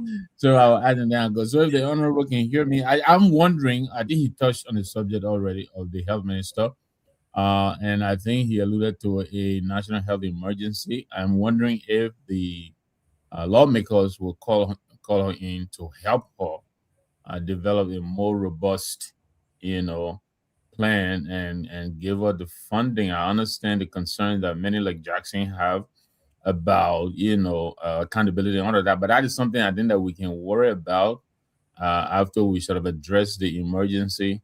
So I'm wondering, just the same way he called in.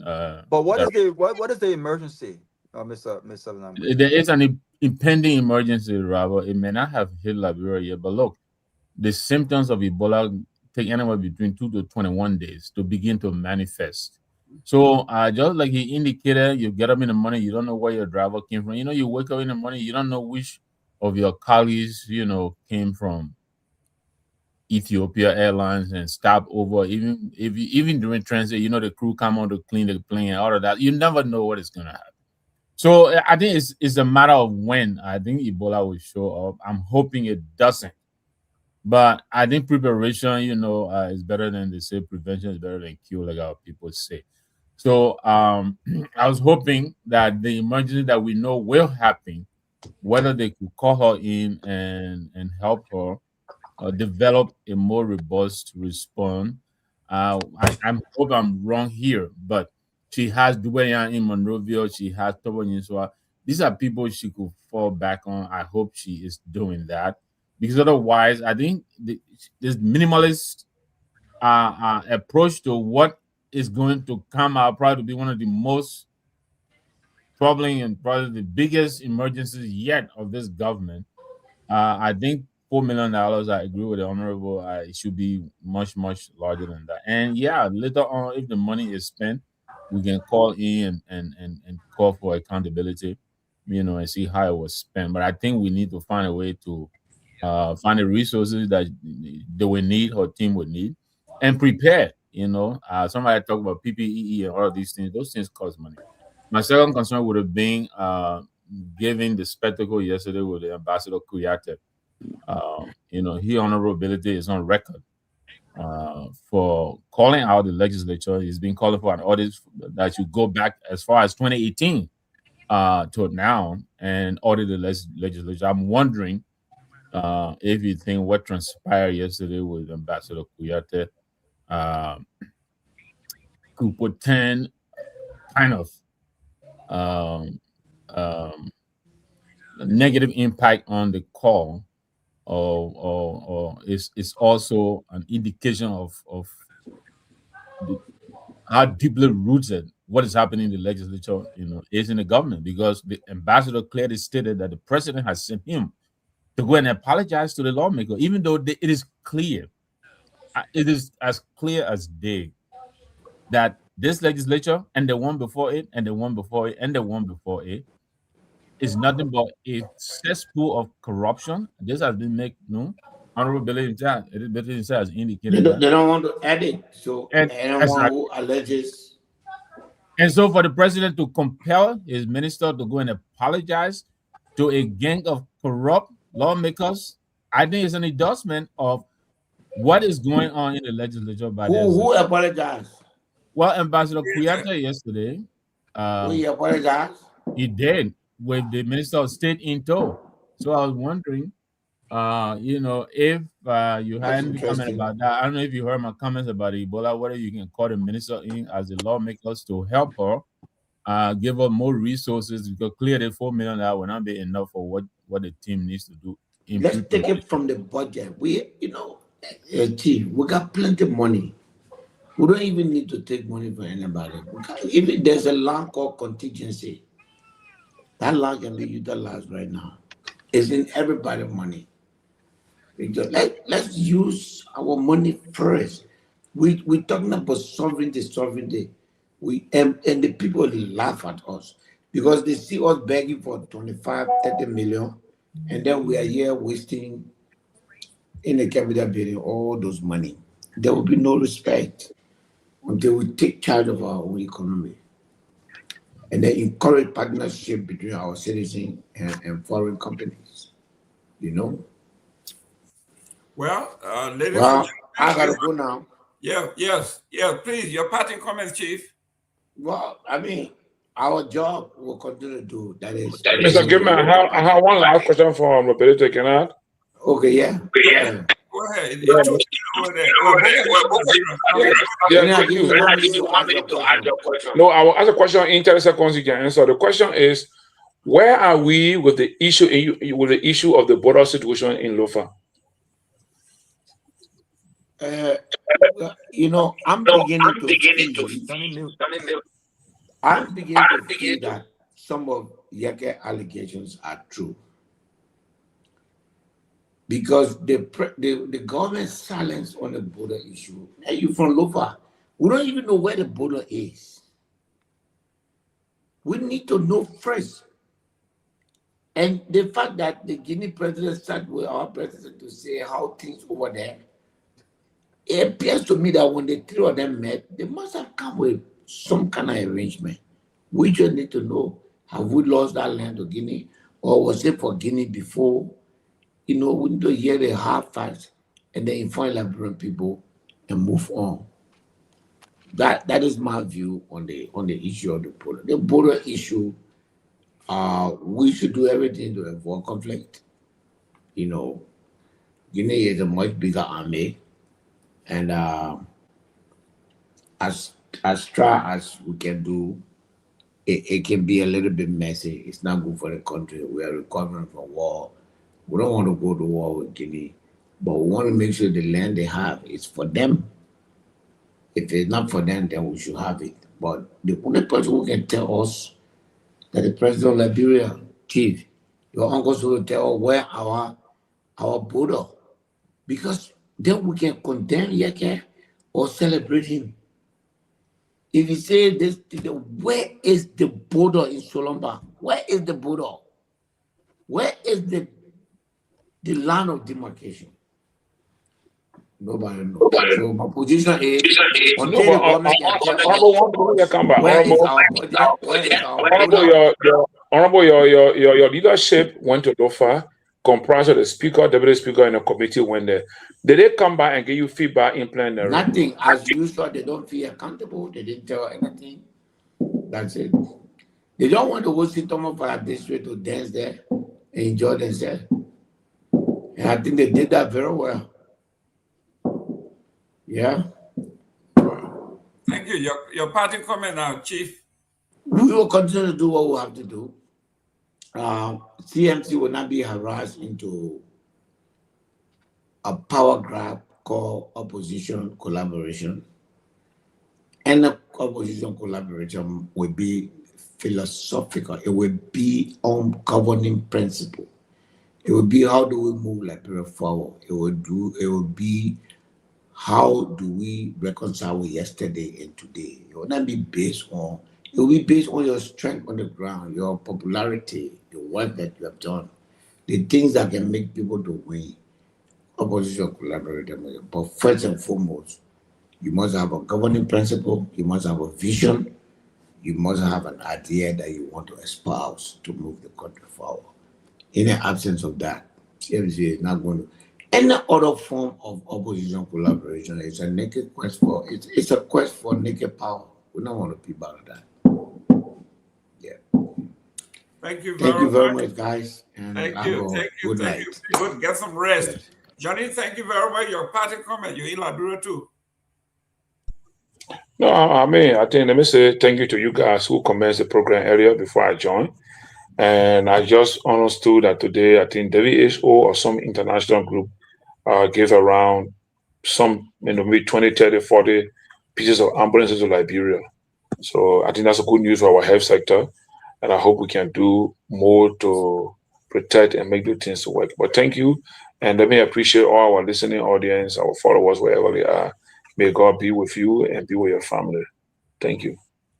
Well, Johnny, just before you go, it brings tears, literally bring tears to my eyes.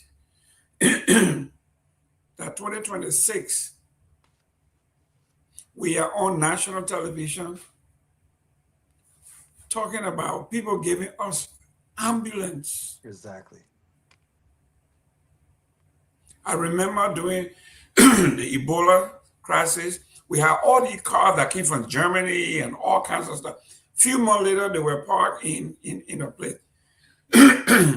So it's embarrassing, but this is what we have. Thank you very much.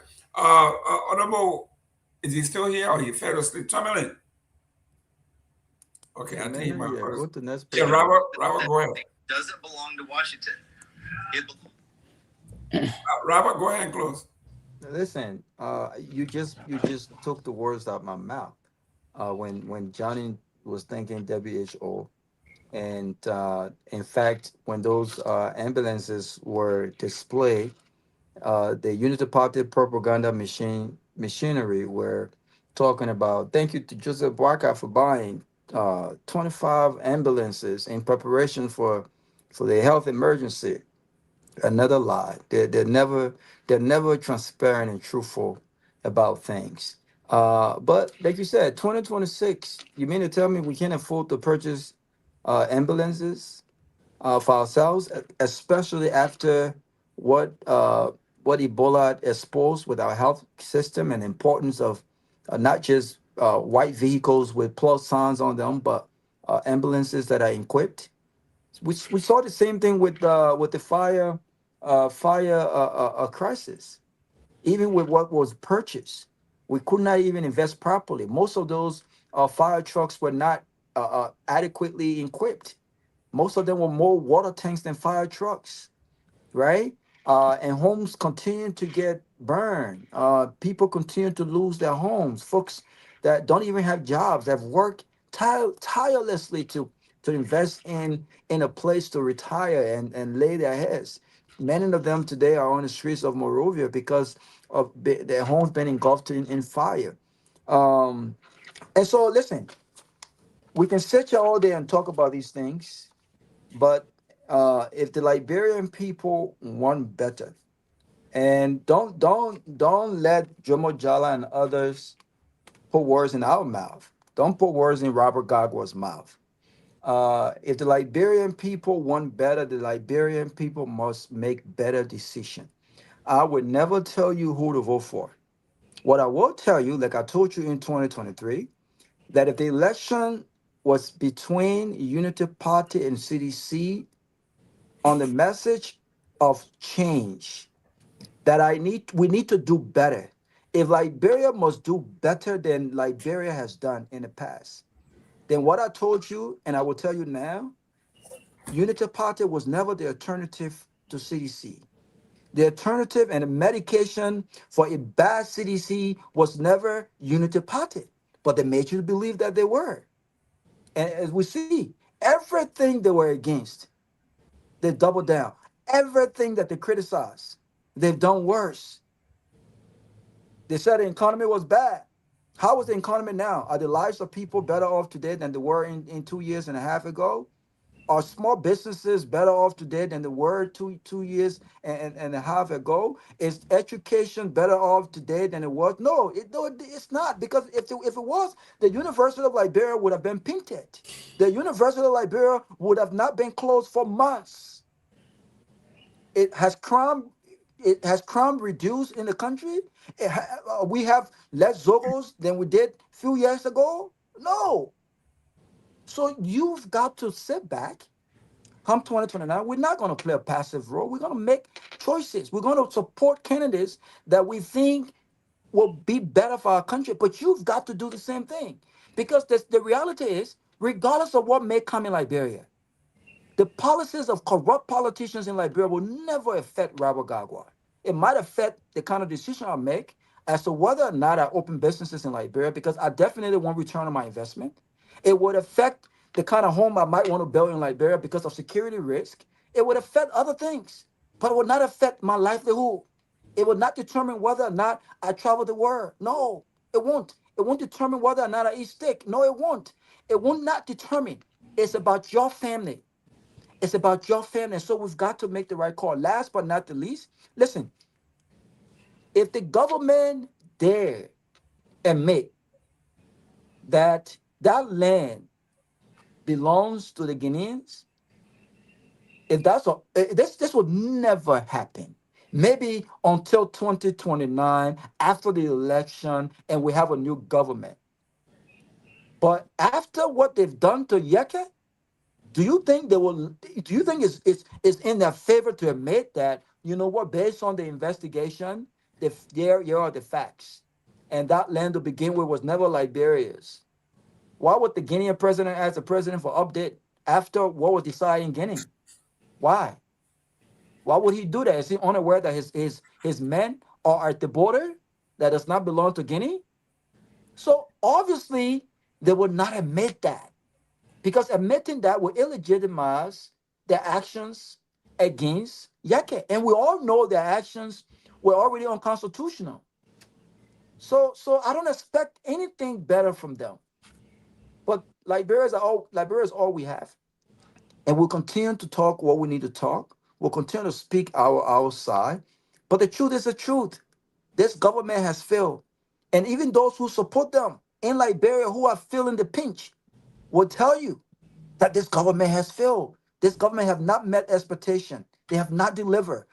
They have not delivered. And the best campaign message that any government, whether it's Unity Party or CDC or ANC, any government can take on a campaign trail to retain power. It's based on that delivery. How have you delivered on the economy, healthcare, education, security, electricity? This is the best message. And if you don't have that message, you rely on propaganda and lies. And I think this is the best path. This is the reason why today the man that was once called Tifa is being considered a key and pivotal figure in their quest to retain power come 2029. Thank you. Thank you very much. Honorable Pewee, take us out. Oh yes. I mean, it was a great show, but I think we ought to rally behind the country. This is a very dangerous situation. I think and I agree that the Ministry of Health, if the package is not comprehensive, you have to go and do a comprehensive layout. That will have to also include strategic communication in terms of spreading. And when we got it right at the time, Torgbean and his team were very effective in communicating via the platform to the Liberian people, and those information really trickle down. And we started taking immediate instructions from most of the communications, public awareness that came through. So it's important, very critical, that we take note of these things moving forward. The virus there with us before. I was in the country throughout that episode. It was very dangerous, was fearful, and before we got it right, there was terrible situations at the time, very terrible. Liberians were in denial from the beginning. We have to see the hard reality when folks started just dropping in the street, and someone would drop and die in the street. To the extent that if someone was sick at the time, they would disown their own relative. That how dangerous it was at the time. And my own biological father died during not from Ebola, but he died because the entire health system, Mr. Gayman, collapsed at the time in the country. The entire health system collapsed. And when my father got sick, he came down with a mild stroke.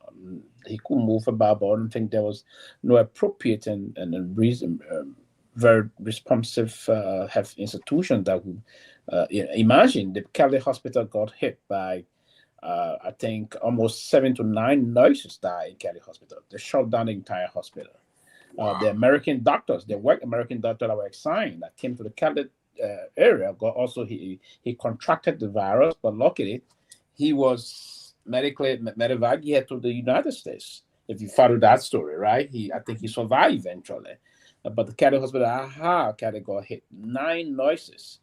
And it was from where even one of our dear comrade Patrick Sawyer, his sister had encountered from the same Catholic hospital, and he encountered his sister, and he also, while traveling to Nigeria, and he encountered these unfortunate situations, and he met his untimely demise also from that. So the virus tracked all of the approximately close to 12,000 lives that were lost in the Ebola virus. Liberia took around 4,000 of that, almost 4,000.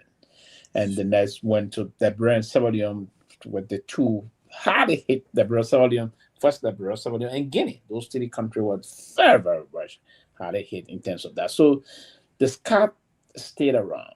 And it was after President Sirleaf wrote that very nice letter to President Obama, and the president responded immediately, the U.S. president then, immediately, and then they sent on the shores of our country 3,700 Marines. They came in immediately. They hit the shore of our country, started building isolation centers. Boom, we got it right. And so I thought we understand the way to do it. I know Torgbean is engaged with a global responsibility. I'm told he's been heavily engaged with this because Liberia is really highlighted in terms of our response mechanism and other things. But yes, the country moving forward, the responsibility is right about this. We should not be waiting. There should be a slush fund for money to just be somewhere for this kind of a thing. This kind of a, well, we expect sometime now of these force-man job, things that we have that are not expected, uncertainty will come pop in, boom. There should be somewhere like every budget year, we should have like $50 million reserve. Make sure that the country is just damn corrupt too. You cannot vouch for these vultures. So I want to call them in terms of, but I think $50 million should be somewhere for this kind of a calamity, if you will, this kind of a diseases or major storm that will hit a lot of folks in their homes, their livelihood will get away. You go into that fund and pump. You say, okay, if the community was swept up by flood, what do you do? Government move into that fund and send help. Similar to FEMA. Yeah, I think that there should be a kind of a plan. We do have the disaster management fund, but there's no big. They will struggle to get them money to even maintain their operations. It should not be that way. If you don't trust what you do in that fund, you put into an extra account. Money that will always be there. If the money is not touched this year, nobody touched that money. That's the country. Yeah, the money be there. If the next year come nothing, yeah, it just be there. There will be one day something will happen. You don't have to run into the legislature and say, "Oh, can we do this, that extra?" I mean, this is important. It's dangerous, and it's not a good thing for the country. So, my focus is going to be on this because we still have a lot of our laws want traveling into the country. The U.S. set in a system. I listened to the Secretary of State, and he stated it clearly. Persons coming from those Ebola countries now, they are now instructed by the U.S. government to come via Dulles International Airport in Washington, D.C., where they will be triaged by the system and then will be monitored. Persons coming from Ebola, even U.S. citizens or permanent residents, all of things. I think they have now restricted people visiting from those countries.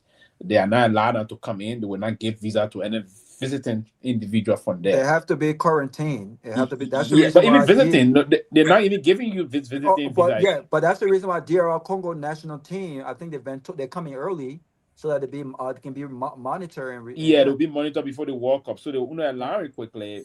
U.S. citizens and permanent residents, right? But you have to come to Dulles International Airport, where you'll go to some triage system. They find out some things, then you can be isolated via Nebraska, so where they have the National Isolation Center. So, I mean, this is a very key issue because my fear is it's not only going to be to Robertson International Airport. We have one may travel plane to Guinea Conakry, and then interact with someone in Conakry, but that person, that relative they interact with, will leave travel from Conakry coming to a village that is bordered with Lofa County. And they can someone will get sick tracing. And they can cross there and they can get. So this is an issue that we really got to get prepared for. I know the virus, and they say the new strain is dangerous. The Buja strain is bad. Imagine the first one that we knew, the Zaire strain, that alone could kill. The thing is deadly. But the good part of it, if we can just obey the rule of engagement, we can stem this thing. Because the rule is that this is not a corona, it's not airborne.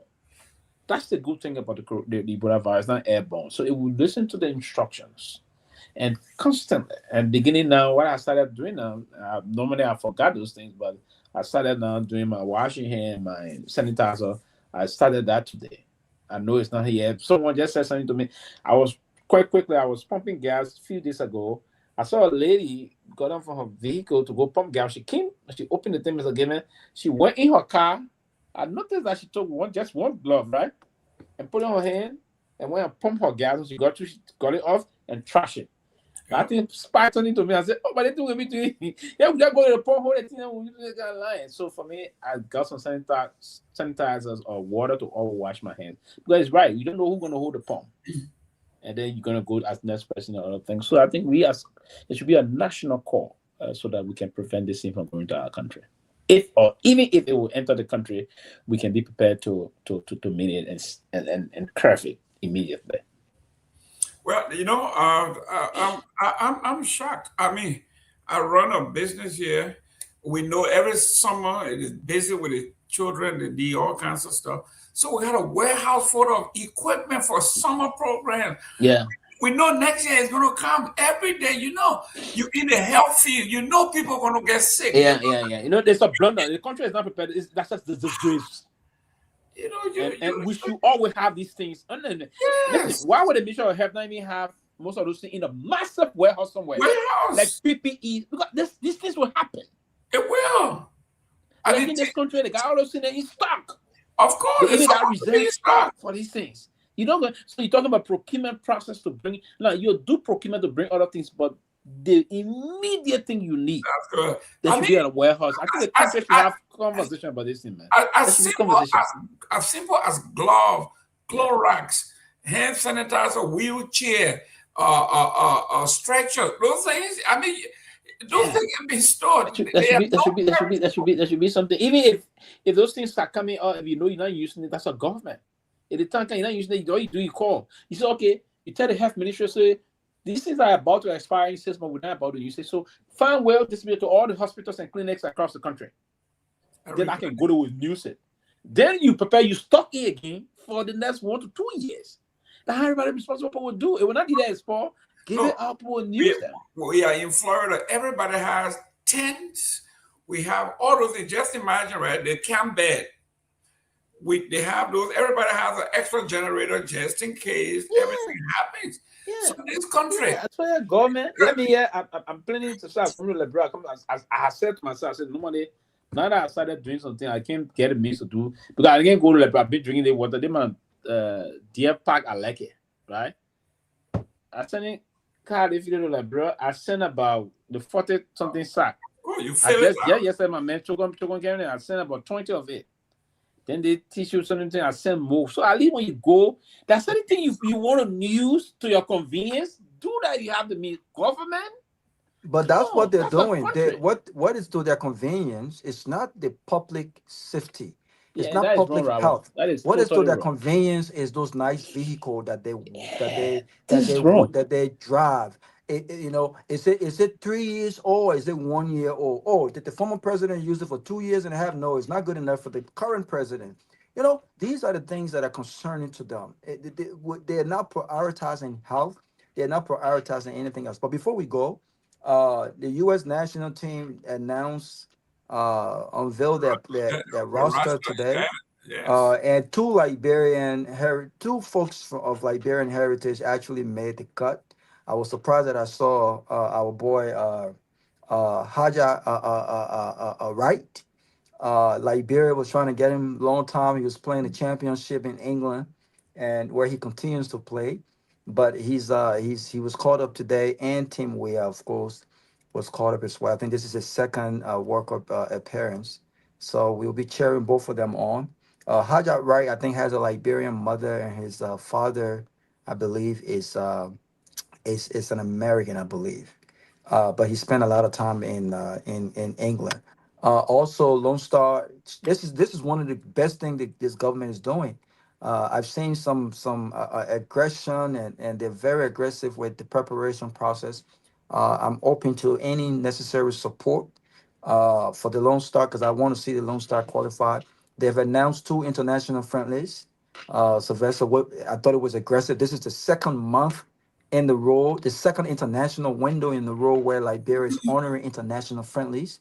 So the Lone Star will be competing against Benin on June 5th in Morocco, and on June 9th we'll play the team that recently played Argentina, Mauritania, on June 9th. So I think those are two great competitive international friendlies right before the July 26th international friendly with Minnesota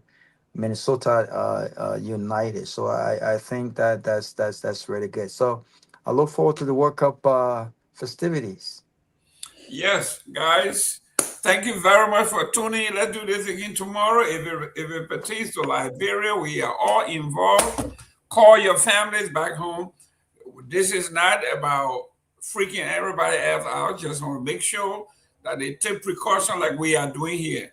Okay? Stay away from crowded area. When you get home, wash your hands. Make sure you listen to your radio. Listen to the health minister. Don't listen to what they say. Listen to the professional. Whatever instruction they give you, follow it to the T. Don't let anybody come tell you I dream last night and sleep beat somebody and I go, no, that's not what we're talking about. You can dream all you want. Follow the advisory from the government. Whatever they tell you, you know you are your own doctor first now. You know, even if they don't say anything, take precaution. Wash your hands. Stay away from other folks. When people are sweating profusely, stay away. Do all of those things and you will be fine. Thank you very much. And let's do this again tomorrow, guys. Thank you. Good night.